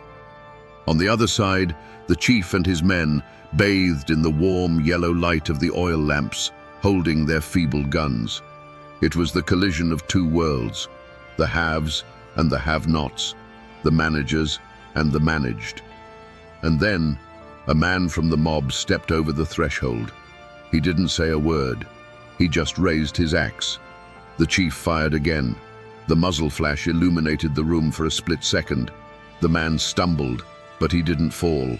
The mob surged forward like a dam breaking. The time for talking was over. The time for the ledger was over. Now it was time for the iron. Before we describe what happened inside that room, we need to pause. We need to look at the instruments of this tragedy. In a modern crime scene, you expect to find 9mm casings, maybe a knife. In 1887, the weapons were agricultural, and that makes them infinitely more horrifying. The primary weapon was the double-bitted axe. This is a tool that weighs about 3 to 5 pounds. The head is solid steel. One side is ground to a razor edge for felling, cutting across the grain. The other side is slightly thicker, used for limbing, chopping through knots and branches. When swung by a man who does this for a living, the tip of that axe is traveling at over 50 miles per hour. The force at the point of impact is tremendous. An axe is designed to split oak. It is designed to shatter the density of hardwood that has stood for centuries. It does not distinguish between wood and bone.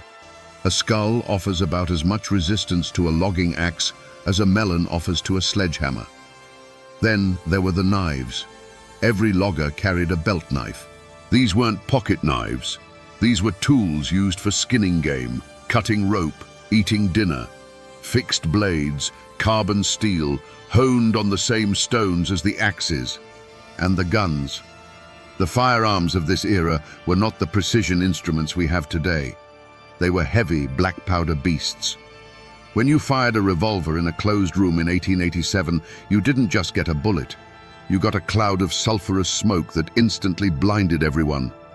The fog of war wasn't a metaphor here. It was literal. After the second or third shot, visibility in that cabin would have dropped to zero. The lamps were likely knocked over or extinguished in the scuffle. So, imagine this fight. Pitch darkness. The air filled with choking, stinging smoke. The smell of unwashed bodies, fear, and gunpowder. And in that blackness, the sound of axes whistling through the air. You couldn't see who you were hitting. You couldn't see if it was the chief, or a friend, or your own brother. You just swung. You swung because if you stopped, the next blow might land on you. It became a frenzy, a meat grinder. The forensic reconstruction of 19th century massacres is difficult because the pathology reports were primitive. But accounts from similar events describe wounds that are hard to even read about. Severed limbs, crushed rib cages, men shot at point-blank range, the powder burns tattooing their skin. This wasn't a duel. It wasn't a shootout at high noon. It was a butchery in a closet. The energy released in that room was primal. It was the release of months of repressed anger, exhaustion, and humiliation. They weren't just attacking a person. They were attacking the source of their misery. They were trying to chop their way out of the trap. But in the dark, with adrenaline pumping, precision is the first thing to go. And chaos takes the wheel. The battle for the main cabin lasted maybe 5 minutes.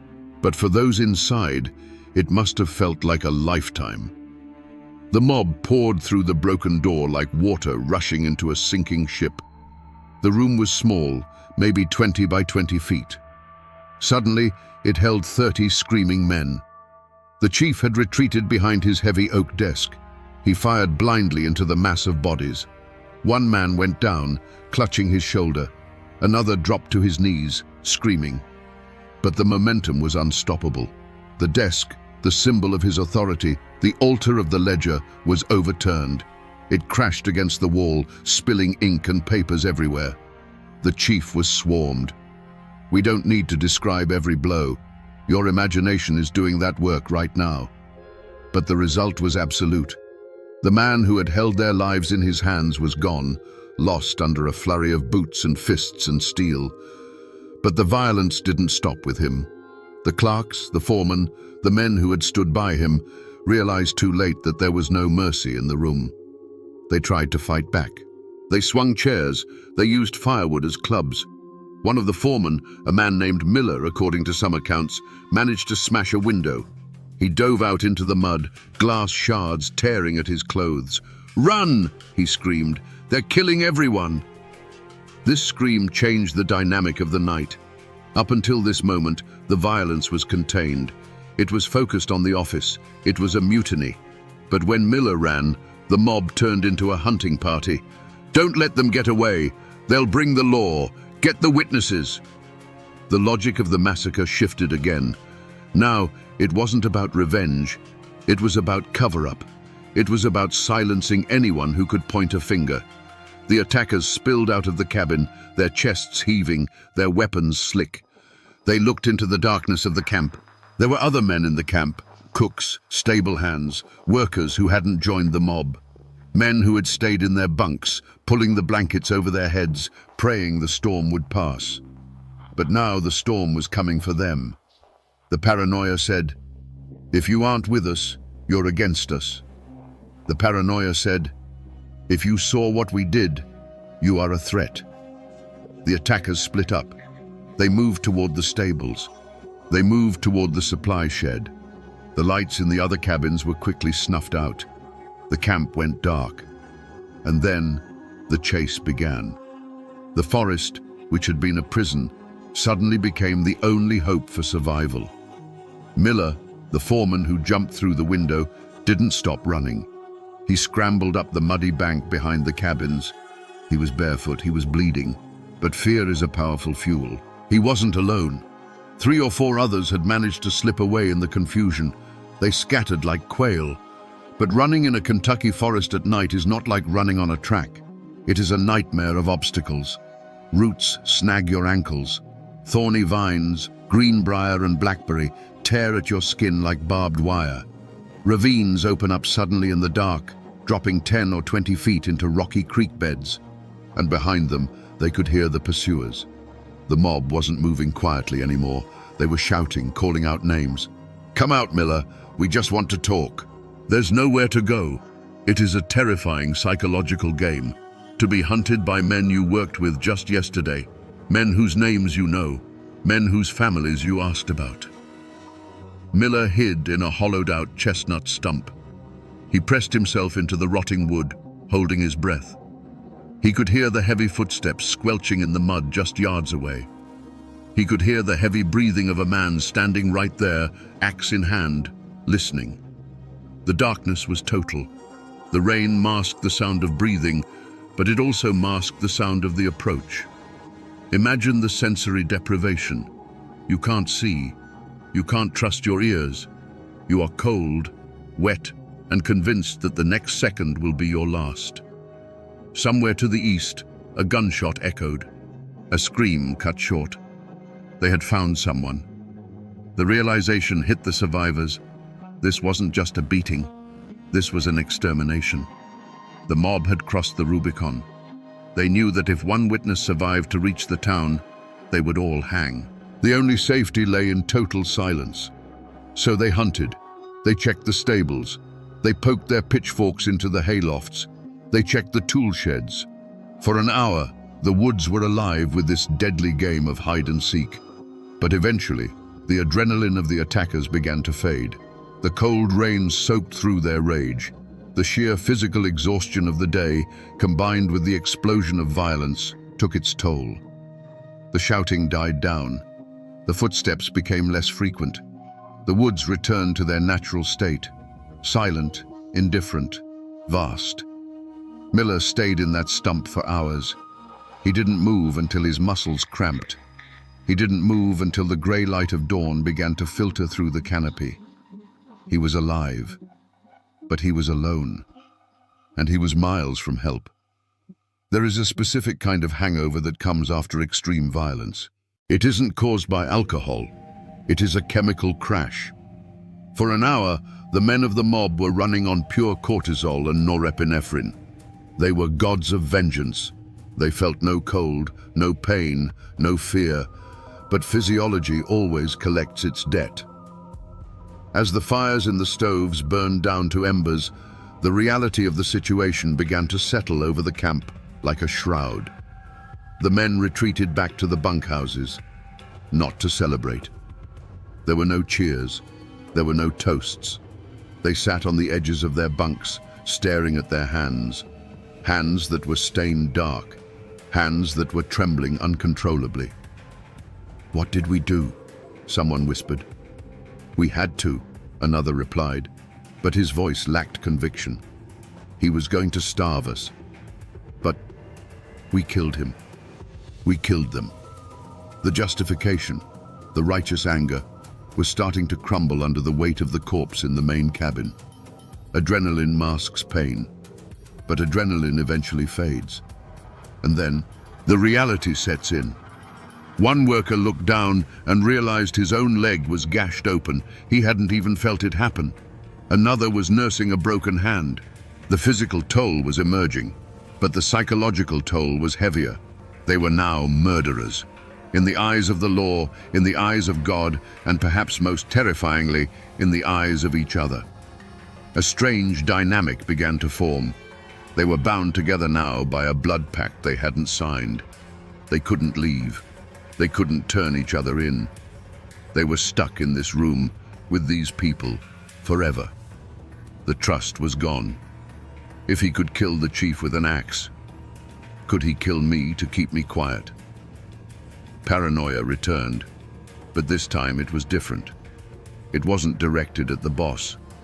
It was directed inward. Outside, the rain turned to snow. The temperature plummeted. The bodies lay where they fell, in the mud, in the office, in the brush. The camp, usually a place of snoring and shifting bodies, was wide awake. 40 men lying in the dark, listening to the wind, replaying the last hour in their heads. Every creak of the wood sounded like a sheriff's footstep. Every howl of a wolf sounded like a scream. They knew the morning would come. They knew the sun would rise and illuminate what they had done. The darkness had been their accomplice, hiding the details. The light would be their judge. They waited, and the silence of the Kentucky mountains, usually so peaceful, felt like the holding cell of a death row. Dawn in the mountains is usually beautiful. The sun hits the peaks first, turning the mist into a glowing gold river. But on the morning of the aftermath, the sun didn't bring warmth. It brought clarity, and clarity was the last thing these men wanted. As the light crept into the valley, the full extent of the horror was revealed. The main cabin was a ruin. The door was gone. The windows were shattered. Inside, it looked less like a room and more like a slaughterhouse floor. The ledger, the object of all that rage, was found trampled into the bloody floorboards, its pages torn and soaked. The chief's body was moved, not out of respect, but out of necessity. They wrapped him in a canvas tarp. It was a grim task. The men who did it didn't look at his face. They couldn't. Outside, the rain had washed some of the blood into the soil, but the mud was still stained a rusty brown. There were deep gouges in the door frames where axes had missed their marks. There were shell casings glinting in the dirt. The camp was silent. The steam donkey engine was cold. The horses in the stable were restless, sensing the death in the air. The workers emerged from the bunkhouses like ghosts. They moved slowly. They didn't make eye contact. What do you do the morning after a mutiny? Do you go to work? Do you pick up the axe, the same axe you used as a weapon last night, and go back to chopping trees? It seems insane, but that is exactly what some of them did. Habit is a powerful thing, and denial is even stronger. A few men actually walked toward the tree line, tools in hand. Maybe they thought if they just kept working, they could pretend it didn't happen. Maybe they thought if they looked busy, the consequences wouldn't find them. But most just wandered aimlessly. They were waiting. They knew Miller had escaped. They knew he was out there, and they knew what that meant. The clock was ticking. It wasn't a question of if the law would come. It was a question of when.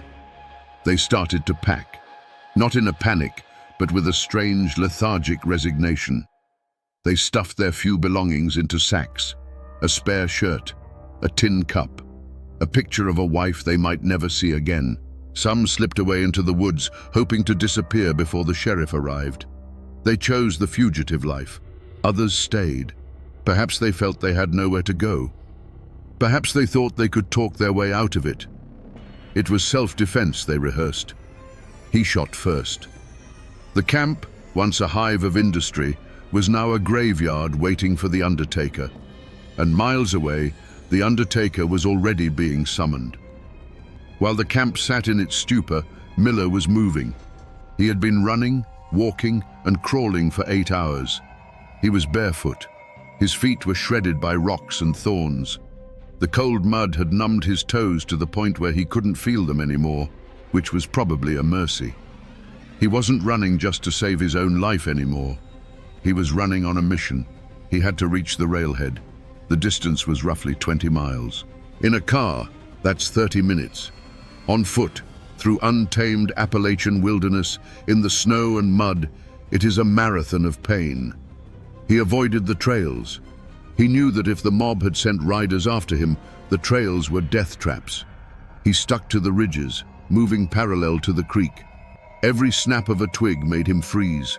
Every shadow looked like a man with an axe. He was hallucinating from exhaustion. The trees seemed to be leaning in, whispering. The wind sounded like voices. But he kept moving. Why? Because he was the witness. He carried the truth. If he died in these woods, the story died with him. The chief would just be another man who vanished in the mountains. The company would write it off as an accident. He reached the edge of the small settlement near the train tracks around noon. He must have looked like a monster. Covered in mud, clothes torn to rags, dried blood on his face. He stumbled into the general store, the only place with a telegraph or a telephone line to the county seat. The shopkeeper looked up, terrified. "Good God, man. What happened?" Miller collapsed onto a crate. He gasped out the words that would bring the hammer down. "They killed him. They killed them all. Send the sheriff." The message went out over the wire. Dots and dashes traveling instantly across the miles that had taken him all night to cross. "Trouble at Camp 4. Send deputies. Urgent." In the county seat, the sheriff read the telegram. He didn't ask questions. He didn't wait. In 1887, the law didn't come with sirens and flashing lights. It came on horseback, heavily armed. The sheriff gathered a posse. He deputized men on the spot. "Bring your Winchester," he said. "We have a war in the woods." They rode out within the hour. Miller watched them go. He didn't go back. He never went back. But the wheels of justice, slow, grinding, and often brutal, had been set in motion. The posse arrived at the camp 2 days later. They expected a fight. They rode in with rifles raised, spread out in a skirmish line. But they didn't find a fortress. They found a ghost town. Most of the workers had fled. The ones who remained were the broken ones, the old, the injured, or the ones who simply didn't have the will to run. They offered no resistance. They surrendered their axes and their few pitiful firearms. The investigation that followed was less CSY and more Wild West. The sheriff wasn't interested in fingerprints. He wasn't interested in motive. He looked at the body of the chief, still wrapped in the tarp. He looked at the blood on the floor. "Who did this?" he asked. Silence. I said, "Who did this? If you don't speak, you all hang." This is where the law of the frontier gets complicated. In a modern court, you need to prove who struck the fatal blow. You need to prove intent. You need individual culpability. But in 1887, there was a concept known as joint enterprise. If you were part of the mob, you were guilty of the murder. It didn't matter if you swung the axe or just held the lantern. You were there. You were complicit. But identifying them was a nightmare. The men who stayed claimed they were asleep. They claimed they saw nothing. They claimed strangers came out of the woods. It was a wall of silence. But the law has ways of breaking walls. They arrested everyone. They chained them together and marched them back to town. It was a long, humiliating procession. The timber beasts, now shackled like animals. The trial was swift. The newspapers had a field day. They painted the workers as savages, anarchists, monsters of the forest. The nuance of the debt, the starvation, the unfairness that didn't sell papers. Axe murderers sold papers. Miller testified. He pointed fingers. That one was there. That one held the door. But even he couldn't be sure in the dark. In the end, justice was messy. A few men were sentenced to hard labor. A few were acquitted for lack of evidence. But the ringleaders, the ones who actually struck the blows, most of them were never caught. They vanished into the West. They changed their names. They melted into the vastness of America. In the mountains, there is the law of the book and the law of the blood. They rarely speak the same language. The law of the book said justice was served. Some men went to prison. The case was closed. But the law of the blood knew the truth. The real perpetrators, the rage, the desperation, the system that pushed them, walked free. And the men who went to prison, they weren't the villains. They were just the ones who got caught standing still when the music stopped. So, what did the company do? You might expect that after a tragedy like this, a massacre of their own management, a destruction of their property, there would be a reckoning, a change in policy, maybe even a memorial. You would be wrong. To the lumber barons sitting in their mahogany-paneled boardrooms in Chicago or Philadelphia, this event was not a tragedy. It was a line item. It was a write-off. The telegram arrived. Operations suspended at Camp 4 due to labor unrest. Manager deceased. Equipment damaged. They didn't weep for the chief. He was an employee. He was replaceable. They didn't weep for the workers. They were tools. They were replaceable. The only thing that mattered was the timber. The trees were still standing. The asset was still there. Within 2 weeks, a new manager was hired. He was likely given a slightly higher salary, hazard pay. He was given a new ledger. New workers were recruited. They pulled them from the cities, from the arriving boats at Ellis Island. Job opening in Kentucky, the flyers said. Good wages, fresh air. They didn't mention the axes. They didn't mention the blood soaked into the floorboards of the cabin they would be sleeping in. The families of the dead? They got nothing. No pension, no apology. If anything, the company likely sent a bill to the widows for the unrecovered debt of their dead husbands. This is the cold, hard math of the industrial age. The machine does not stop for the individual. It grinds on. The camp reopened before the winter was even out. The new men slept in the same bunks. They ate at the same tables. Did they know? Maybe they found a dark stain on the wood that wouldn't scrub out. Maybe they found a notch in a door frame and wondered what made it. But they didn't ask. You don't ask questions when you need the money. The lumber from that season, the trees cut by the men who replaced the murderers, was shipped down the river. It was milled into planks. It built houses in Cincinnati. It built barns in Indiana. People lived in those houses. They raised children within those walls. They had no idea that the wood surrounding them was harvested in the shadow of a massacre. This is the terrifying resilience of commerce. It absorbs horror and turns it into profit. The story of the massacre faded.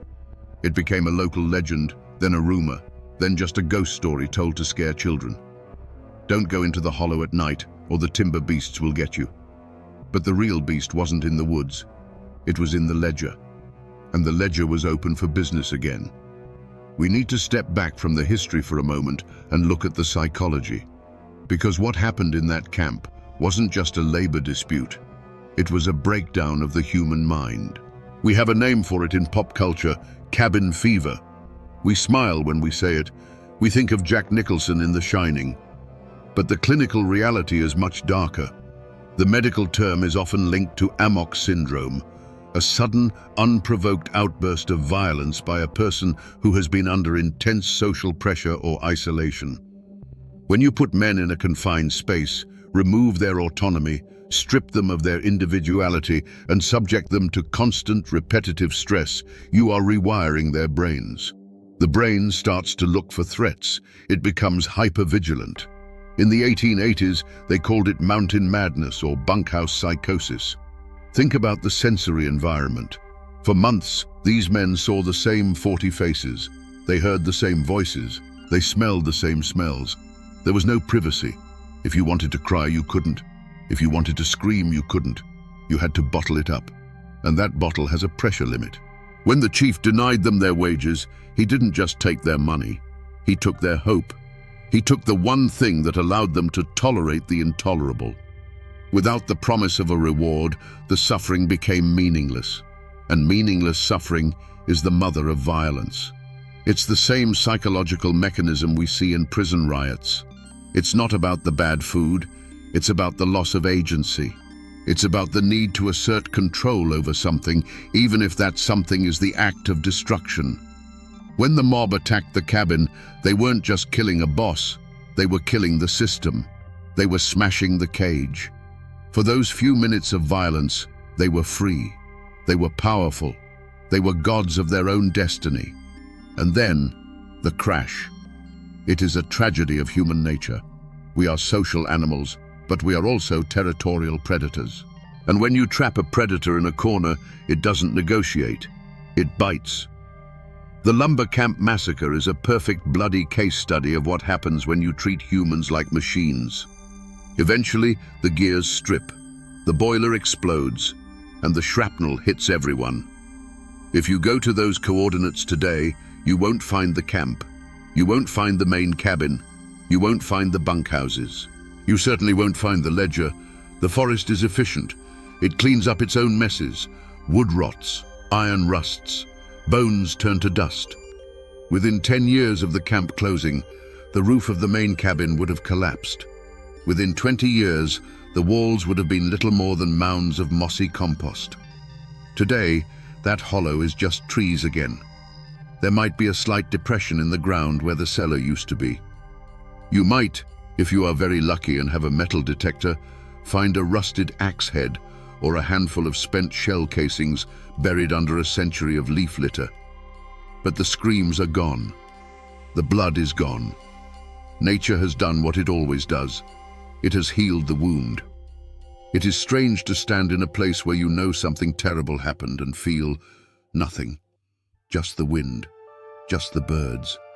The trees that grow there now are the great-grandchildren of the trees that witnessed the massacre. They don't remember. But the history is there if you know how to look for it. It's in the archives of the local courthouse. It's in the yellowed newspaper clippings. It's in the genealogy of families who wonder why their great-grandfather went west and never wrote back. The forest reclaims the physical evidence, but it cannot reclaim the story. That is our job. We are the memory keepers. We are the ones who dig up the ghosts and ask them what happened.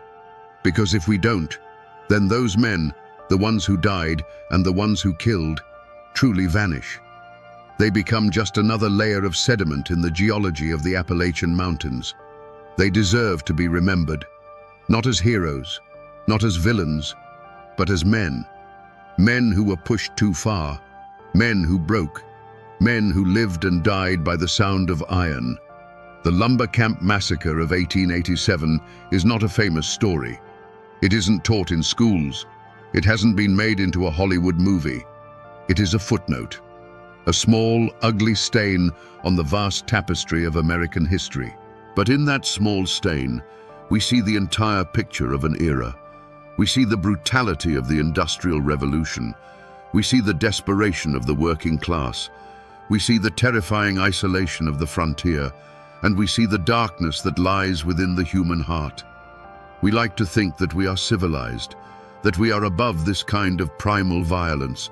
But put us in the woods, take away our food, take away our hope, and we are just timber beasts in waiting. Those men went into the woods to build a future. Instead, they built a tragedy. But they did build something else. They built America. The timber they cut, the timber that cost them their souls, went on to build the cities we live in. It framed the houses of the Midwest. It laid the tracks for the railroads.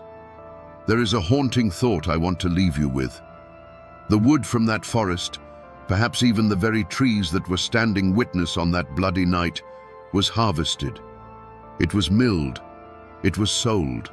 It built houses that people still live in today. So, somewhere in America, there is a family sitting in a living room. They are laughing. They are safe. And they are completely unaware that the beams above their heads, the floorboards under their feet, hold a secret. They are surrounded by wood that was paid for in blood. Walls that hold the echoes of a scream in their grain. History is not in the past. It is the structure of our present. We are living in the house that they built.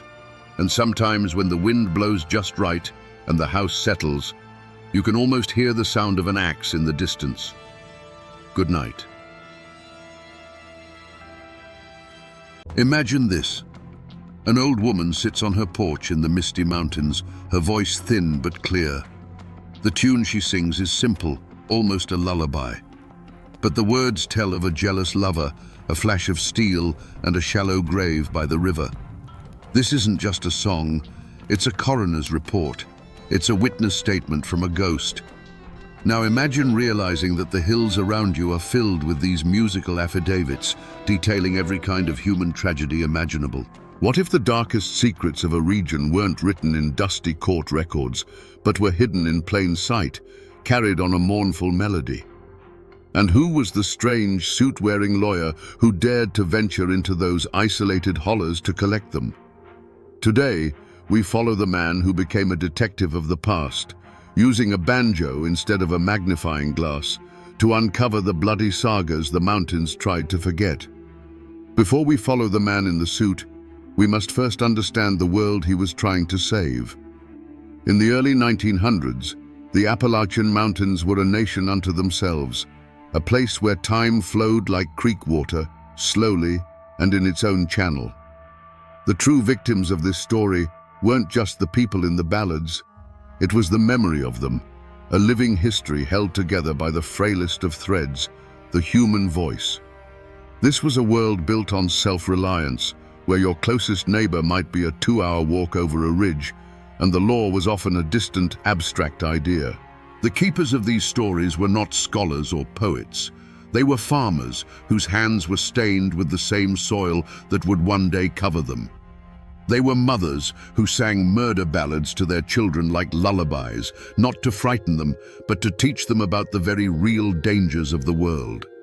Their lives were a cycle of hardship and small joys, marked by the seasons, the birth of a child, or the death of a neighbor.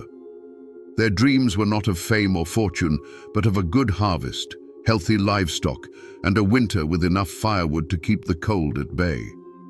The mountains themselves were a living character in every story. They were a fortress that protected this unique culture, but also a prison that bred isolation and suspicion. A foggy hollow could hide a moonshine still, a family feud, or a fresh grave with equal ease. The deep woods and winding trails that were a source of life and sustenance could also swallow a person whole, leaving behind nothing but a whispered story. Justice here was often personal, and consequences were swift and final. These ballads, then, were more than just entertainment for long winter nights. They were the community's collective memory, its legal code, and its moral compass. A song about a betrayed lover was a stark warning. A ballad recounting a feud served as a map of bad blood, reminding each new generation who their friends were and who they could never trust. To lose these songs would be like a town losing its courthouse records, its newspaper archives, and its gravestones all at once. But even in this isolated world, shadows were beginning to gather. The first crackle of the radio was starting to echo through the hollows, bringing with it new songs from faraway cities. Young folks were hearing tales of a different life, a world of electricity and automobiles, and some were beginning to see the old ways as a burden. An entire library of ghosts, a complete history of human passion, violence, and sorrow, was at risk of fading into an unspoken silence, and only a very few seemed to notice. When Bascom Lamar Lunsford arrived in a remote hollow, he was stepping into a unique kind of crime scene, one where the evidence was not bloodstains or broken furniture, but fading memories and fractured melodies. The first sign that something was wrong was often the silence. He would visit a family known for its music, only to find the younger generation knew the latest radio hit, but not the half-forgotten ballad their own grandfather used to sing about a local tragedy. The air was thick with an unnatural quiet, the sound of a culture slowly losing its voice. The clues he found were scattered and cryptic. In one cabin, he might collect a single haunting verse of the Omi Wise saga, a piece of the story preserved like a shard of bone. Miles away, over another ridge, he might hear the same melody, but attached to a different set of words, the names changed to protect a long-dead ancestor. He would find specific, tangible details embedded in the lyrics, the mention of the Yadkin River, or a landmark like Adams Falls, clues that felt as real and specific as a footprint left at the scene of a crime. These weren't just random stories, they were anchored to the very soil beneath his feet. Yet this evidence only deepened the mystery. The scene spoke of chaos and the ravages of time. For every fact a song seemed to preserve, it offered 10 contradictions. Was Tom Dula a heartless killer, or a handsome fool manipulated by a jealous woman? The ballads Lunsford collected painted him as both, sometimes in the very same version. The trail of truth was overgrown with decades of gossip, family pride, and the simple, inevitable erosion of memory. The mountains held the secrets, but they offered no easy answers. Lunsford quickly realized his task was far more complex than simple recording. He was an archaeologist of sorrow, trying to reconstruct a complete skeleton from a handful of scattered, mismatched bones. Every person he spoke to was a witness, but their testimony was shaped by who told them the story and why. The wilderness he was navigating wasn't just the dense laurel thickets and steep ravines of the Blue Ridge, but the tangled, treacherous landscape of human memory itself, and it was filled with a multitude of unsettling questions. The first and most powerful suspect in the slow murder of these mountain sagas was the community itself. Lunsford quickly discovered that the greatest threat to a story was often the pain it carried. These weren't tales of distant kings and queens, they were raw, open wounds in the local memory.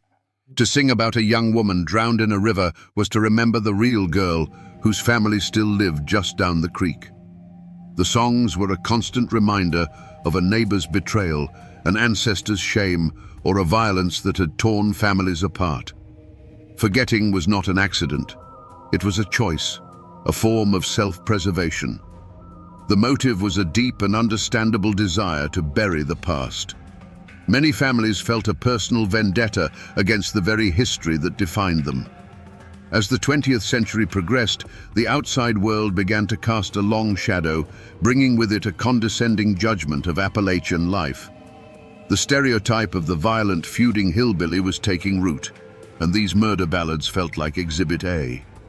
To the younger generation especially, these songs were not a proud heritage, but a source of shame, a link to a brutal past they were desperate to escape. They wanted radios and cars, not grim reminders of the bad old days. The evidence of this quiet conspiracy was everywhere Lunsford looked. He'd approach an old man known to be a master fiddler and ask about a specific feud ballad, only to be met with a stony silence and the curt reply, "We don't trouble with that one no more." Parents actively stopped teaching the darkest songs to their children, preferring to pass on church hymns or the cheerful, impersonal tunes coming over the airwaves.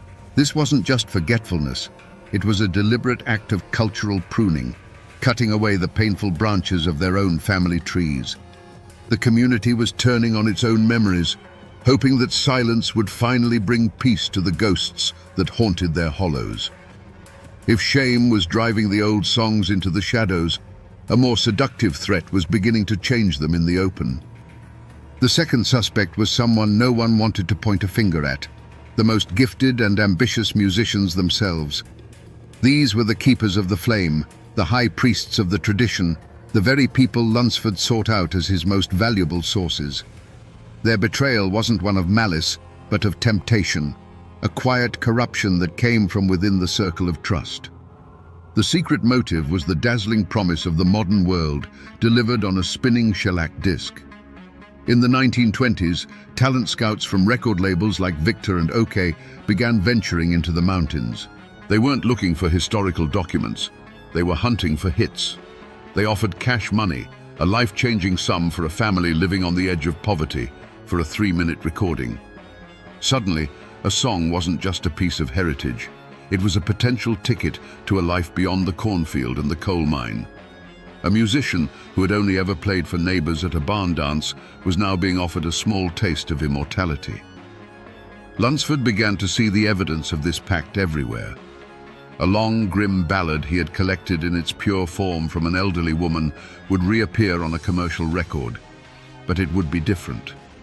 The 15-verse saga of a bloody feud, with all its specific names and local details, was trimmed to a tidy 3 minutes. The killer's chilling, remorseless confession was replaced with a more palatable, moralizing chorus. The very soul of the story, its raw, uncomfortable truth, was being sanitized for sale. The custodians of the culture, in their understandable desire for a better life, were becoming agents of its alteration, polishing the jagged edges off the evidence until it no longer told the whole story. But the most dangerous intruder didn't carry a gun or a land deed. It arrived in a polished wooden box and spoke with 1,000 voices from a world away. The third suspect was a vast, impersonal, and relentless force, the rise of national mass media spearheaded by the radio. This was an entity with no face and no name, an invisible invader that could slip through the cracks of the tightest-knit community and whisper its promises directly into the heart of the home. Its motive was not malicious. It was something far more powerful: commerce. The radio wasn't interested in preserving the grim history of a specific mountain county. Its purpose was to create a single, unified American culture, one that bought the same soap, drove the same cars, and listened to the same songs. The old ballads, with their dark themes, rough edges, and hyper-local references, were an obstacle to this new, streamlined world. They were static in the signal of progress, a relic that didn't fit into a tidy, half-hour sponsored program. The presence of this threat created a quiet, creeping sense of cultural anxiety. The ancient art of storytelling, of passing a song from one generation to the next on a cold winter's night, was suddenly in competition with professional comedians and crooners from Nashville and New York. The local fiddler, a hero in his community for decades, now sounded amateurish compared to the polished bands broadcasting from the Grand Ole Opry. This external force didn't need to threaten or intimidate. Its very existence was a judgment. It carried an air of quiet menace, not with violence, but with the subtle, corrosive suggestion that the old ways were no longer good enough. In the beginning, Bascom Lamar Lunsford approached his collection like the lawyer he was, with a methodical belief that for every crime there was a single, definitive truth. He ventured into the mountains not just as a collector, but as an investigator, certain that he could track down the one pure version of each ballad, the original testimony that had been passed down unaltered through the generations. He believed that somewhere, in the most remote cabin, held in the memory of the oldest living soul, was the definitive, uncorrupted story of what truly happened to Laura Foster. He pursued this phantom through the rugged wilderness of human memory. He would meticulously record what he believed was the final word on the Tom Dula saga from a farmer in Wilkes County, only to travel 20 miles over the next ridge and hear a contradictory version from the man's own cousin. One song painted Tom as a romantic fool, another as a heartless killer. Ann Melton was a jealous accomplice in one holler and an innocent victim of rumor in the next. Every promising lead, every witness who claimed to have the real story from their great-grandmother, only led to another dead end, another fork in the trail. The single solid truth he sought was a red herring. He also assumed that the most celebrated local musicians, the prize-winning fiddlers and banjo pickers, would be the most reliable keepers of the ancient songs. He followed the sound of their music to barn dances and town squares, hoping to find the mother lode. But this trail, too, quickly went cold. He discovered that these were often the very people who had already been compromised. They were the first to be tempted by the record companies, the quickest to alter a 15-verse ballad into a catchy 3-minute tune. Their brilliant playing was often a cover for a story that had been stripped of its soul. The frustration for Lunsford must have been immense. The logical, orderly processes that worked in a courtroom were useless here. The evidence was alive, constantly changing with every telling. His investigation was yielding not clarity, but a growing, maddening fog. In the communities, his relentless, probing questions began to stir a quiet unease. The fear was growing that perhaps these stories were not meant to be solved. Perhaps in trying to untangle the truth, this man from the outside world was simply pulling apart the last fragile threads holding their entire history together. As Bascom Lamar Lunsford pushed deeper into the mountains, the friendly smiles and offered dippers of water remained, but a new barrier rose to meet him, one as real as a stone wall, yet completely invisible. He was running into the unspoken law of the hills, a code of silence as old as the feuds themselves. The moment he moved beyond pleasantries and asked for a specific bloody ballad by name, the air on the porch would grow still. Eyes would drop. The answer was almost always the same: a slow shake of the head and a quiet mumble of "don't rightly recall that one," or the even more final, "we let that story die with the old folks."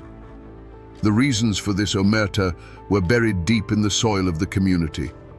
These songs were not abstract folklore, they were active social documents.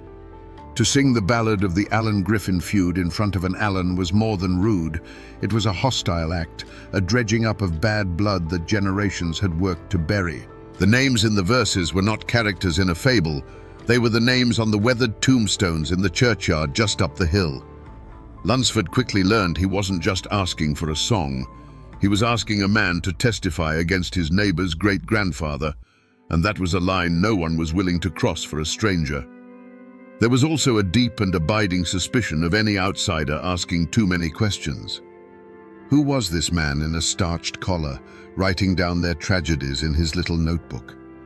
The mountains had a long memory of being exploited by timber companies, by coal barons, and by condescending writers who came to caricature their way of life. Was Lunsford any different?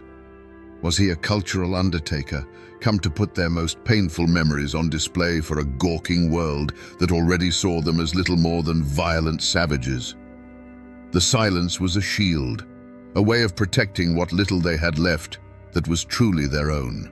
The psychological toll on the few who considered breaking this code was immense. One old woman, who knew a version of a local murder ballad that Lunsford had been searching for years, would only agree to sing it for him in her spring house, with the door bolted and the sound of the running water masking her voice. She was terrified, not of physical harm, but of something worse: the judgment of her neighbors, the quiet shunning that would follow if they knew she had given away their ghosts. In these hills, a reputation was all a person had, and the price for breaking the wall of silence was to lose it forever. For months, perhaps years, Bascom Lamar Lunsford operated as a detective chasing a ghost. He was searching for a single, verifiable truth, a definitive version of each ballad that could be entered into the record as historical fact. But the mountains resisted. The contradictions piled up, the silence grew deeper, and the logical mind of the lawyer was nearing a point of despair. He had a collection of beautiful broken fragments, but the complete, unassailable story he sought remained as elusive as smoke. The trail, it seemed, had finally gone cold. The turning point came not with a dramatic deathbed confession, but in a moment of quiet frustration. He was sitting on a porch with an elderly woman, trying once again to coax from her the full version of a local feud ballad. She would sing the beginning, her voice strong and sure, but when it came to the verses describing the killing, she would stop, shake her head, and hum a different tune, a simple, mournful church hymn. Lunsford, seeing another day's work dissolving into another dead end, was about to pack his things. But then he stopped, and he listened. He truly listened, not to the words, but to the feeling behind them. In the sorrowful cadence of that hymn, he suddenly heard the echo of the murder ballad. The forgotten clue wasn't a hidden lyric or a secret name. It was the realization that the emotion was the one thing that had survived intact. The community might change the names, forget the details, or refuse to speak the violence, but they never forgot the grief. The hymn was their way of telling the story when the story itself became too terrible to tell. It was the emotional core, the untainted piece of evidence he had been overlooking this whole time. This moment changed everything. It was as if a key had turned in a lock he didn't even know was there. He realized his entire approach had been wrong. He was not a detective hunting for a single culprit or a single truth. He was an archivist of human heartbreak. The contradictions and variations weren't flaws in the evidence. They were the evidence. They showed how a community grappled with, processed, and tried to heal from a trauma over generations. A renewed urgency surged through him. He had to collect it all, every fractured verse, every sanitized radio version, every mournful hymn that carried the ghost of the original tragedy. The real story wasn't in any single song, it was in the sum of all of them. With this new understanding, Bascom Lamar Lunsford stood like a prosecutor ready to deliver his closing argument. But in the spectral courtroom of his mind, the witness stand was empty, and the jury box was filled with ghosts. He had spent years searching for a single villain responsible for the slow death of the mountain sagas. He had cross-examined shame, ambition, and the relentless march of progress. And now, as he pieced together the fragments of evidence, the half-remembered verses, the sanitized records, the telling silences, the horrifying truth finally took shape. There was no single culprit. It was a conspiracy. He finally saw the first conspirator for what it was, the community's own shame. This was the inside man, the accomplice who unlocked the door and let the other forces in. The raw, bloody memories of the ballads had become a burden, a mark of otherness in a world that was rapidly modernizing. By choosing to bury their most painful stories, by refusing to teach their children the songs of feud and betrayal, the mountain folk had, with the best intentions, created a vacuum. They had disarmed their own culture, leaving it vulnerable and defenseless against the coming storm.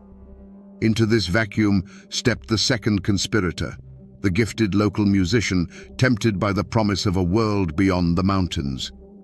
These were not villains, but tragic figures caught between two worlds. Driven by the understandable human desire for a few dollars and a little recognition, they became the unwitting agents of the crime. They took the raw, unvarnished testimony of the old songs and polished it for public consumption. They cut out the darkest verses, smoothed over the rough language, and sold a palatable, commercialized ghost of the real thing. They were the ones who put the forged signature on a false confession. And finally, Lunsford saw the mastermind, the cold, impersonal force that had orchestrated the entire affair, the radio and the rise of a national commercial culture. This was the entity that provided the motive, the means, and the opportunity. It offered a shiny, new, and effortless form of entertainment that made the old ways seem obsolete. It whispered the promise of a unified America where everyone listened to the same songs and shared the same simple stories.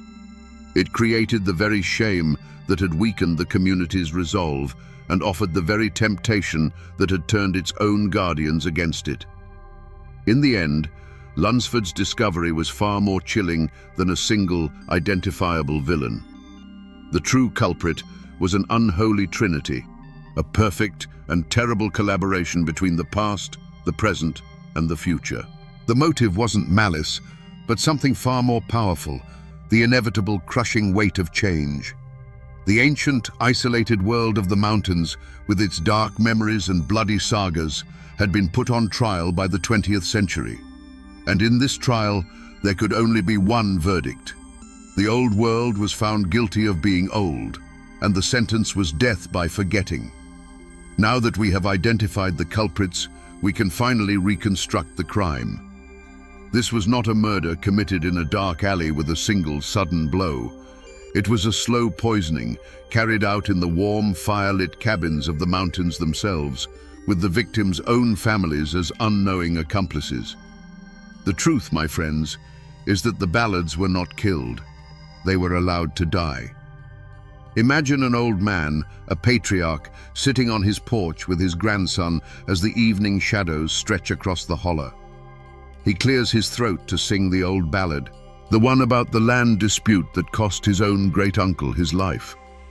He begins the first verse, his voice a familiar, comforting rasp. But then he looks at the boy, who is wearing a store-bought shirt and whose mind is full of things like automobiles and the world beyond the ridge. And the old man's voice falters. The next words, the ones about the gunshot and the bitter feud, freeze in his throat. In that moment of silence, a story that had survived for a century suffers a mortal wound. It doesn't end with a scream, but with a quiet, heartbreaking stillness. Now picture a different scene, a few years later. A talented young fiddler, the pride of his county, sits stiffly in front of a strange, cone-shaped microphone in a makeshift studio in a Bristol hotel room. A man in a suit tells him he has 3 minutes.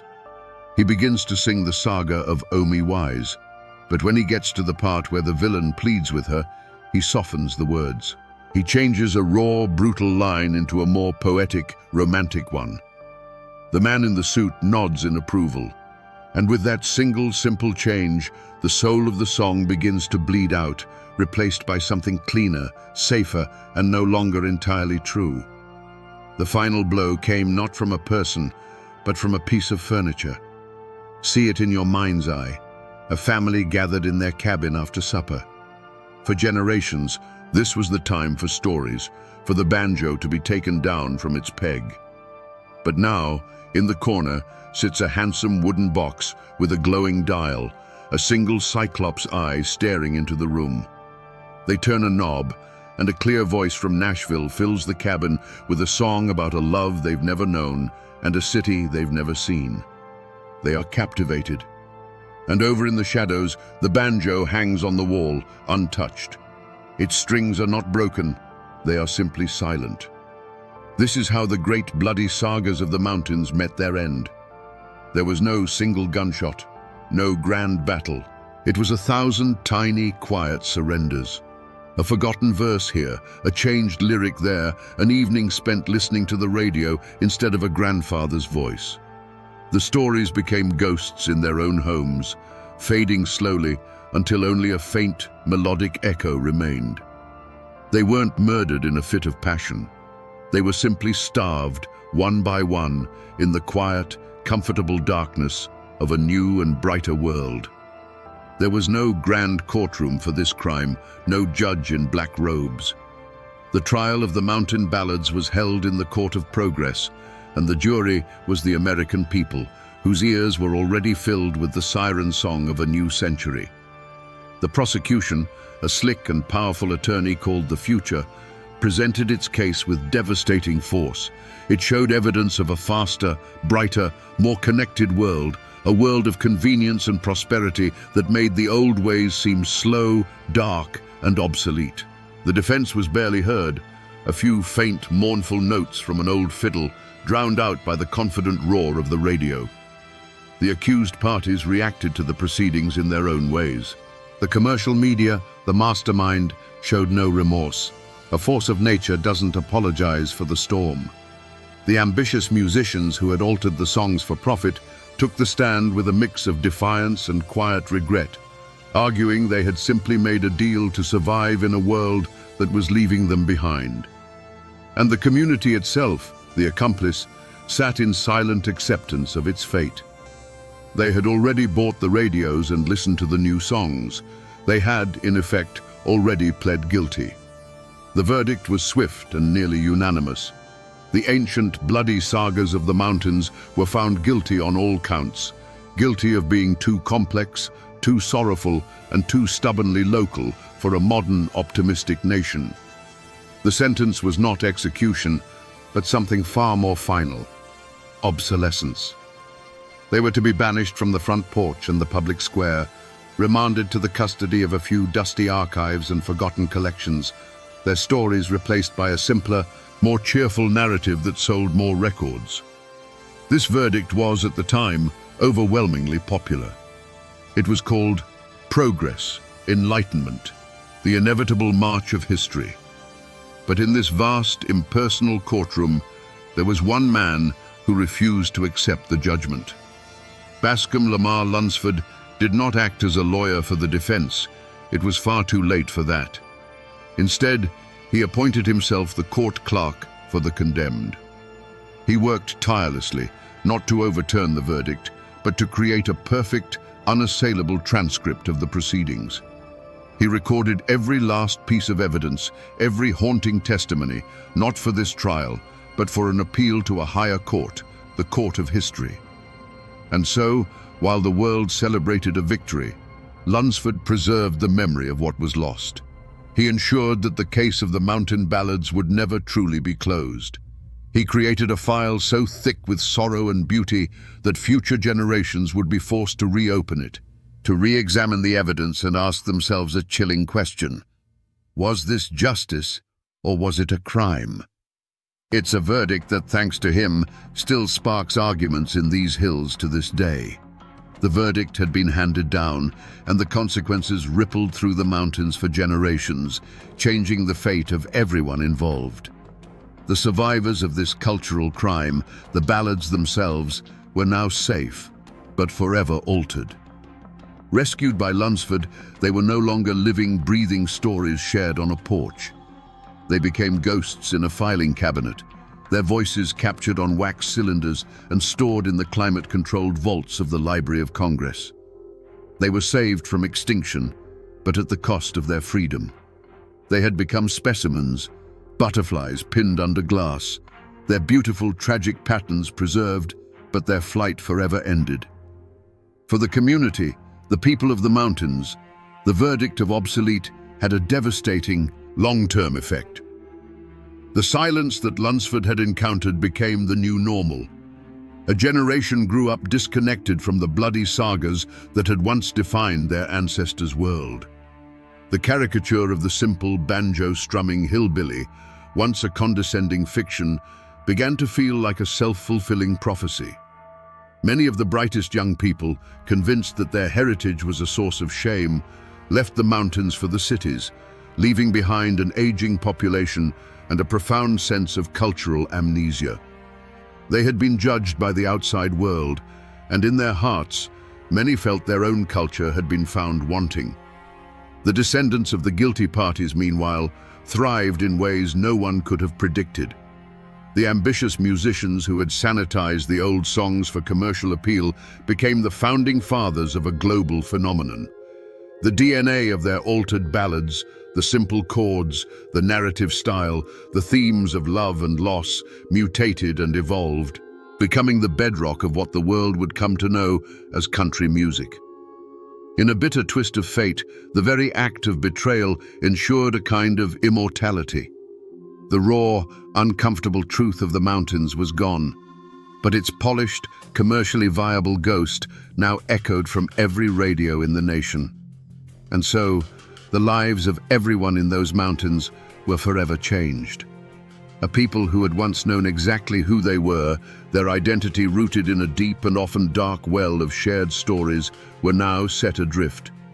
They inherited the accent, the family names, and the stunning, unforgiving landscape, but they had lost the lyrical map that explained what it all meant. They became haunted not by the ghosts of the old stories, but by the far more unsettling ghost of their absence. You might think the story ends there, in a dusty archive, with the final verdict rendered by a changing world. But if you know where to look, you can still find the evidence of Bascom Lamar Lunsford's investigation scattered all across these hills.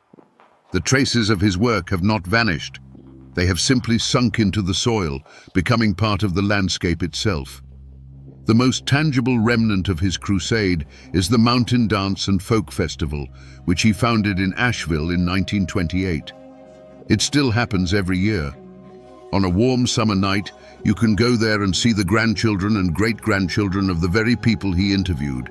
You can see them playing the same banjos, dancing the same steps, and most importantly, singing the same songs. It is a living, breathing wake, a place where the ghosts Lunsford collected are brought out into the light, not to be mourned, but to be celebrated. It is his final, defiant piece of evidence, presented to a new jury year after year. The songs themselves are another echo.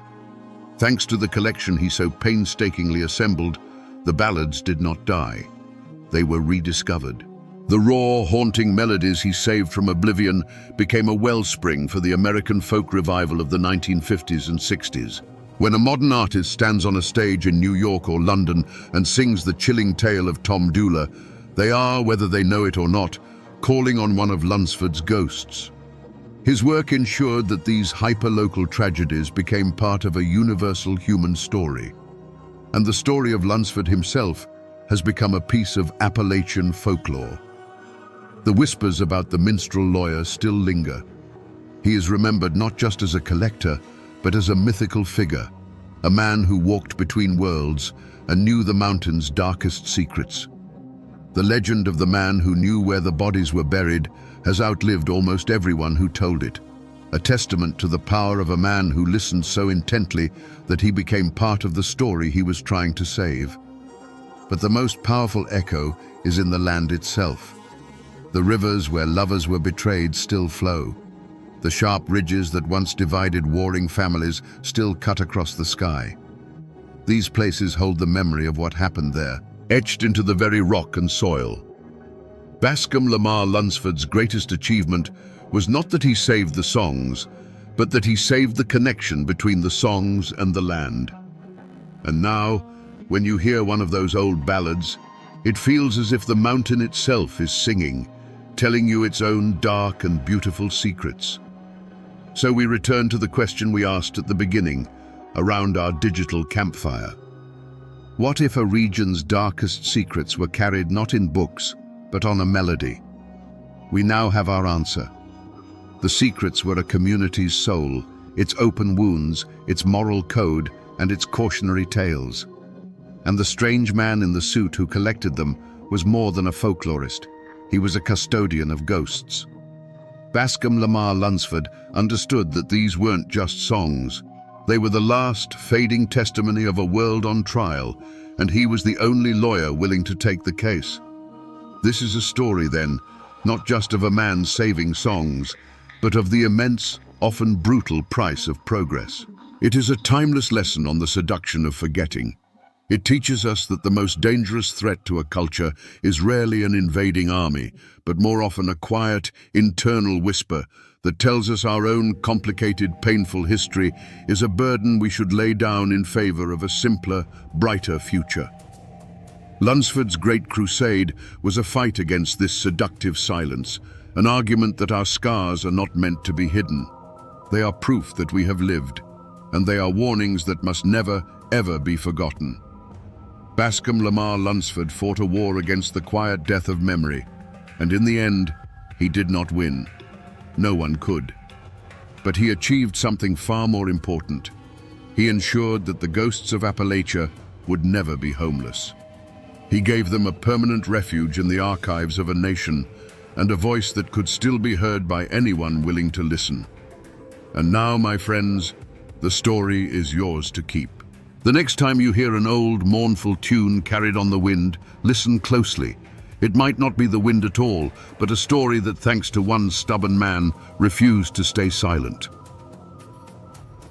They said bullets curved around him in the air. They whispered that he could melt into the mountain fog like a ghost, that he'd made a deal with the devil himself in some dark and lonely hollow. For years, the name Jacko Fraser was enough to make a child stop crying and a grown man bolt his door at night. The law called him a murderer. But the people who lived and died in these hills had another name for him, the White Devil. But how does a man become a monster? How does flesh and blood turn into a legend that haunts a landscape for 100 years? Today, we hunt for the truth behind the ghost story. To understand a man like Jacko Fraser, you first have to understand the world that made him. Imagine the Cumberland Mountains in the late 1800s on the jagged border of Virginia and Kentucky. This was a land forgotten by God and the government, a place of stunning beauty and breathtaking cruelty. The mists that clung to the hollows hid deep secrets, and the ancient hills had seen more than their share of blood and tears. The Civil War had ripped through these communities, leaving behind not just poverty, but a generation of men who had been taught that the fastest way to solve a problem was with a rifle. They came home to find their farms in ruins and their futures uncertain. The law, in this part of the world, was a distant rumor. A county sheriff might hold authority in the dusty courthouse square, but out in the winding creeks and isolated cabins, His power faded to nothing. Here, a different law held sway, the law of the clan. Family was everything. Your name was your flag. Your cousins were your army. An insult to one was an insult to all, and debts of honor were paid in blood. This was the era of the great feuds, like the Hatfields and McCoys, where violence was not just an outburst of anger, but a structured part of life, a grim inheritance passed down from father to son. This fierce loyalty was born of isolation. The dense forests and impassable ridges didn't just separate families from the outside world, they separated them from each other. Every farmstead was its own small kingdom, every cabin a fortress. Strangers were viewed with suspicion, and a man representing the government was seen as the biggest stranger of all. People here learned to rely on themselves, their kin, and their own judgment. But self-reliance couldn't always put food on the table. This was a world of grinding poverty. Families survived on what they could scratch from the rocky soil, what they could hunt in the deep woods, and what they could distill in a hidden still under the light of the moon.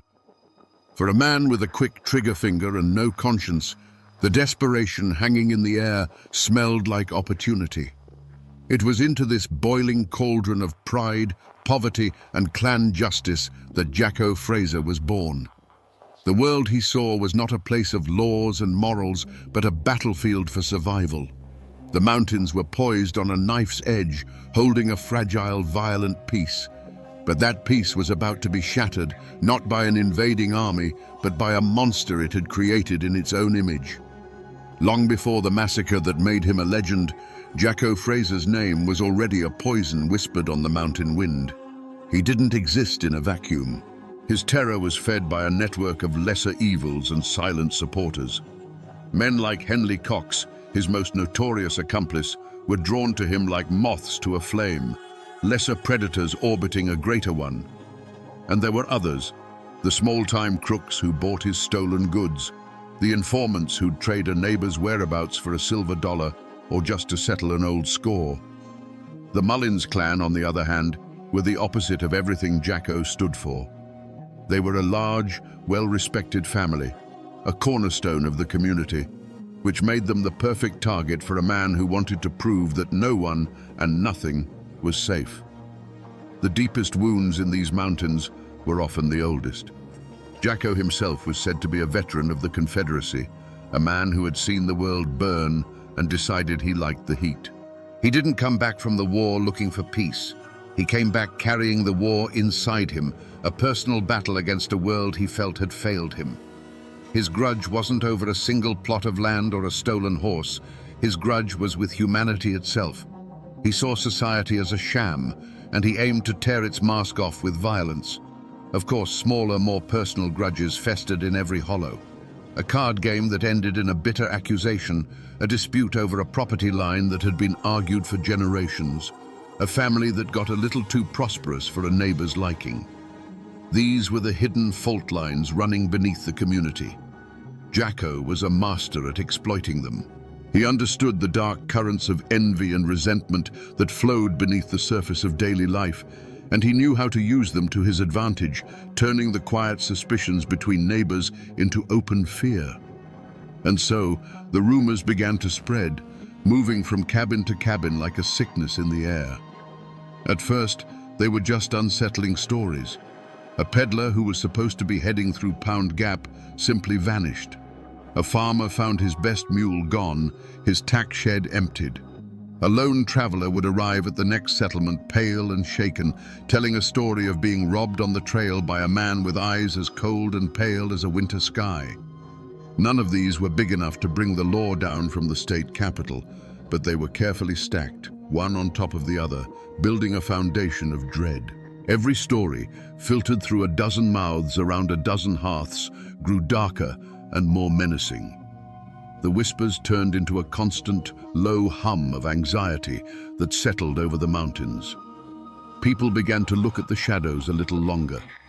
The sound of a horse at night was no longer a comfort, but a cause for alarm. The community was being slowly poisoned, not just by Jacko's deeds, but by the fear of what he might do next. The stage was being set for an act of violence so brutal it would turn whispered rumors into terrified screams. The year was 1892. For the Mullins clan, it was a day of prosperity. Several members of the family, including Ira Mullins, his wife, and other kinsmen, had made the long journey by wagon to the nearest town. They were returning home, their carts laden with goods, and more importantly, their pockets heavy with cash from a successful day of trading. We're talking several $100s, a staggering fortune in those mountains, enough money to set a family up for a year, or to make a desperate man do the unthinkable. Imagine the scene. A narrow mountain path, barely wide enough for their wagons, snaking its way through the dense, dark woods of Pound Gap. The late afternoon sun was beginning to fail, casting long, distorted shadows that clawed at the edges of the trail. The air grew cooler, carrying the scent of damp earth and decaying leaves. The steady creak of the wagon wheels and the soft plod of the horses were the only sounds in a world that was growing unnaturally quiet. The birds had stopped singing. The woods were holding their breath. It was a feeling every mountain person knows in their bones. The difference between a peaceful silence and a waiting one. Perhaps one of the men glanced nervously into the darkening trees. Perhaps a child in the wagon pulled a blanket a little tighter around their shoulders, sensing a shift in the air. They were on their own land, just miles from the safety of their homes. But that feeling of safety was beginning to fray like an old rope. They were being watched. Suddenly, from the deep shadows of the forest, a command rang out, a harsh voice slicing through the quiet, telling them to halt. But this wasn't a warning. It was a declaration. Before the echo had even died, the trees erupted in a blaze of rifle fire. The led horse screamed and reared, falling in its traces. The quiet evening was shattered by the roar of guns, the splintering of wood, and the first cries of shock and pain. This wasn't a robbery. This was an execution. The point of no return had arrived, not with a whisper, but with a thunderclap of violence that would stain these mountains forever. The ambush was brutally efficient. The narrow pass became a slaughter pen, a claustrophobic trap from which there was no escape. The first volley of shots sent a wave of chaos through the wagon train.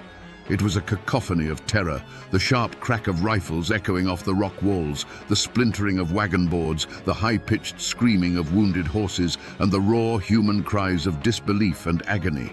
Men who had been solid, living figures just a second before now crumpled to the ground, becoming nothing more than dark shapes in the failing light. But the attackers were not wild animals in a frenzy. They moved with a chilling purpose, emerging from the tree line like specters. Among them, one figure moved with a terrifying calm, his pale eyes scanning the wreckage with an unnerving detachment. This was not a fight. It was a harvest. As the survivors scrambled for cover that didn't exist, Jacko Fraser and his men moved in, their rifles barking with methodical precision, each shot finding its mark. Ira Mullins lay wounded in the dirt, the life seeping out of him onto the very land his family had worked for generations. A shadow fell over him. He looked up to see Jacko Fraser standing there, his face as impassive as carved stone. There was no rage in his eyes, no flicker of emotion at all. It was the cold, empty gaze of a man looking at an object, not a human being. A revolver appeared in Jacko's hand. The metallic click of its hammer being pulled back was the loudest sound in the world. Then came a single sharp report that slammed the door shut on Ira Mullins's life.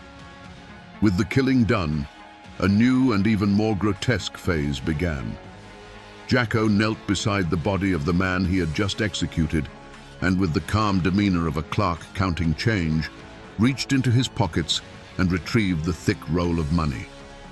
This cold ritual was repeated as the gang moved from one still form to another, their hands searching pockets and pouches. They were not just murderers, they were grave robbers, desecrating their victims before the bodies had even grown cold. When the last echo of gunfire had faded and the last coin had been pocketed, what remained was a tableau from hell. A wagon lay on its side, its contents, flour, cloth, tools, spilled across the dirt road like the entrails of a dying beast. The horses lay tangled in their harnesses, their great bodies still and silent.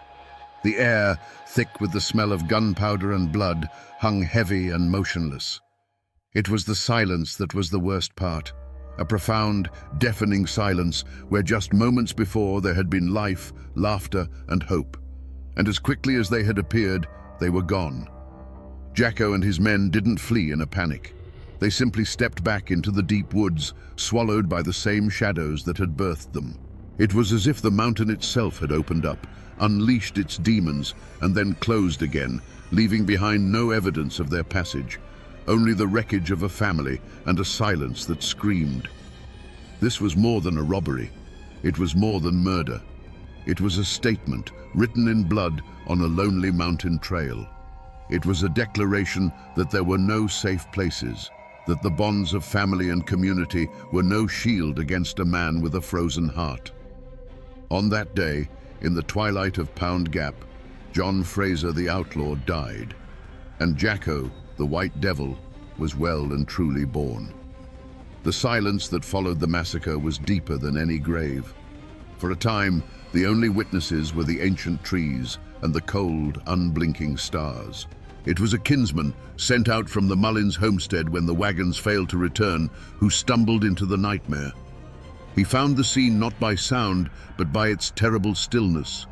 The dark, hulking shape of the overturned wagon, the pale glimmer of spilled flour on the ground looking like a dusting of snow, and then the bodies, scattered among the wreckage like fallen leaves, their stillness an affront to nature itself. The cry that broke from that man's throat was a sound of pure horror, an animal howl of grief that finally shattered the unholy calm. When the news reached the Mullins family, it was like a physical blow, a shock that left them gasping for air. But in the Appalachian heart, grief is a fast-burning fire that quickly turns to iron resolve. The women's wails of sorrow echoed through the hollows, a heartbreaking chorus for the dead. But the men's faces were a different kind of terrible. Their grief was silent, their eyes hard and cold, their hands resting on the stocks of the rifles that were never far from reach. They tenderly carried their dead home, but in their hearts, they were already carrying a vow of vengeance. News in the mountains travels not on wires, but on the wind, passed from cabin to cabin in hushed, urgent whispers. The story of the Pound Gap massacre spread like a plague of fear. It confirmed every dark suspicion, every campfire ghost story. The name Jacko Fraser was no longer just a name. It was a curse, the living embodiment of every settler's deepest fear, the fear of what lurked in the untamed wilderness just beyond the light of their lanterns. Doors were bolted earlier. Men took their rifles with them to plow the fields. The comfortable darkness of the mountains, once a familiar blanket, now felt like a shroud, filled with unseen, malevolent eyes. The sheer brutality of the attack was too much to be ignored, even by the distant and often indifferent hand of the law. The murders weren't just a crime, they were an insurrection against the very idea of society. The authorities in both Virginia and Kentucky, pressured by the influential families and a terrified populace, were finally prodded awake. A substantial reward was offered for the capture of Jacko Fraser and his gang, a fortune that could make a poor man rich for life. The notice was nailed to the courthouse doors and the sides of general stores, turning the ghost into a wanted man with a price on his head. The bodies of the Mullins family were laid to rest in the cold mountain earth, but their story refused to be buried. The massacre became a line drawn in the dirt. On one side was the world of families, faith, and hard work. On the other was Jacko Fraser. He was no longer just an outlaw. He was the White Devil, a figure of folklore born from a real-world atrocity. The hunt was now not just a matter of law, but a crusade. The question was, how do you hunt a man who is already a ghost? The bounty posters were barely dry before the hunt began. This was not going to be a simple posse of local farmers. The states of Virginia and Kentucky marshaled their forces, calling in the best they had. They hired professional detectives from the famed Baldwin Felts agency, outsiders with city methods and a reputation for ruthlessness. But the man chosen to lead the hunt was a legend in his own right, Marshal Big Ed Hall. He was a man cast from the same mountain rock as Jacko, who knew every secret trail and hidden hollow. He was Jacko's opposite, a man of the mountains who had chosen the badge over the outlaw's gun. And alongside the lawmen and hired guns rode men with faces like stone. They were the kin of the murdered Mullins family. They weren't there for the reward money. They were there to settle a family score, and their justice wasn't written in any law book.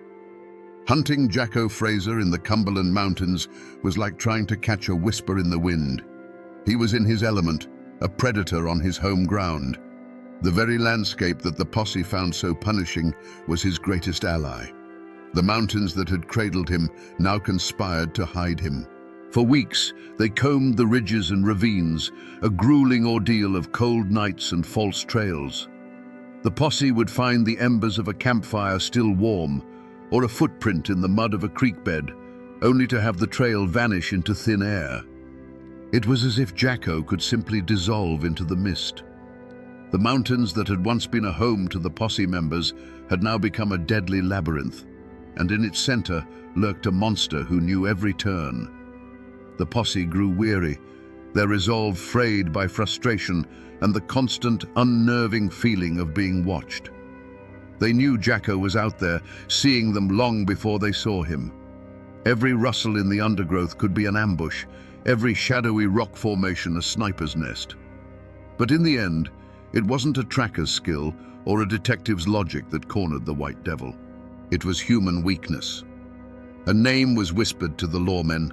An informant, tempted by the life-changing reward or simply terrified into submission, gave up Jacko's hiding place. The mountain's code of silence had finally been broken by the one thing stronger than loyalty: fear. The tip-off led them to a lonely, isolated cabin near the Kentucky border. They surrounded it in the dead of night, a ring of steel closing in under a moonless sky. As the first grey light of dawn touched the peaks, Big Ed Hall gave the signal. The quiet morning was torn apart by a final desperate volley of gunfire as Jacko tried to fight his way out. But it was hopeless. He was one man against a small army.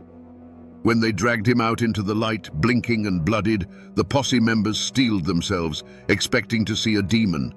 Instead, they saw a man.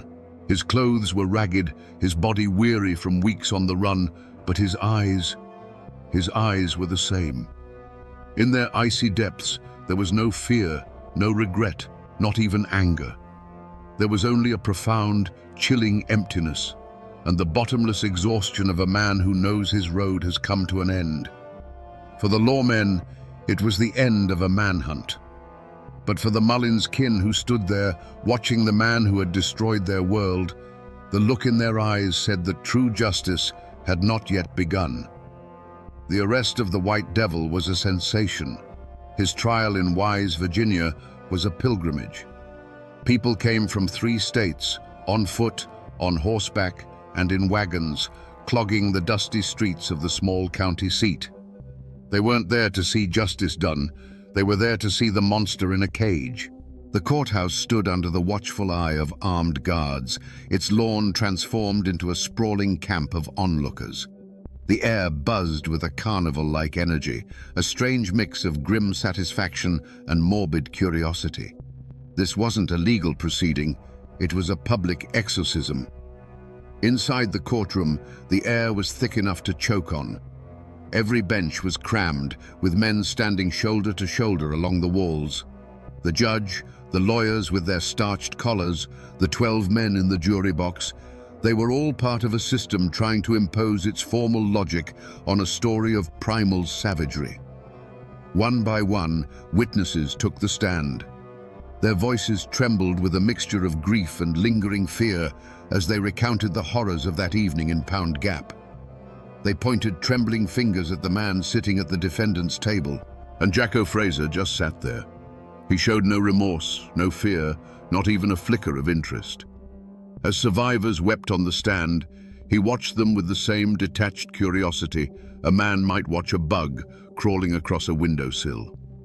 His silence was more unnerving than any outburst would have been.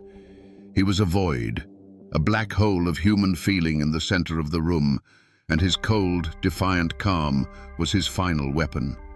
He refused to play their game, refused to give them the satisfaction of seeing him break. He was a monster, and he seemed content to let them know it. The trial was, as everyone knew it would be, a formality. The evidence was absolute, the testimony unshakable. When the jury filed back in, their faces were grim and set. The foreman didn't need to clear his throat. His voice was steady and clear as he pronounced the single word that everyone had come to hear: guilty. A collective sigh, a wave of relief and whispered approval washed over the courtroom. The judge, his voice heavy with the weight of his duty, sentenced John Jacko Fraser to be hanged by the neck until he was dead. The law of men had spoken. But as the crowd spilled back out into the sunlight, a question hung in the air, unspoken but felt by every person who called these mountains home. Was this justice? A clean, quick, state-sanctioned death on a gallows? Did that truly pay the debt for the ambush in Pound Gap, for the cold-blooded murder of men in front of their families? The law had delivered a verdict, a neat and tidy conclusion. But the justice of the mountains, the old law of blood for blood, demanded something more. It demanded an ending as brutal as the beginning. The court had provided a legal answer, but the people were still waiting for a final moral one. On September 15th, 1893, a trapdoor opened in Wise, Virginia, and the physical life of Jacko Fraser came to an end. They say a great sigh of relief swept through the crowd, as if a poison had finally been purged from the air.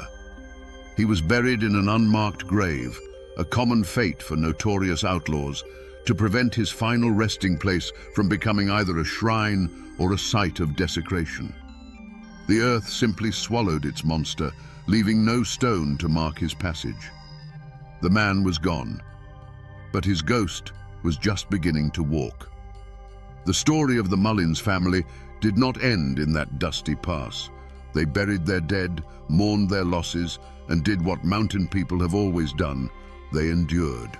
Their family line continued, a testament to a resilience far stronger than Jacko's nihilistic rage.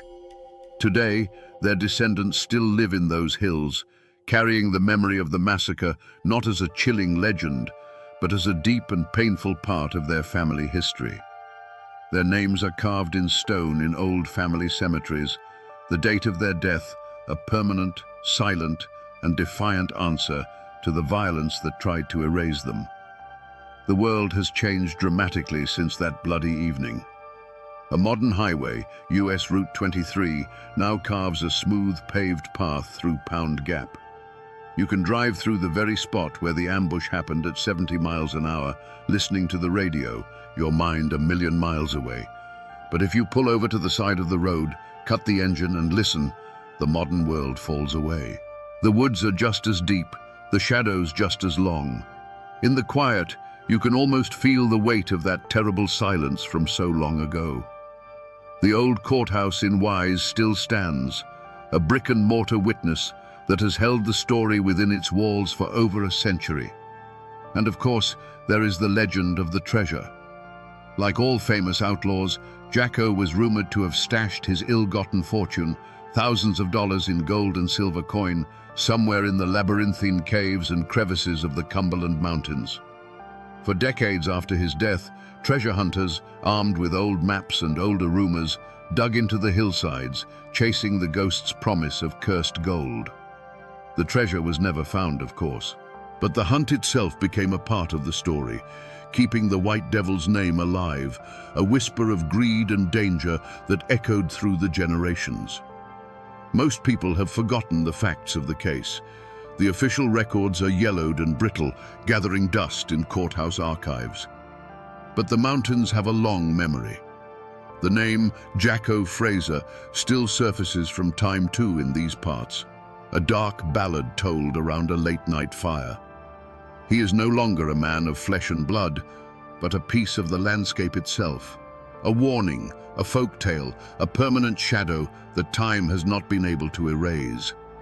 So we return to the question we asked at the very beginning. How does a man become a monster?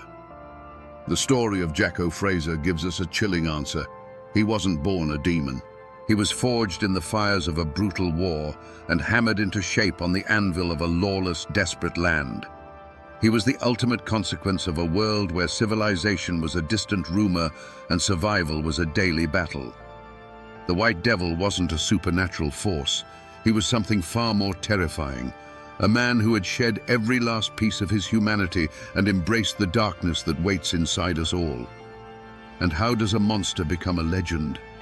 His cruelty was so absolute, so far beyond the normal feuds and fights of the mountains, that people had to make him more than a man to understand him. It was easier to believe he was a ghost who could melt into the fog, a demon who had made a pact with Satan, than to accept the horrifying truth, that a human being, a man of flesh and blood, could be capable of such cold, empty evil. The legend of Jacko Fraser wasn't just a story told to frighten children. It was a story adults told themselves to make sense of the senseless. This isn't just a tale of true crime. It's a parable etched into the very rock of these mountains. It is a story of the terrible beauty and brutal reality of the Appalachian frontier. It reminds us that for every hero there is a shadow, and that the history of this place is written in both courage and in blood. Jacko Fraser was more than a murderer. He was the living embodiment of the mountain people's deepest, darkest fear, the fear of what lurks in the shadows just beyond your own doorstep. And now, my friends, you know the rest of the story.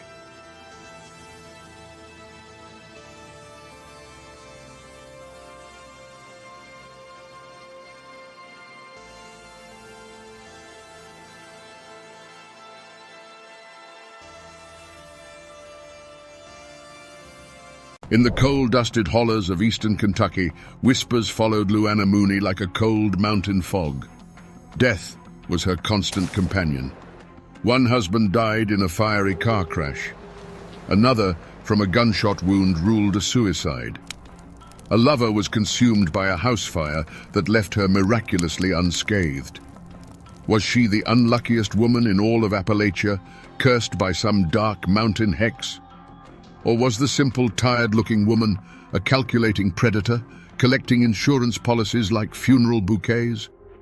Today, we separate the chilling facts from the folk legend to uncover the truth behind the woman they called the Black Widow. To understand the darkness that followed, you first have to understand the world that Luana and her first husband, Jim Muncie, inhabited in the early 1970s.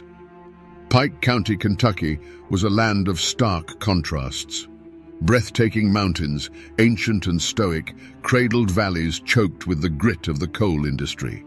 The air itself seemed heavy, a mix of damp earth, wood smoke, and the ever-present metallic tang of the mines. Life here was carved out of the rock, and it was just as unyielding. Jim Muncie was a product of this world. An ordinary man, which in Pike County meant he was extraordinarily tough. He likely spent his days deep in the earth, his face permanently smudged with coal dust, his hands calloused and strong.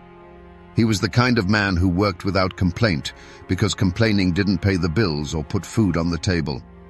His dreams were probably simple: a steady paycheck, a warm house, and seeing his children grow up with a little more opportunity than he had. He was the backbone of Appalachia, the silent, hard-working man upon which everything was built. In this life, Luana was the quintessential miner's wife. From the outside, she fit the mold perfectly. She kept a home, raised a family, and bore the quiet anxieties that came with loving a man who worked in one of the most dangerous professions on earth. Neighbors saw a plain, unassuming woman, her face etched with the same weary resignation as so many others in the holler. She was part of the community, another soul bound to the rhythm of the mine whistle and the slow turning of the seasons. But the hollers are more than just collections of houses. They are intricate webs of observation. Nothing goes unseen. Every family's struggle, every hushed argument, every small joy is noted and filed away in the collective memory of the community. People survived by leaning on each other, but that closeness meant there were no secrets. The community was a safety net, but it could also be a cage where everyone knew your past and watched your future. And beneath the surface of this hardscrabble existence, a dangerous current flowed. In a world where a man's life was a daily gamble against collapsing rock and failing equipment, death was never a stranger. It was a practical matter. Life insurance wasn't an abstract financial tool.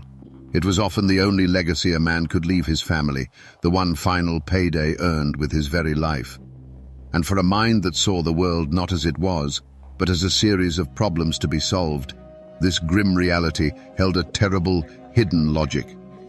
Little did anyone know, Luana Mooney wasn't just living in this world, she was studying it.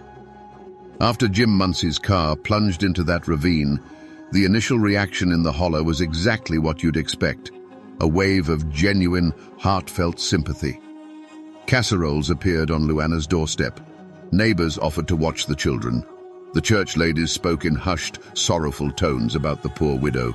In Appalachia, community is the bedrock of survival, and when one of their own falls, everyone feels the tremor. Luana played the part of the grieving widow well, her face a mask of quiet devastation. But memories in the mountains are as long as a winter's night, and observation is a finely honed skill. The first whispers weren't accusations, they were just questions. A few of the older men who'd known Jim his whole life scratched their beards and wondered aloud how a man who knew those treacherous roads like the back of his hand could have made such a fatal mistake.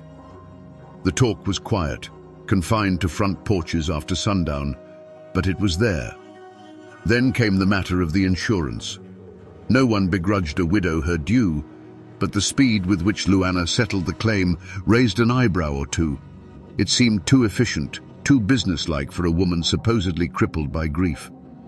The most potent silence came from the Muncey clan itself. Families in these parts are fiercely loyal, woven together by blood and shared hardship. They closed ranks, supporting Jim's children, but a subtle coldness was directed at their mother. Perhaps they remembered old arguments over money, or the way Luana seemed to pull Jim away from his kin. They never said a word against her publicly. That wasn't the way. But their support felt obligatory, their embraces lacking warmth. They watched her, their gazes heavy with an unspoken history that only they knew. This fertile ground of quiet doubt was all it took for rumors to take root and grow like kudzu. Whispers began to slither through the community, each retelling adding a new, darker detail.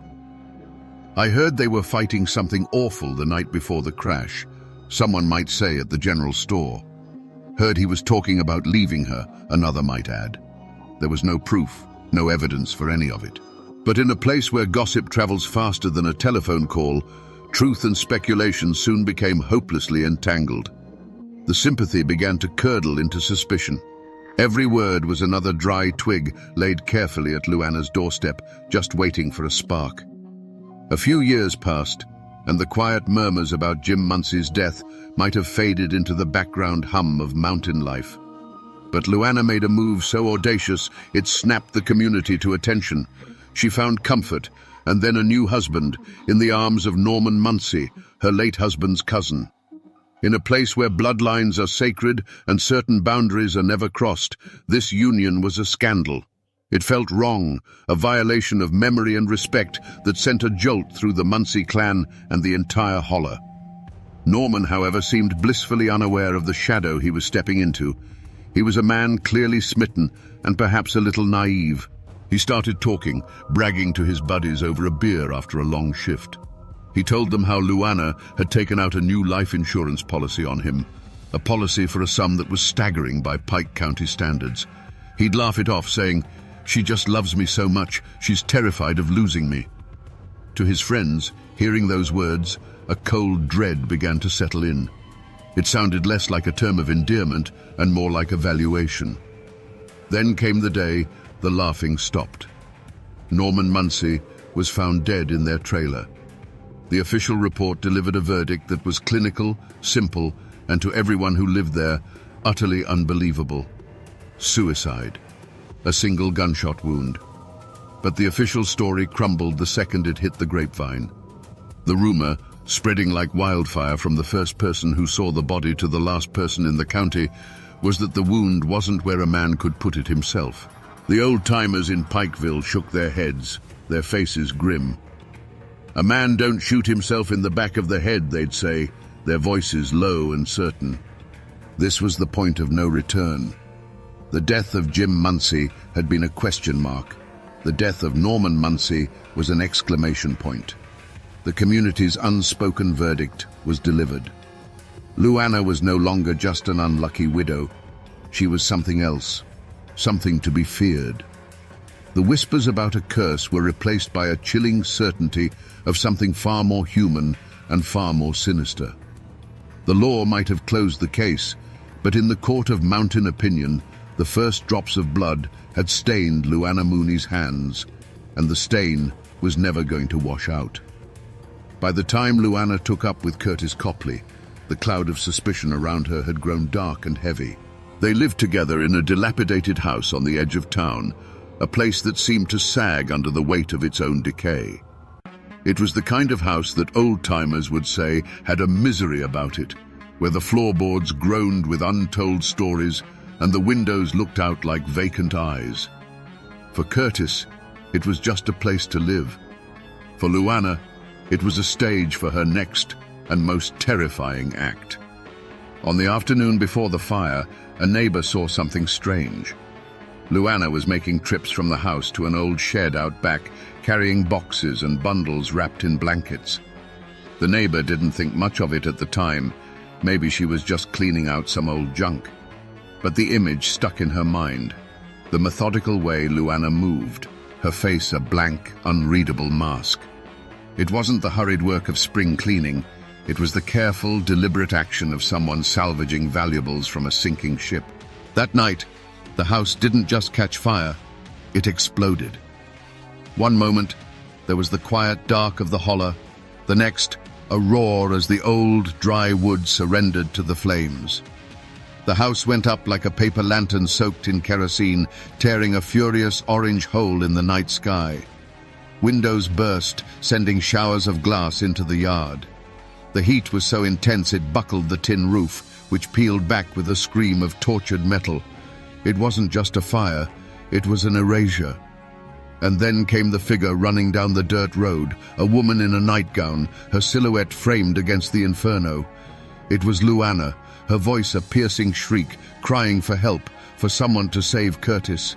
She was the picture of terror and desperation, collapsing into the arms of the first neighbors to arrive, her body racked with sobs. She told a frantic story of waking up to smoke and heat, of barely managing to jump from a window as the floor gave way behind her.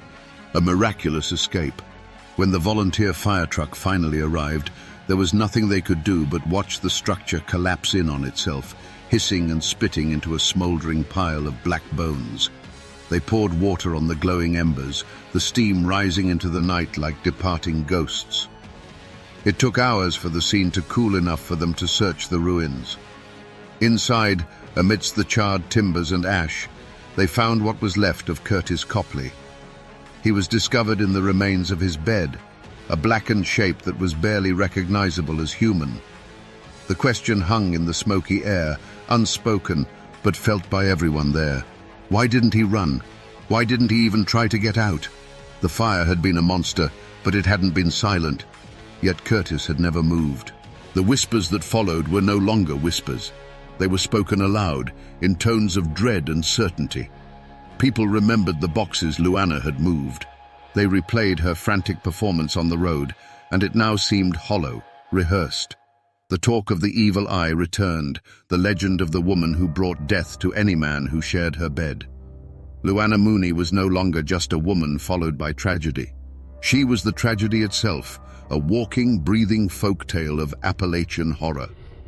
The sun rose on a black, jagged wound in the heart of the holler. Where Curtis Copley's house had stood was now just a steaming skeletal ruin. The smell of wet ash and finality clung to the morning air. Investigators, what few the county had, poked through the debris, their faces grim. They found the remains of a wood stove, some twisted bed springs, and the charred remnants of a simple life. The fire had been too hot, too complete. It had consumed everything, including any shred of concrete evidence. The official explanation, when it came, was a shrug of the shoulders in paper form. Faulty wiring, perhaps. A stray ember from the stove. In a land of old wooden houses and overworked wiring, it was a plausible and convenient conclusion. It was ruled a tragic accident. Case closed. The system, lacking the tools or the will to dig deeper, moved on. Luana Mooney collected another insurance payment, a modest sum for a house and a life that had been reduced to cinders. In the days that followed, Luana played her role to perfection. She was the shattered survivor, the woman haunted by loss, her voice a fragile whisper. But those watching her saw something else. They saw that her grief was a garment she put on in the morning and took off at night. Her eyes, when she thought no one was looking, were not filled with sorrow, but with a cold, clear focus. She was a woman with a plan, and the ashes of her old life were simply the foundation for her next one. The community rendered a different verdict. The whispers were over. Now there was a wall of silence. When Luana walked into the general store, conversations would cease. Mothers would pull their children a little closer. Men who might have once offered a polite nod now stared straight through her, their faces hard as granite. The silent shunning was a form of mountain justice, a way of casting someone out without ever laying a hand on them. She had become a ghost in her own town, a living pariah. She was now more legend than person. The Black Widow of Pikeville was a name spoken in hushed tones, a story told to frighten restless children and warn young men. She was the embodiment of the darkness that could hide behind a plain face, a boogeyman born from their own community. The fear was palpable. Who would be next? What man would be foolish enough to get tangled in her web? It seemed impossible, and yet, in the desperate poverty of Appalachia, there was always someone willing to take a gamble, someone who believed they could outsmart the devil herself. Michael Adkins didn't die. Wounded and bleeding, fueled by a primal will to live, he stumbled through the dark woods, every rustle of leaves sounding like his executioner returning. He finally collapsed on the doorstep of a remote house, his plea for help a ragged gasp.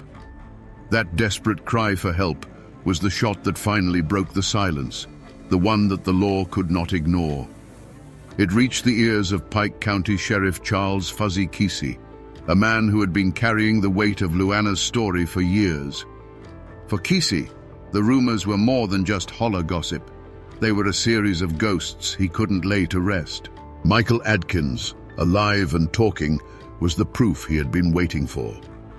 The hunt began immediately, but it wasn't for Luana. Kesey was smarter than that. He knew Luana was a fortress, her walls built of lies and feigned innocence. The weak point, the unlocked gate, was the hired help, Danny Lee Ross. Deputies found him easily. He wasn't a hardened criminal hiding in some mountain cave. He was a scared young man, haunted by what he had done, and he folded the moment the law cornered him. There was no fight left in him, only the sickening weight of his conscience. They brought Ross back to the sheriff's office, the air thick with the smell of stale coffee and impending justice. Under the harsh fluorescent lights, away from Luana's influence, the dam of his fear finally burst. The story came pouring out in a torrent of guilt and terror. He told them everything. He described the cold, methodical way Luana had laid out the plan, her voice calm as she discussed the best way to kill her husband. He talked about the promise of money, a sum that must have seemed like a fortune to a young man with no prospects. He recounted the botched ambush, the look in Michael Adkins's eyes, and his own panicked flight. With every word Ross spoke, the web of rumor and myth that had protected Luana for a decade was being systematically dismantled and replaced by a cold, hard chain of evidence. Sheriff Kesey now had a confession, a motive, and a living victim. The ghosts of Norman Munsey and Curtis Copley and Jim Munsey now had a voice. The posse had been formed, not of men with rifles, but of sworn statements and legal warrants. The hunt for the Black Widow was finally on. The arrest itself was eerily quiet. There were no sirens, no dramatic showdown. The deputies pulled up to her small house, the place where she must have felt untouchable. They found her there, the picture of simple domesticity. But when she saw Sheriff Kesey at her door for the first time, a flicker of something other than grief or innocence crossed her face. It was the cold, flat look of a predator that knows it has been trapped. There was no struggle, no denial, no tears. She listened impassively as they read the charges, her hands held out for the cuffs as if she were merely accepting a package. As the cold steel clicked shut around her wrists, a silence fell over the holler. The hunt was over. The Black Widow was in a cage. The trial of Luana Mooney wasn't just a legal proceeding. It was an Appalachian spectacle. The old Pikeville courthouse, a building that had seen its share of feuds and moonshine cases, became the epicenter of the county's universe. Every day, the courtroom was packed to the rafters with people from every surrounding holler. They came not just to see justice done, but to get a look at the woman who had haunted their imaginations for over a decade. Armed deputies lined the walls, their presence a testament to the tension that crackled in the thick, un-air-conditioned room. This was more than a trial. It was a reckoning. The prosecution, led by a lawyer who understood the mountain psyche, methodically built their case, brick by damning brick. They laid out the timeline of death and profit. First Jim Munsey, then the insurance check, then Norman Munsey and a larger check, then Curtis Copley and another payout. Finally, the attempt on Michael Adkins. They painted a portrait of a ruthless predator who used men not for love or companionship, but as disposable assets in a long-term financial plan. With Danny Lee Ross's trembling confession and Michael Adkins's harrowing testimony from the stand, the prosecution locked the cage door. The defense attorneys had an impossible task. They couldn't deny the Adkins plot, so they tried to shift the blame, portraying Luana as a simple, uneducated woman who was the victim of a cruel fate and the manipulations of others. They attacked Ross's character, painting him as a liar, trying to save his own skin by implicating a poor, unfortunate widow. They tried to create a fog of reasonable doubt, but it was like trying to stop a flood with a handful of sand. Throughout it all, Luana Mooney sat at the defense table, a small, still figure at the center of the storm. She showed no fear, no remorse, no emotion at all.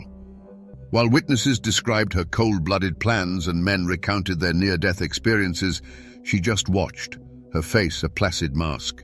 Her silence was more chilling than any confession. It was the unnerving calm of someone who believed she was above the judgment of ordinary men. She was not a cornered animal. She was a queen observing a tedious, predictable ceremony. After the closing arguments, the jury filed out, and a heavy silence descended on the courtroom. The wait wasn't long. When they returned, the foreman, a stern-faced coal miner, wouldn't look at Luana. He handed the paper to the clerk, whose voice cut through the tension. On the charge of conspiracy to murder Michael Adkins, guilty. On the charge of murdering Norman Munsey, guilty. A collective breath was released in the room, not a cheer, but a deep, shuddering sigh of relief and finality. Luana Mooney was sentenced to life in prison, the law of men finally catching up to her. But was it truly justice? The court had spoken on two of her victims. The ghosts of Jim Munsey and Curtis Copley, however, remained in the legal shadows, their deaths officially ruled accidents. The law had delivered its precise, limited verdict.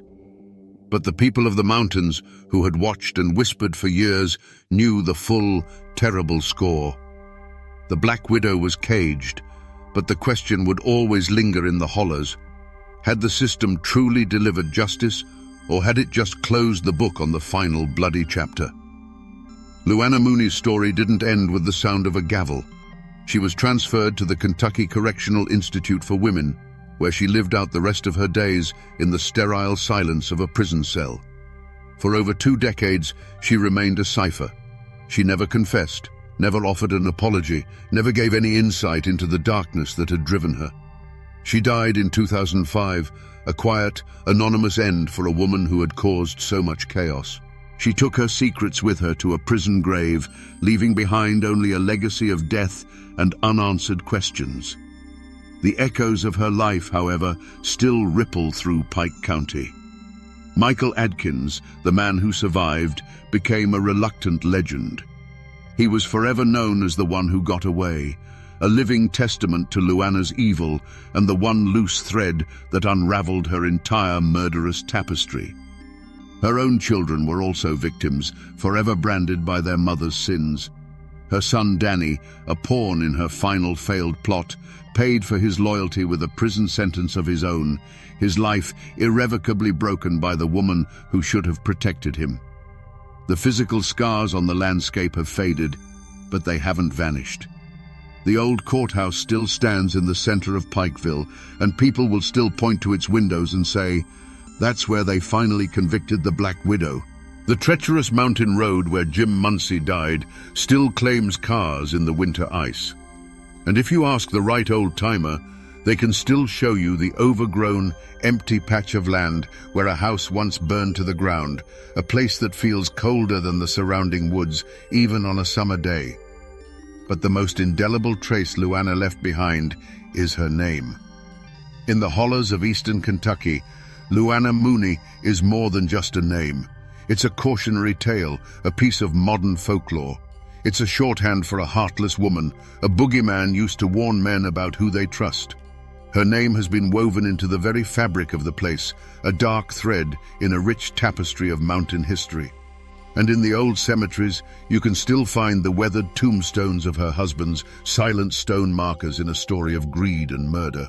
They stand as quiet, irrefutable proof that even though most of the world has forgotten, the mountains remember everything.